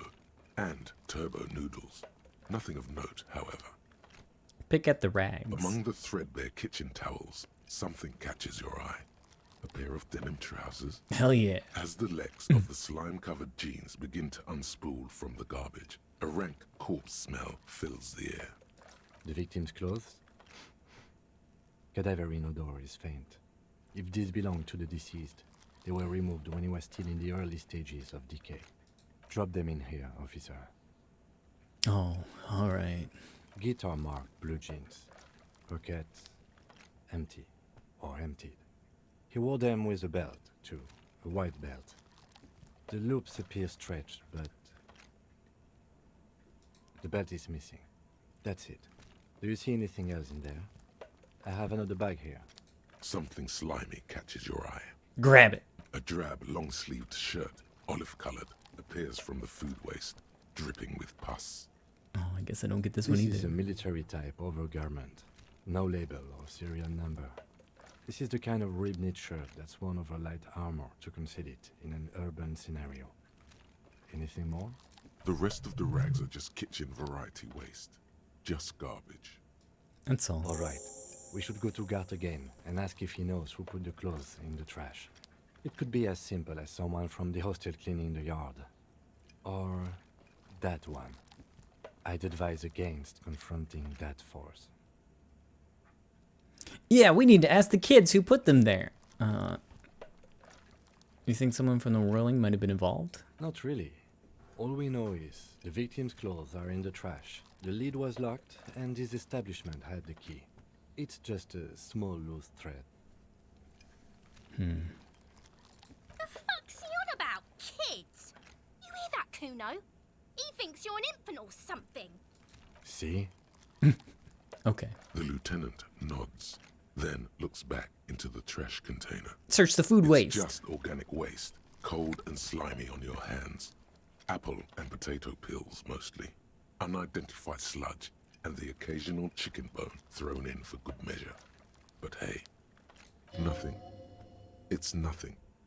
Nothing more to see here. What's this? What? A blue piece of plastic sticks out from the apple peels. It's shiny. Looks like the corner of something. Pick it out. Something larger. A clipboard. A blue plastic clipboard with moist papers hanging from it. They look badly damaged, but you can still make out forms and notes, written in a man's handwriting.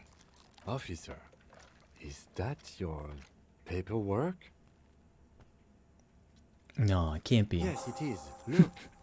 This plastic has the RCM street grid on it. You've even got an autopsy form. A miserable looking slip of paper sticks to the If you board. don't mind my asking, how could you have let your paperwork end up in the trash?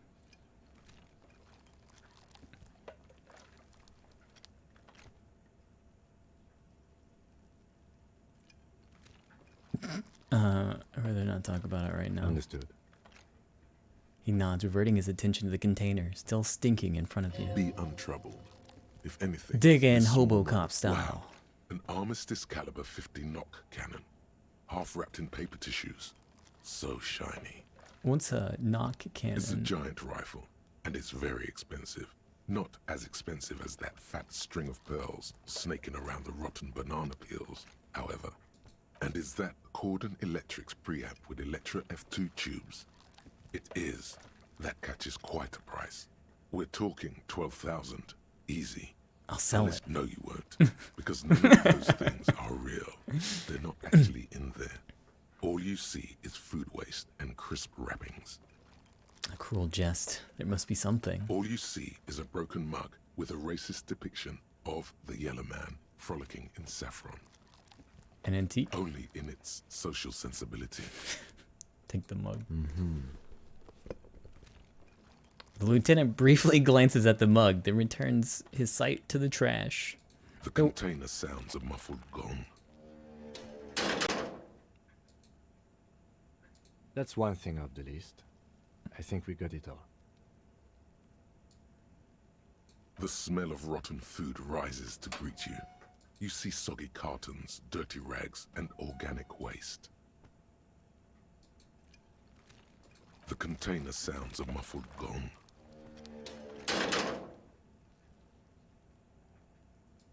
You said you didn't want to talk about the ledger. However, now that you have it back, it would not hurt to start taking notes on the case. Officially. Interact. Yeah. Hey, maybe this is worth something. It seems to be a cheap knockoff of some colonial era antique. Damaged ledger. It's the ledger you found in the trash. A pitiful cabbage of white and yellow papers hanging from plastic board, barely held together by a metal clip. This sad display is made complete by the faint smell of urinal cleaner. Anything else? There's a piece of toilet paper, or is it cleaning tissue? No, it's toilet paper, desperately sticking to the back of the blue plastic clipboard. It's a metaphor for you. Oh. Below the pathetics, terror. Do not look into its blue heart. Inspect the toilet paper. It's just toilet paper sticking to the back of the plastic clipboard. You can take it off if you want. Maybe it's kitchen tissue. They look exactly the same. If you want it to be kitchen tissue, it can be kitchen tissue. It's not, though. It's toilet paper. That's cool. Cool toilet paper. And kitchen tissue. Inspect the clip. An aluminium block runs the width of the board, biting down on the paperwork. Its crocodile teeth are the only thing keeping the papers together. A regular pencil, the tip worn down to nothing, has been attached to the clip. Run your fingers across the aluminum. The surface is interrupted by a silvery sticker. It's rectangular, sparkling with iridescence. You don't know how you didn't notice it before. Lieutenant, is this one of the hologram watermarks you mentioned? What? Yes, halogen watermark used for adding information to RCM property. How can I read it? Any capable light with the right wavelength will do. Like... All RCM vehicles have headlights designed to reveal halogen watermarks. Mine too. This means you can read the watermarks if you just turn the lights on. Interesting. What kind of info? It depends. Aside from an anti-counterfeiting stamp, mine has my station number and address. Oh shit. The information varies by date of issue. How many years you've been on the force, he's thinking. It'll have that. Okay. While a bunch of sodden papers sag from the clipboard in your hand, it's a sorry sight. Browse the white papers. They're not exactly white.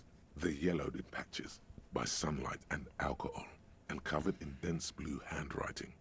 Ink escapes into watercolor patterns, reaching its tendrils across entire pages. The paper itself is checkered, with faint red lines, forming short paragraphs. Once in a while, there's a red stamp that exclaims, "Case files commit to paper." The case files themselves are plenty. You count more than 100 sodden, crumpled up, earmarked pages falling apart in your hands. They appear to be sufficiently organized and extremely dense, if mostly illegible. What's in there? What are they about? Work, strife, poverty, the Jamrock Quarter. These are handwritten logs of investigations dating back to January 51, this year. The exact number is hard to estimate due to missing pages and an odd naming convention. But there are at least 20, maybe 30 cases undertaken, not completed, mind you. There is a mention of a naming convention here? Yes, it appears you employ a, shall we say, robust yet literary system. Each investigation has its case number written on the margins. Yet, still more tellingly, most are accompanied by a name. Oh my, and they're written in capital letters too. Yes, all caps. One is called The Next World Mural. Another, The Square Bullet Hole Murders. Another yet, The Unsolvable Case. More? Others appear more light-hearted. The guys on a couch in an unexpected location, and the murder at the Ukar Parlor. Even the rare article-free collapsing tenement. Murder features prominently throughout. You like this grimy murdering, don't you? It's going to take an effort to piece these case files together, but it can be done. Once you're done inspecting them up close. Kim, my cases appear to employ some kind of naming convention. You mean the alphanumeric? Officer, precinct, time of arrival at the scene? No, I mean a non-numeric one with titles. Oh, you mean the titular? Yes, well, so do I. In our defense, almost everyone in the RCM does.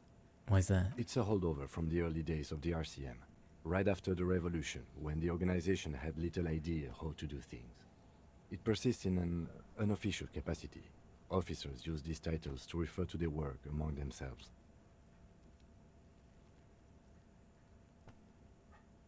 I seem to have named the case The Square Bullet Hole Murderers. Again, in your defense, I seem to have named one The Man with the Hole in His Head. That was a real person. His death was real. Still, I named it that, to amuse myself. I pray his loved ones never find out. What happened to him? Rail spiked through the head. He died. It was a workplace accident. Count the pages. I have to open an official case. Is there room? There is, for precisely one more. 15 pages near the end remain untouched by the damage. The checkered grid forms a structure of passages, breaking the case into subtasks to accomplish. Commit to paper. The tasks you've completed flow out of the pen in a brash freehand similar to the rest of the letters. The wording comes easily. It's almost robotically simple. A language developed for mental rigor and simplicity. Inspect the victim's body. Get the body down. Interview the cafeteria manager. Cross out the ones you already finished. A satisfying slash sounds across the paper. You're done, it seems to say. And you, and you. Things to be done and things already done. The composition of reality. This is an extremely useful tool for a detective of the citizens' militia. Now all that remains is to name the case. Lieutenant, do you happen to have a name for our case? No, actually. Any ideas?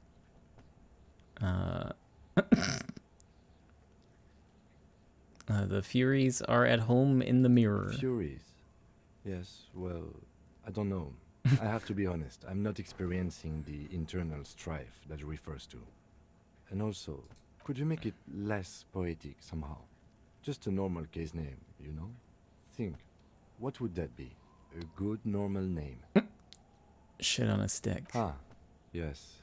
I have to tell you, officer, I don't appreciate ironic titles. Other officers will have to use this as reference. If it's idiot or cockfinger, they're not going to get it. They're going to think an idiot and a cockfinger were on this case. So, do you have something less funny? Fun is outlawed with this guy. What a knock! The Hanged Man. Great. That's great. That's actually what I was thinking too. The Hanged Man. Good, strong name. We have a very good name for the case now. I'm going to start calling it the Hanged Man. It's good we sorted this out. Done inspecting. You don't exactly close them, so much as distance yourself from the smelly papers. Logic. They're a little further from your nose now. Let me browse the yellow papers In the first. back, you see thin, translucent copy of paper. Some neon yellow, some bright red, all covered in boxes, like marching armies.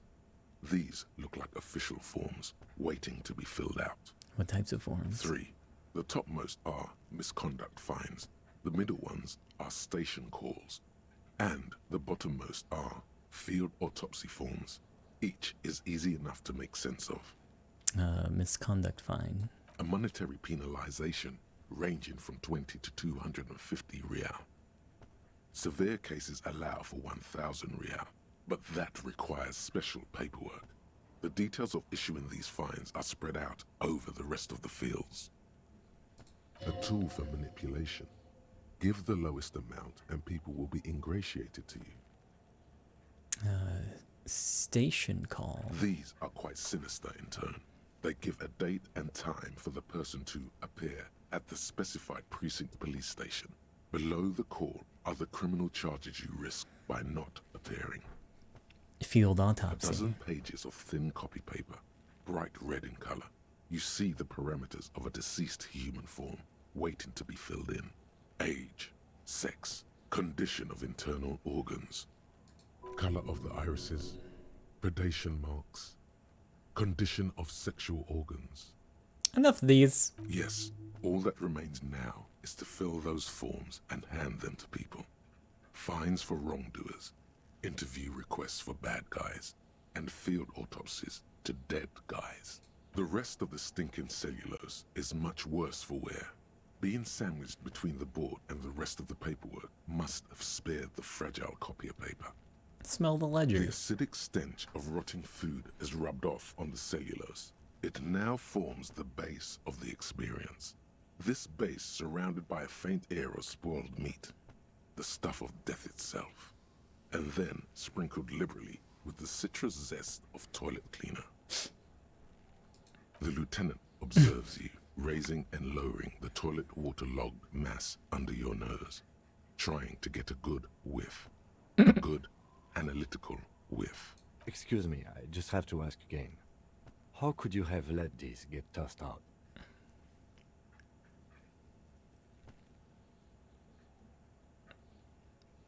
I think I didn't want to be a cop anymore, so I flushed my career down the toilet. I'm sad to hear that.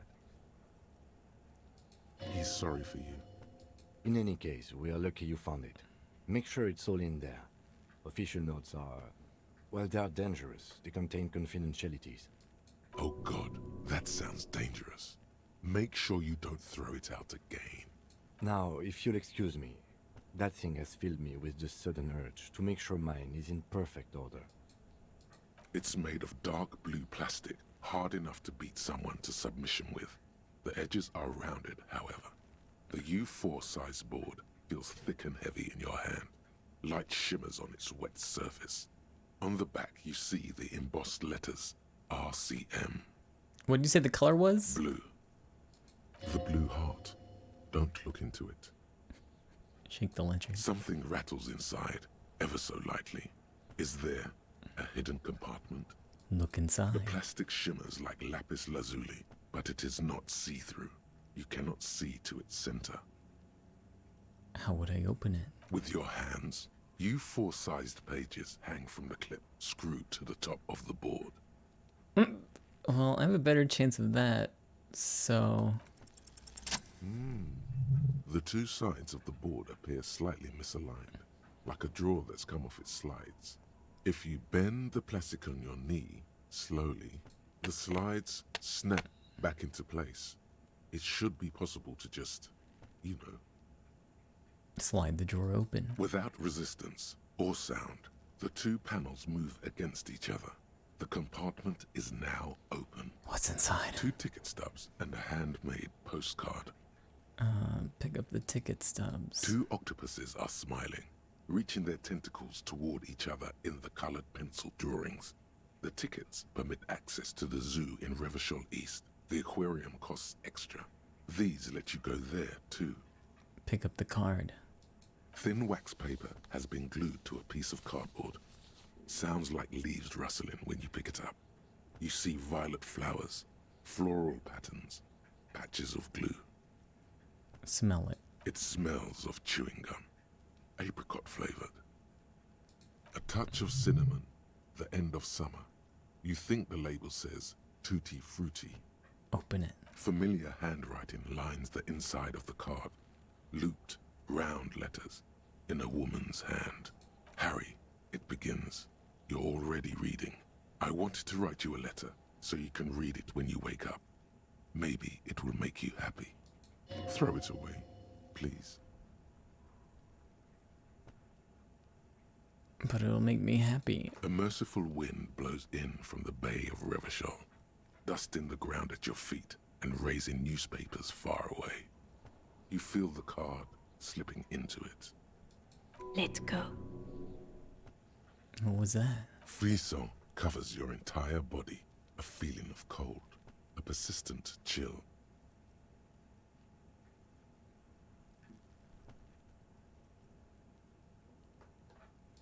Read the card. Your hands shake, holding onto it. Every morning when I step out and you're asleep behind me, it says, I find a little piece of sadness in me.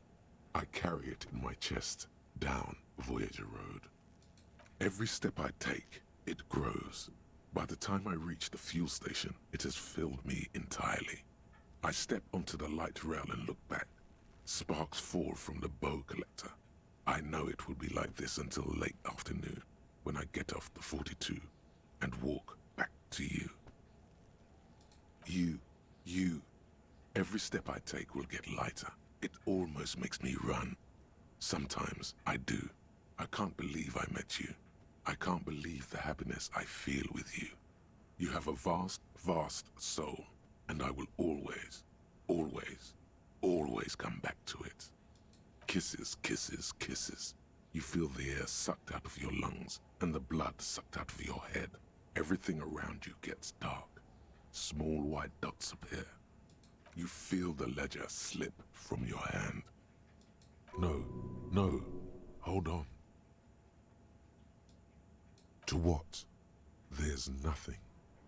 Detective, is everything all right? I guess I'll fall sideways.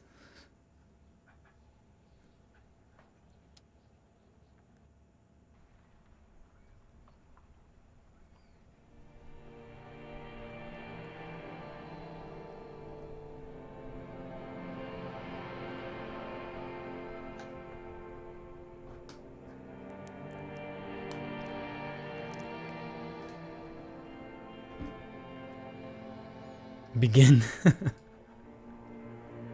There is nothing. Again. Nothing? Nothing sad, brother. No treachery, just blackout. Alright, I'll just lie here then. Well, almost nothing. There is the ground below you, that's still there. And the small light that's on, fluttering, somewhere in the basal ganglia. Who that? That's me. Blue eyes, that's me. And who was that? Who was what? He speaks of the sickening longing, the unwell emotion. Even in the darkness, he's grasping for it. Still trying to hold on to the great sorrows slipping in the water. Slimy. Yeah, that's the stuff. Here in the paleo-mammalian cortex, we call it the shadow. Because it's always there. White morning. Was that the X something? Bloated corpse of the past resurfacing. Yeah, that. Don't prod at it. It will start moving again. Where is Voyager Road? There is no Voyager Road. There are no roads, no houses, no lights in the windows. It's all on pause. Enough. Just lie there motionless. You think they would let you? Until you disintegrate into biomolecules? No. Someone is breathing on your face now, inspecting your pupils, stupid idiot. What is that? It's cold. Yes, they're pouring something on you. It's in you. And It's delicious. Glowing lights on a dashboard emerge out of nothingness. Oh, where am I? In the upholstered cabin of Lieutenant Kitsuragi's motor carriage, seated in the driver's basket, the air is thick with leatherworks and heavy fuel oil. Cold water runs down your chin. Yeah, this is the first time I played this. Drink. Water. Drink. The water is cold, silvery, the stuff of life itself, as it pours down your parched throat. The pounding in your head recedes. The darkness parts. Drink. You haven't drunk water in 2 days. Did you know the human body is not made to survive on alcohol alone? You need a secondary form of hydration. Okay, I'll drink. With greedy gulps, you down half a liter of cold water. Some of it spills on the driver's seat. The lieutenant pays no heed to it. What happened?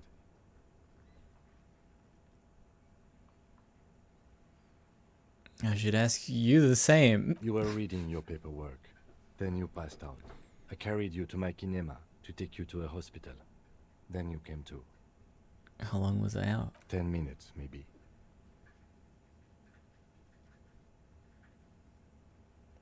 I came in contact with the burnout ruins of the past, Lieutenant. That does sometimes happen.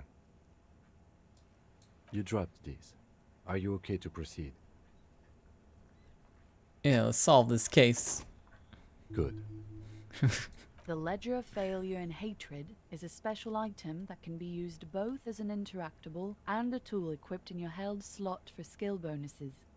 Find it under the Tools tab in your inventory. Oh boy. I want to look at the Ledger of Failure and Hatred.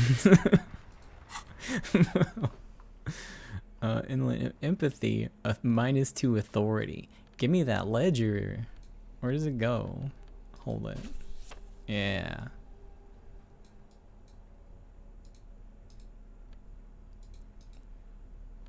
Let's see, this is the same ledger you found in the trash, only worse somehow. It makes you think about the letter, about the woman's handwriting, about not wanting to get out of bed in the morning. It's the ledger you found in the trash. A cabbage of papers hanging from the board, with the permeables drawer inside. It's barely held together by a clip, then made complete by the faint smell of urinal cleaner. Oh, and an incredibly cool piece of kitchen tissue is stuck to the back. Okay. What happens if I slide the hinge door Without open? resistance or sound, the two panels move against each other. The compartment is now open. Inside, you see 2 ticket stubs and a handmade postcard. Those are some options. I'll close it. It's slightly, ever so slightly, difficult to breathe once you've done so. The drawer is locked.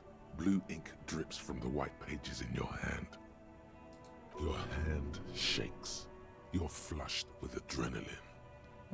Do I have anything Arson, still? petty theft. No. You don't exactly close them, so much as distance yourself from the smelly papers. They're a little further from your nose now. Oh man, do I have anything that will help with this? Logic? Probably not. Here, I guess I gotta get out of here. Do I have anything that's definitely not helping with logic?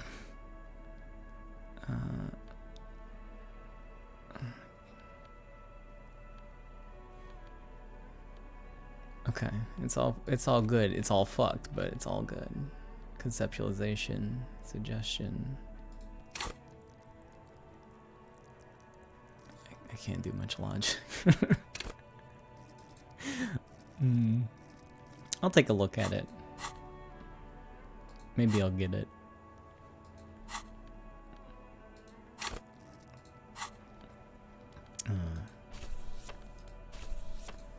It's the ledger you found. Oh, and an incredible. Pop it open. It's proving to be harder than expected. Okay.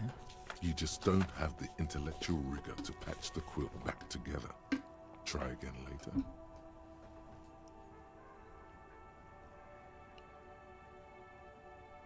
Well.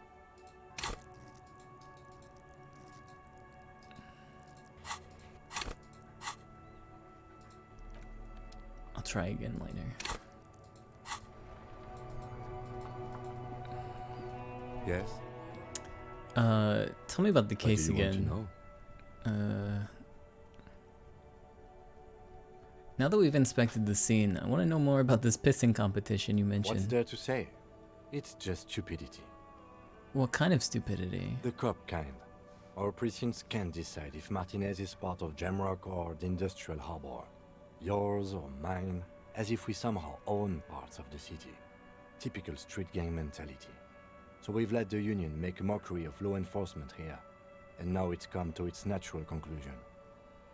Oh, so it's a struggle over who runs Martinez. Well, sort of. It's less a matter of who gets to police Martinez than who has to. It's an orphan district, in other words. I think the dispatch desk just told both our stations about the hanging. There was quite the brouhaha at the 57th, I can tell you that. Time to settle it, they said. Cop off. But I assure you, I am not their finest or toughest, with 102 cases solved. What I am is least interested in a pissing competition. So, he volunteered to represent the 57th, but not out of competitiveness. On the contrary.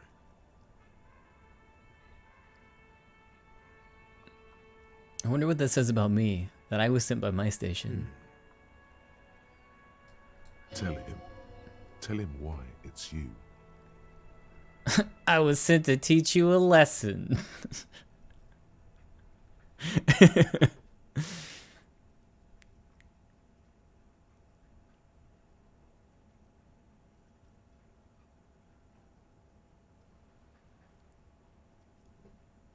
I'm gonna leave why I was sent unspecified. The silence carries.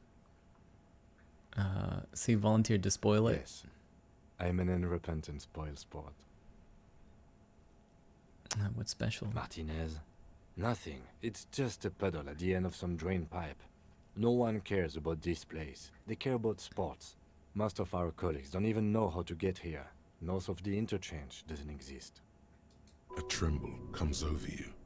Another after effect of ethanol poisoning, perhaps. Feels like leaves do when they rustle in the breeze, somewhere far away, below the turbine. The 41st and the 57th. The lieutenant was right. It's not about who gets what's north. It's about who doesn't. Okay, enough of the competition then. Tell me something else. Yes, it's a wholly pointless matter. Forget I ever mentioned it. He's actually glad it's addressed now. I'm too dumb. Well.